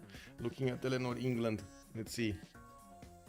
Okay, we got Sheffield over here. Also Sutherland getting quite a few projects. Doesn't seem like these airplanes are gonna go anywhere. And also he's getting some mobile SAMs to defend himself here. Looks like we don't really have anything happening in Eleanor's territory. Malm, let's actually see. He's getting all of his, okay, 3 turns for that Mars colony. We do have him making some nukes in the cities of Valleyfield actually, and we're going to need to see if he does manage to throw them at his opponents. That's a nuclear silo that he got deployed there. Okay. Okay, we already see him with a lot of gold. I'm very curious, what is he gonna use this gold on? Is he gonna try to buy more jet bombers? Is he gonna try to buy something else? Ooh, he got through immediately. He's trying to get to Outworld Expedition as soon as possible. And you did see in the tech tree that it was a direct line through the middle over there. Very nice, very nice. That's actually gonna be amazing. 3 times for that third project to finish, and then he's going to need to put the last one in. We're going to need to see if that is enough time. That would mean, so 4 times from now would mean 114, and then 3 times would be 112, and then we're going to need to see in the next 8 turns if he can actually do the last project, and then if he, no, he's not going to do it. He can't get to a space victory, no. So unless he actually gets what, 8 projects, I think 8 projects. I think unless he actually gets 8 spaceports doing 8 projects at the same time, I don't think he can get that victory. I don't think so. I honestly don't think so. We do need to see if Varangian is gonna get it. And I do want to ask, give me a second here so I can put my Discord on another screen.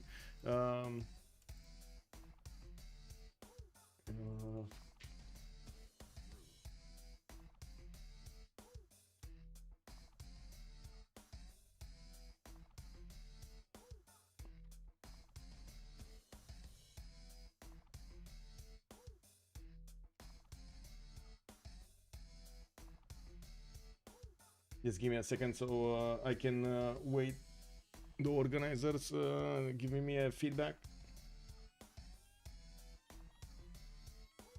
And let's watch Softstyle in the meantime. He's watching Nidaros getting his projects, getting more nukes in the meantime. And I do see Rogue Panzer coming in.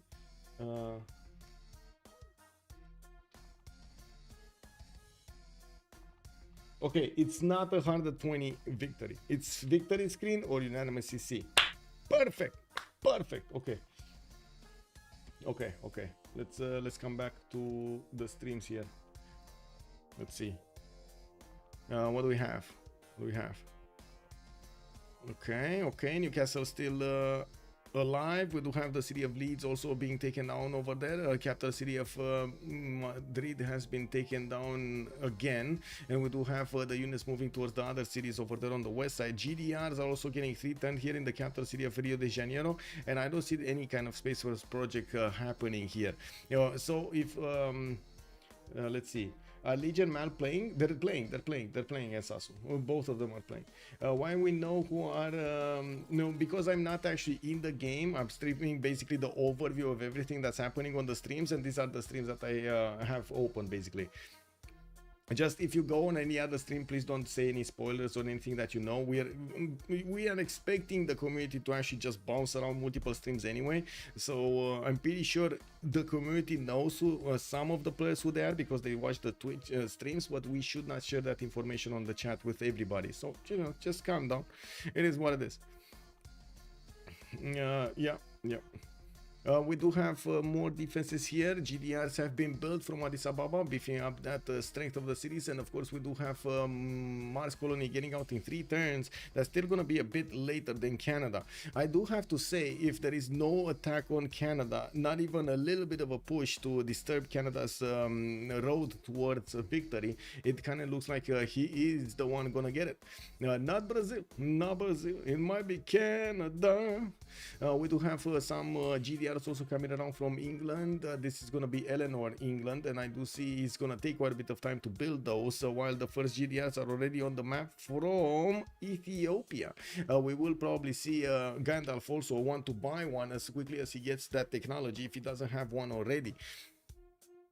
He will need to figure out how he can actually get the last projects though, because Gandalf in his main city, he has a lot of production. In the other cities, it didn't look like he has a lot of production. It took him a long time to actually build up units, build up nukes, which makes me think that it's going to take him a very long time to actually build up those projects. First of all, the spaceports, and then the projects for the spaceports. We do have a machine gun army next to Leeds trying to fend off attacks, which of course it's probably going to fail against helicopters. Even though it's very strong, the helicopters are 2, and that's only a single machine gun. We do have, by the looks of it, also Brazil trying to get his stadiums going, still turning those GDRs, and of course will want to finish off what he started on Spain. We do need to see also if Valencian is going to manage to actually take out both the remaining cities of England, Age of Steam, and will slow down any kind of culture victory with that move. I do see Russia just kept on going and taking out the cities of India. India actually lost quite a few cities to Brazil as well in the meantime. We got 5 cities actually taken by Brazil from India's territory, while 1 Trivandrum has been raised by Russia. We'll see if Russia and Brazil want to keep on going through, but I think so. I think they do. London does have a more than decent amount of production. Bradford as well. 2 turning, 3 turning GDRs at this point is very, very important, very big. We do have also Brazil here managing to get those GDRs soon, and I do see he is trying to get into the northern cities. His jet bombers though might actually need a break to recover some health or get some promotions. We'll see if those are still available to keep on shooting. Ren will need to get his defenses up. Looks like nobody's actually disturbing over here. The culture victory of Eleanor is still going on. 1400 points of tourism, but we don't see exactly how. Oh, there we go. 110 out of 238. He's barely getting to the halfway point, and that's before somebody dies in time. Before 2 nations or 3 nations actually die entirely. That's gonna be a problem. Culture victory might not happen just because of that. England Age of Steam is probably gonna die in the next 2 turns, and then we're gonna have Spain dying in the next 7 probably. It's just enough time to get the GDRs to the top and throw those nukes to get the cities and so on. While Canada, in the meantime, is about like what 14 turns, 10 turns. I think 10 turns from a win. Around 10 turns from a win, because he already did manage to go towards outward expedition technology, and he's gonna get smart materials in the meantime. He should be able to get those projects through. He also did have enough production and put the spaceports, multiple spaceports from his cities in good enough time. He should have most of them being built until the last project finishes, until the outward expedition will finish. This is Mars Colony, though. It was Mars Colony, right? So it's the third one, not the fourth one. He was finishing it next turn, at turn 112, and of course we're going to need to see how quick outward expedition is going to finish. It's very important to also see if there is any kind of engineer or scientist that will give them the points towards the production of these space projects. And I do see Eleanor England just got nuked. Eleanor France, sorry, it just got nuked by a Varangian. Oh, finally, we get to see this. Oh my god. Gandalf is first place, Halbard is second place. Oh my god, really? I didn't see the next ones. I only saw the top two. It is what it is. At least you got a bit of a vision on who's first and who's second.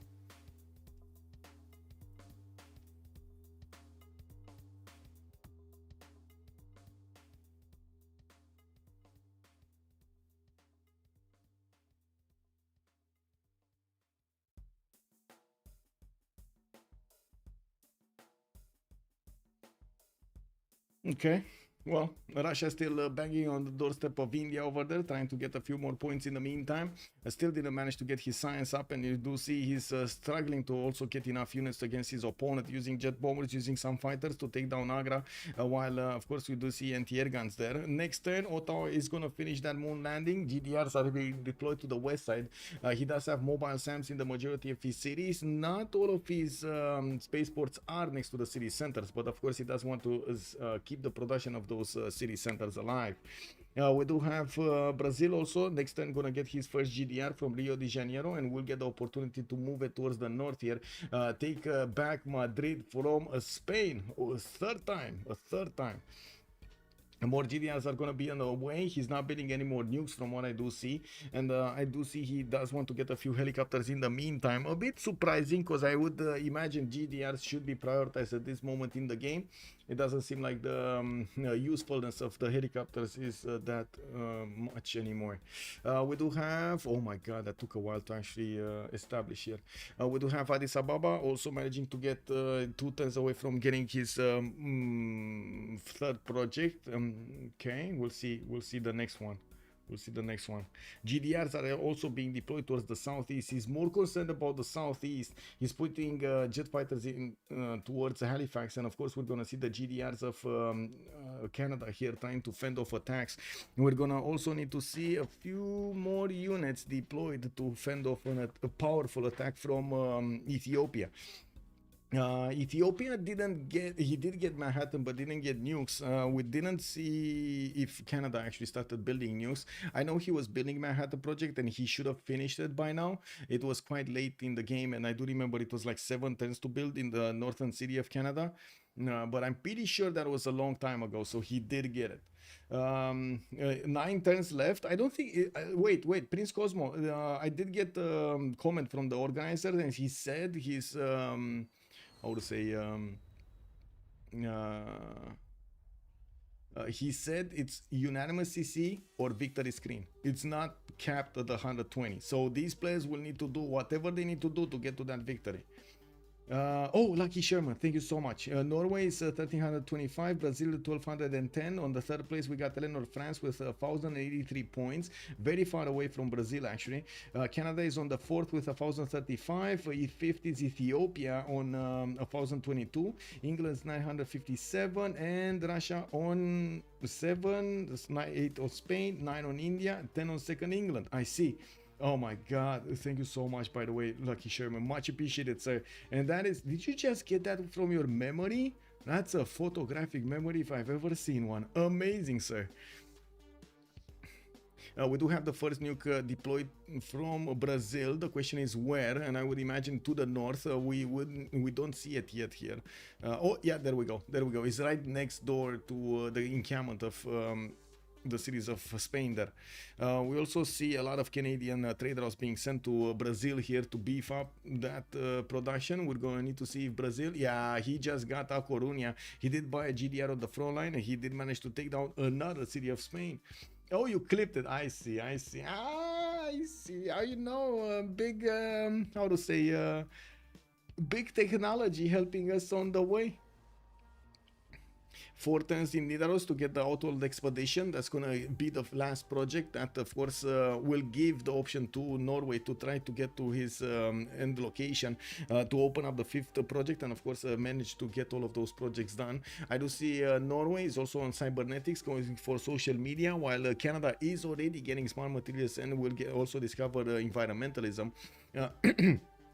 You do need to actually get the last project, by the way, to the last project, and that's going to be Outworld Expedition, giving him that opening up those terrestrial laser stations and the Lagrange laser stations, so they can push the SpaceX faster. And yes, I still am imagining one of those, like with a car, I'm just pushing the car faster, but anyway.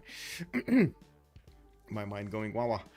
We do have Ethiopia getting ready to attack into Canada. He did see that if he doesn't attack his opponent here, Canada might actually outpace him to get the victory condition. That would actually allow Varangian to get a win if this happens, because Varangian is not contested by anybody. We do have Eleanor next to him. We got Ethiopia to the south, which is already occupied with Canada. Eleanor France is on the west side. He's getting nuked and bombed by Norway. He definitely doesn't want to attack, counter-attack into Norwegian borders. And Russia doesn't have nukes yet. He's barely discovering nuclear fission next turn, you know, like it's gonna be hard to actually get this through. Computers finishing up on Spain in 2 turns, not gonna matter anymore. His empire is down to 2, 4, 6 cities, and I'm pretty sure they're gonna fall quickly while the GDRs are starting to come out of the cities of Brazil. They're gonna get very quickly with the railroads that were built towards the lands of Spain. This is a big problem on Mount, though. Big problem. He's trying to get another mobile SAM to fend off attacks, and he only has 3 of these jet fighters deployed to the west side. He did get his 1 GDR in that western city, and he's bringing more military equipment to the front line. Did commission more GDRs to be built so he can defend here.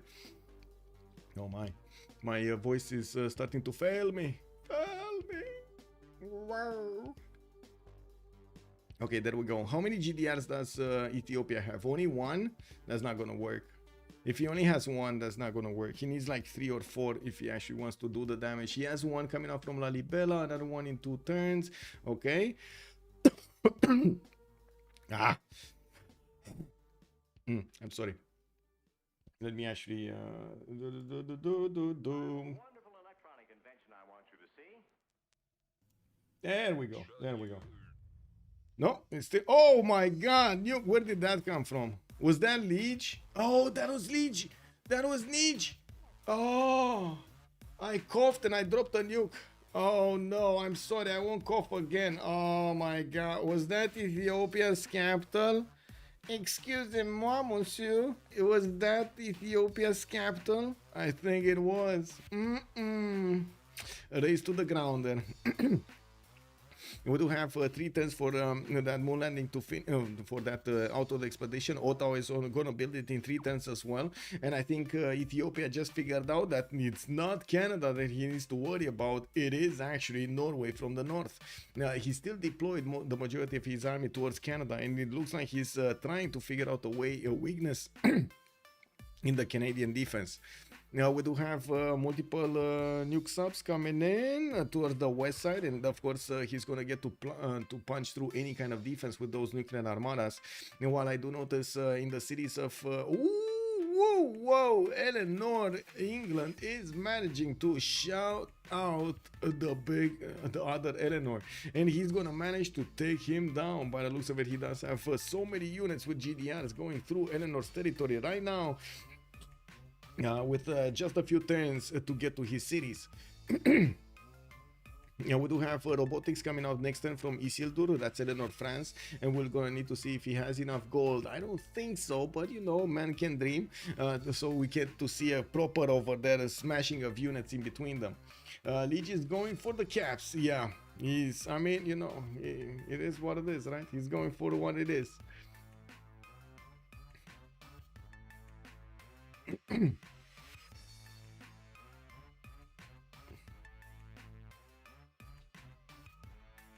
Well, let's actually see more GDRs. What are the GDRs? 3 turns to build one turn from Windsor. He's gonna get a second one. I do see two are actually gonna come out. Hamilton is gonna get another one, and then in another 2 turns he's gonna get more. Very nice. Okay, okay. So he does have multiple GDRs that are gonna get to be deployed. He has also the railroads that would help the GDR skate to the location. I have no idea, by the way, how GDRs can actually move faster on railroads. If anybody can explain that to me, I would be extremely happy to listen how you can get a big GDR on the railroads and moving. I don't think you can lay it flat, and I don't think it can be standing up on you know, fast speed train. Just saying. Does anybody know? Maybe? Does anybody know? No? Okay.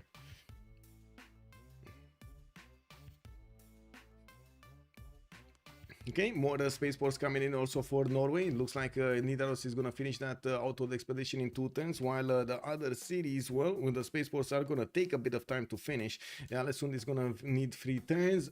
Salzburg is going to need 3 turns. We do have Christian Sand also 8 turns. And we're, by the way, just in time to get Aragorn watching. Look at the text. Aragorn is going to get all for the expedition project next turn, and we'll have the latest technology there. 2 GDRs have finished in the cities, 3 GDRs actually have finished in the cities of Canada, deploying all of them towards the west side, where Ethiopia is trying to get an attack vector going. Ottawa is going to finish his auto expedition in 2, and then with the multiple spaceport that he already finished, worked on them, he's going to start working on the projects. Now, I would hope he's actually going to get enough resources to get those projects going, because it does look like he's going to be faster on it than Varangian.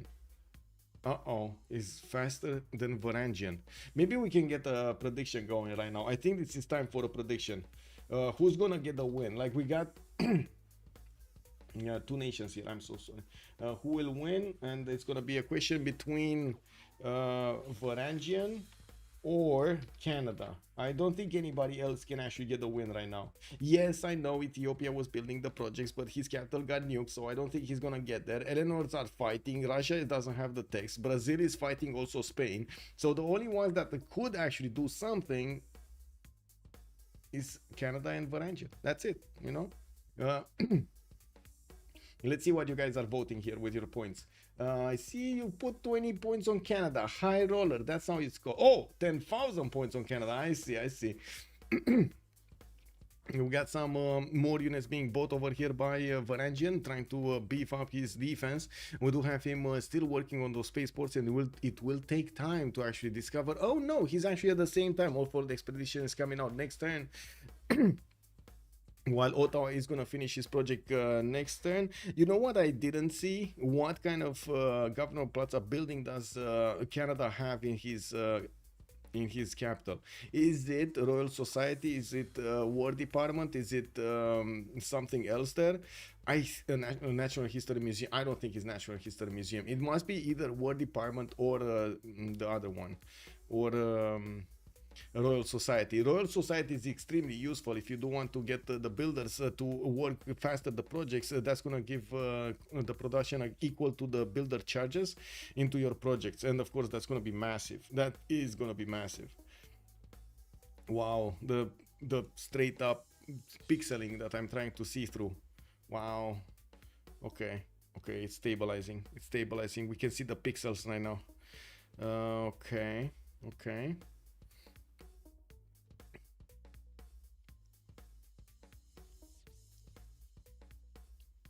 What is his Gavron Plaza?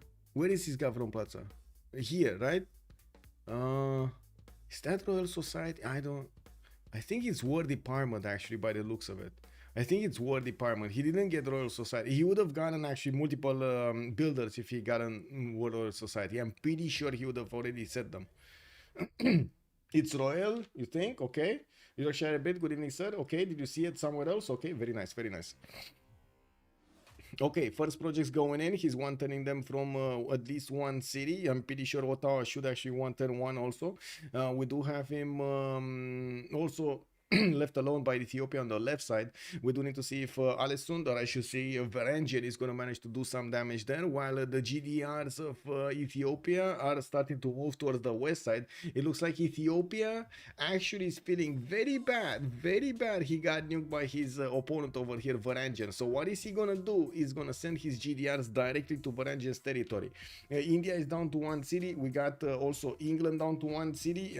That's going to be Age of Steam down to one city. So two nations will probably going to be wiped off, while Spain did not die yet. He just lost his capital again, a third time. We do have a GDR there and defending, and two other GDRs are going through his western cities. We're going to need to see if there will be more being deployed, because Sao Paulo, for example, does have another level 2 GDR there. We also need to see if the planes are going to start getting those nukes falling off, even though he does have a missile silo. I don't think he has any more nukes in the chamber. Gandalf is going to get his golden age, and I do see Brazil is going to miss it by 5. Isildur is going to get the golden age, Elrond is going to get the golden age, and also Canada is going to get the golden age, 109 out of 193. Okay, let's actually see what's going on here. A much better view, by the way. We got the 2 projects coming out next turn, with 3 projects coming out next. This is fast. I think Canada is getting this win. I think really Canada is getting this win. You got quite a few more minutes, by the way, and I'm pretty sure we will see the projects coming out side by side. Gandalf, for example, still did not discover his outward expedition. I don't know how he didn't, because I did see it's 1 turn earlier, so I was thinking that he's gonna finish it by now. He should have finished it by now. Anyway, there are already 5 or 6 projects being done by Aragorn. Some of them 2 turning, some of them 1 turning, and I'm pretty sure he's gonna want to get as many as possible from his cities. He already did. He already was careful to build enough spaceports so he can keep up the production here. While his next door neighbor Ethiopia doesn't really have the production anymore from Addis Ababa, or I should say the willpower to get those nukes, to get those attacks going and get the projects out. Nidaros is also gonna finish space outward expedition next turn, and I do see he's still gonna need to work on a few of his spaceports here. We do have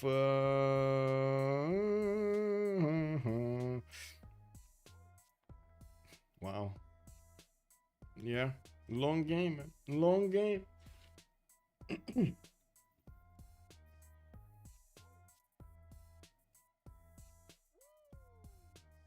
Oh, another nuke in Johannesburg. Looks like Eleanor. Oh no, I don't think that's Eleanor. That's actually Varangian just throwing his nukes at his opponent here as close to the Russian borders as possible, taking out Johannesburg. While I do notice he did level quite a few cities of Eleanor, he didn't actually take them down. He did also nuke one of the cities of Ethiopia, Hanza, and I do see, of course, he's gonna notice really quickly all of those GDRs moving towards him. Ew, that's a very bad view, the strategic view. Ew.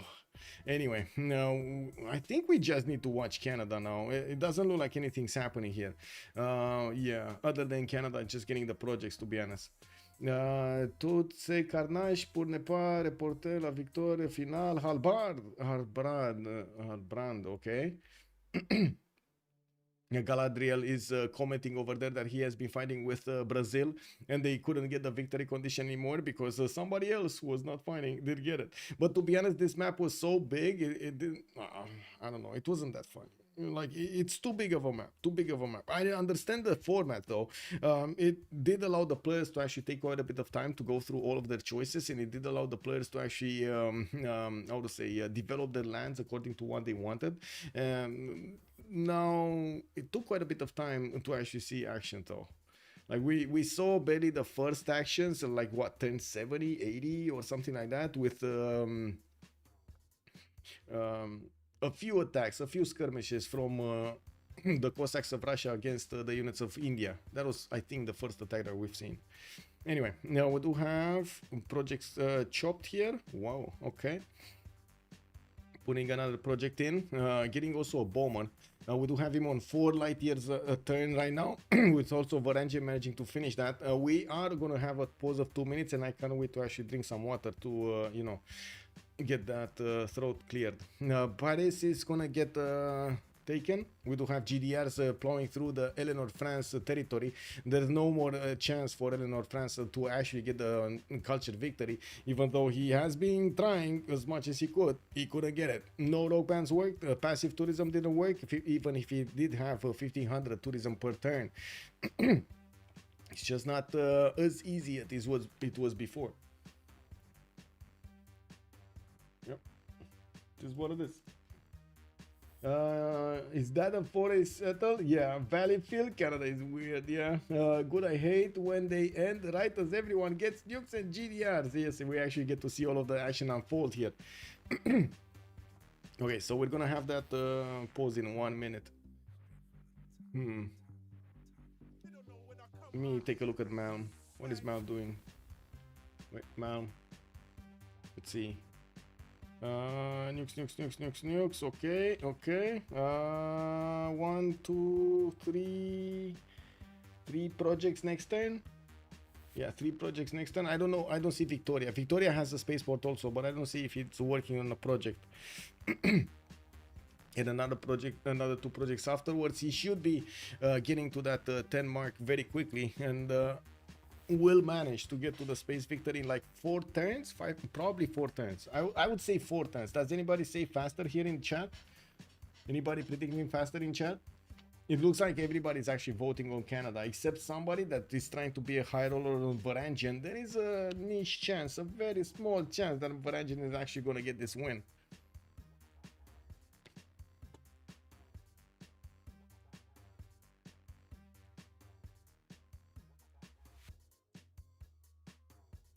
Three turns. Project Cisco is saying 3 turns. Okay, let's see.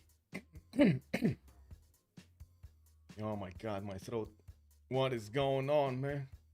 I guess I have been talking a lot today, and we're gonna be talking tomorrow, the novice qualifier finals, by the way. Yeah, we will be talking tomorrow also. I'm gonna need to shut up quite a bit after this game. Okay, so give me 2 minutes, 3 minutes, as long as this is going, and we're gonna see the victory.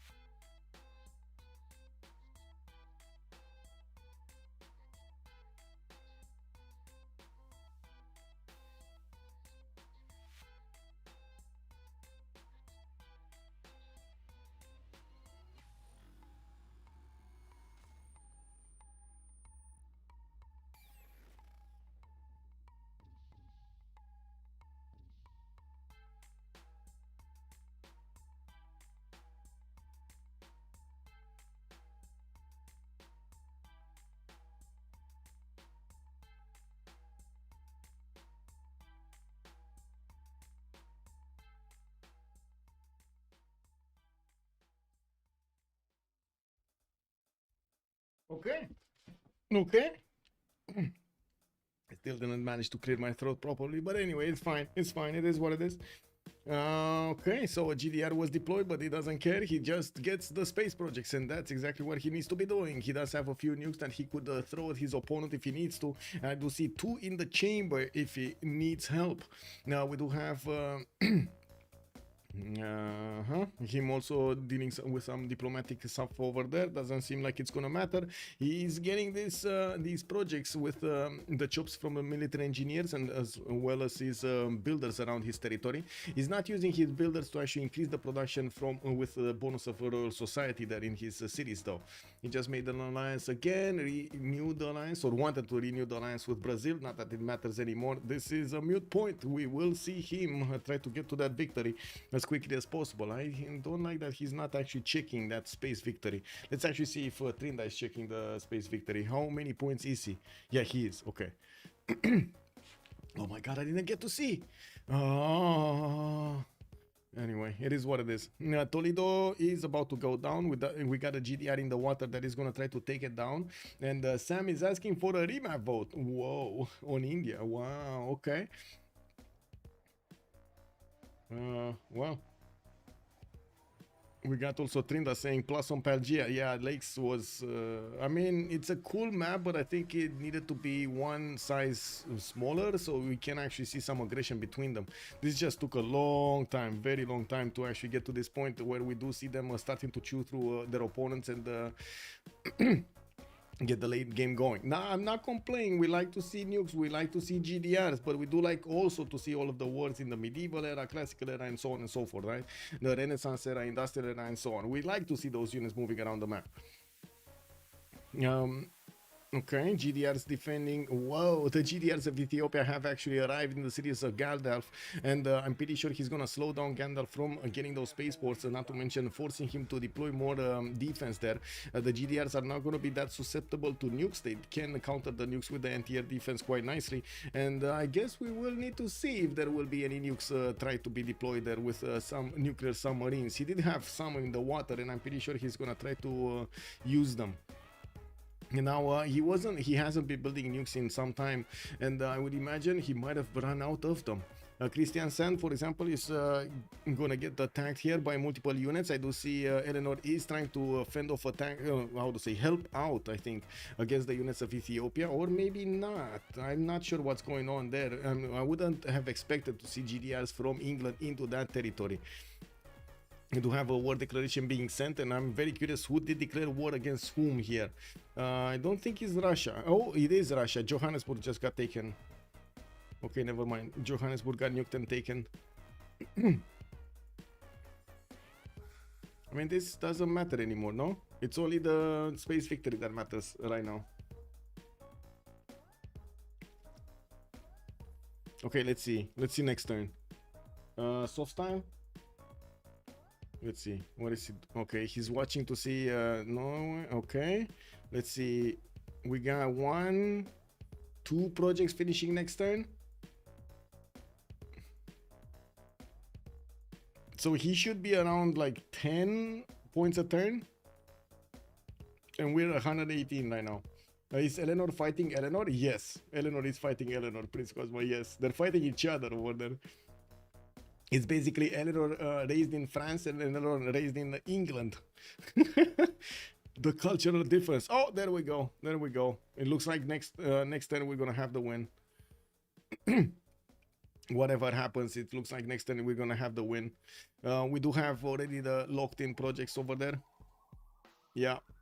And the projects on Norway are just not going to finish in time. His 4 light years a turn. He's making this way too slow. He needed to build the army. He kind of antagonized everybody around him, and look at what happened. I mean, he kind of needed to push back Russia, stop Eleanor from getting his win, and also nuke Ethiopia's capital from getting the space victory, but he couldn't get to Canada. That was the problem, right? And Canada was too far away. In the meantime, we did see Eleanor deploy his army to the west. Spain was falling, and is falling slowly here. I do see another 2 cities have been taken away from Spain, while he's down to 3. I don't think he's actually gonna get anywhere, right? Next time we're gonna see the victory screen. Yeah, I mean, it's 4-10. I don't know what you're talking about. Technically, it's 4-10, Cisco. I don't know. It is what it is. The game is the game, right? The game is the game.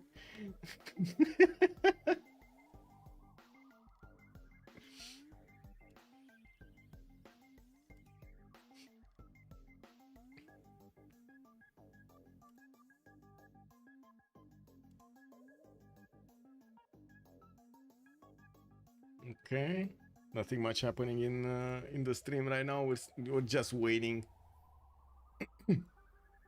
Let's look at Malm. Let's see his face when he's gonna win this. You see how calculated he is right now? He's like super concentrated and calculated to what he's doing. Even though he kind of won already, he's not screaming, "Oh my god, we won! Oh my god!" Yeah, there we go. There we go. There we go. There's the victory lap over here from Mal, putting his hands up over there. Yeah, yeah. Very happy man. Very happy man indeed.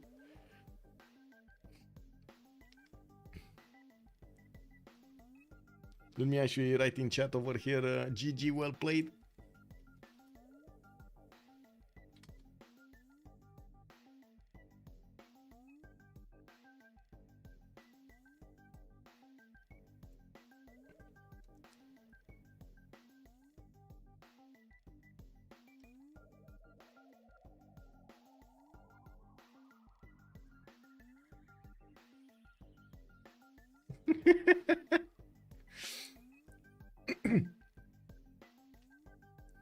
Yeah, it is what it is.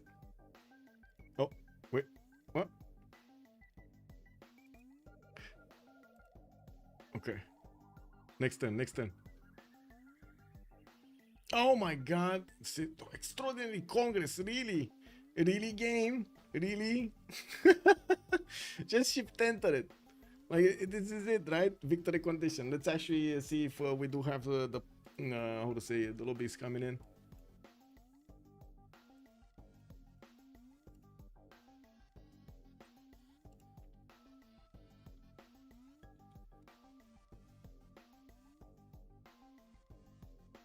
Oh, we got a big reveal also. We got the reveal.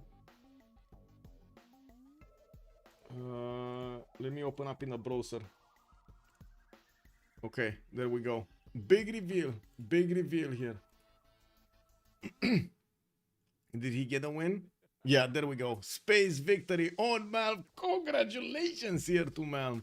We do have Canada, Malm, Aragorn, Russia, Nemesis on Elrod, Eleanor, France, LDK, Isildur, Gandhi, Distoria, on, played by Sam, Brazil, Tiritz playing Halbert, Eleanor, England, Spriggan, Frodo, Varangian, Liege, Gandalf, Victoria, Vapeur, that's Age of Steam, People on Celebrimbor.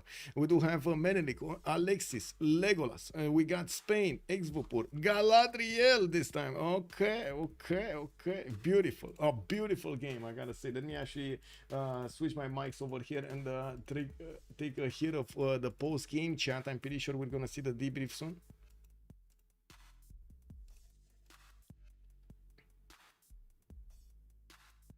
GG, well played. GG guys. GG. Oh man, this map, bro. You wanted to see all of the big brains.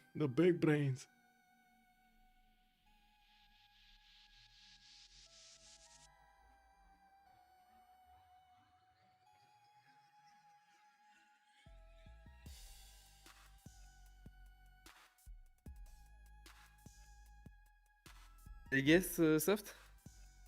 Tu fais le débrief? Ah frérot, t'es mute là. Oh, c'était mute, Soft. Ou alors ils sont endormis. Ou alors il est pas là. Ah, c'est vrai que c'était un peu long comme game. Hein. Vous Ouais. avez pensé quoi de Lake? La finale sur Lake? J'ai C'est trouvé ok ça ou- nul, moi. Vraiment. C'est nul parce que tu peux pas atteindre tout le monde en fait. Et là, l'autre il a passé sa scientifique et personne n'a pu vraiment la conteste. Il y a zéro interaction, genre avant le tour. Je crois que C'est- Shopee pouvait le contest, mais Bah, je en pense fait, qu'il a ce choix-là, quoi. il y a C'est bien ça, des- Canada. Non, c'est pas moi. Non, c'était pas toi. On va attendre ça, on va attendre ça. Je sais pas ce qu'il a fait Alexis de sa game, hein. C'est trop. Alexis, C'est à, Il est pénible. pas là, Alexis, dans le débrief, là, mais moi, je suis d'accord, il était tellement... Oh là là. à 23h30, il m'a demandé s'il pouvait avoir un sub parce qu'il se sentait vraiment pas bien et tout, et j'avais pas Ah. de sub. Ok. Je trouve les subs. Hein. Double PC. Alors, il n'y a pas eu d'action en mid-game, tu dis, dans ta game. Bah, à part le fait que j'ai raté mon âge d'or, il s'est pas rien passé chez moi. Hein. Bah alors, on peut pas lever la bleue? Non, c'était la bleue ou non, c'était laquelle que t'avais su? C'était la bleue. Hein. C'était Ouais. 190 balles. Ah, il 190. me manquait genre. Il me manquait une CS. J'ai pas eu les 3 CS. Que j'avais pas FIPO. Mais c'est le risque de ton pic aussi. C'était pas loin aussi, hein. J'ai levé Kumbazi et j'étais à 10 gold près, mais j'avais pas le temps. Ah ouais? J'ai fait mysticisme pour NASCAR.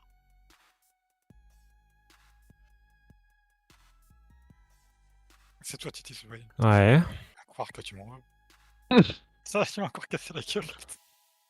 Ah, le truc, c'est que vu les pics, moi perso, j'avais deviné tout le monde, genre pour 40, 45, je savais à peu près qui était qui, genre.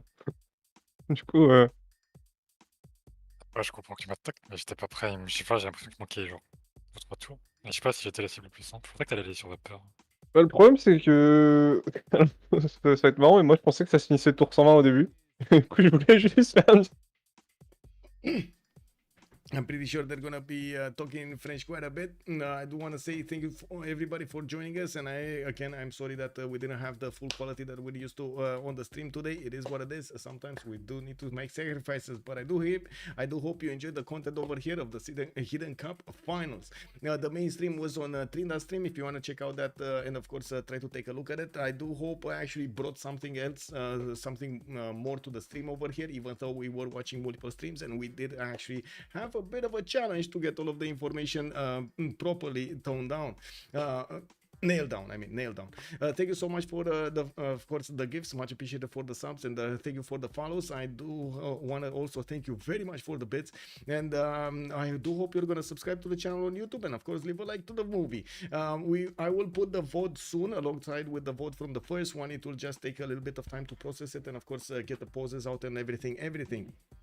Tomorrow we're gonna have at 1500 GMT and the novice qualifiers finals going. The novice finals, actually not qualifiers, the novice finals again. We're gonna try to take another stab at it. This time around we're gonna have less modes. We're gonna have only the 4 modes that we've used today, and you do see they are quite stable. We didn't have any issues with the players in this game. Thank you so much for everything. Let's see each other in the next ones. Take a look at my schedule on my Discord if you want to take a look at the upcoming days. And of course, I do have 2 channels over there that do take care of this information with the next streams coming up on a channel. And of course, another channel having a weekly based schedule. Have a great evening, everybody, and see you tomorrow, 1500 GMT. Bye.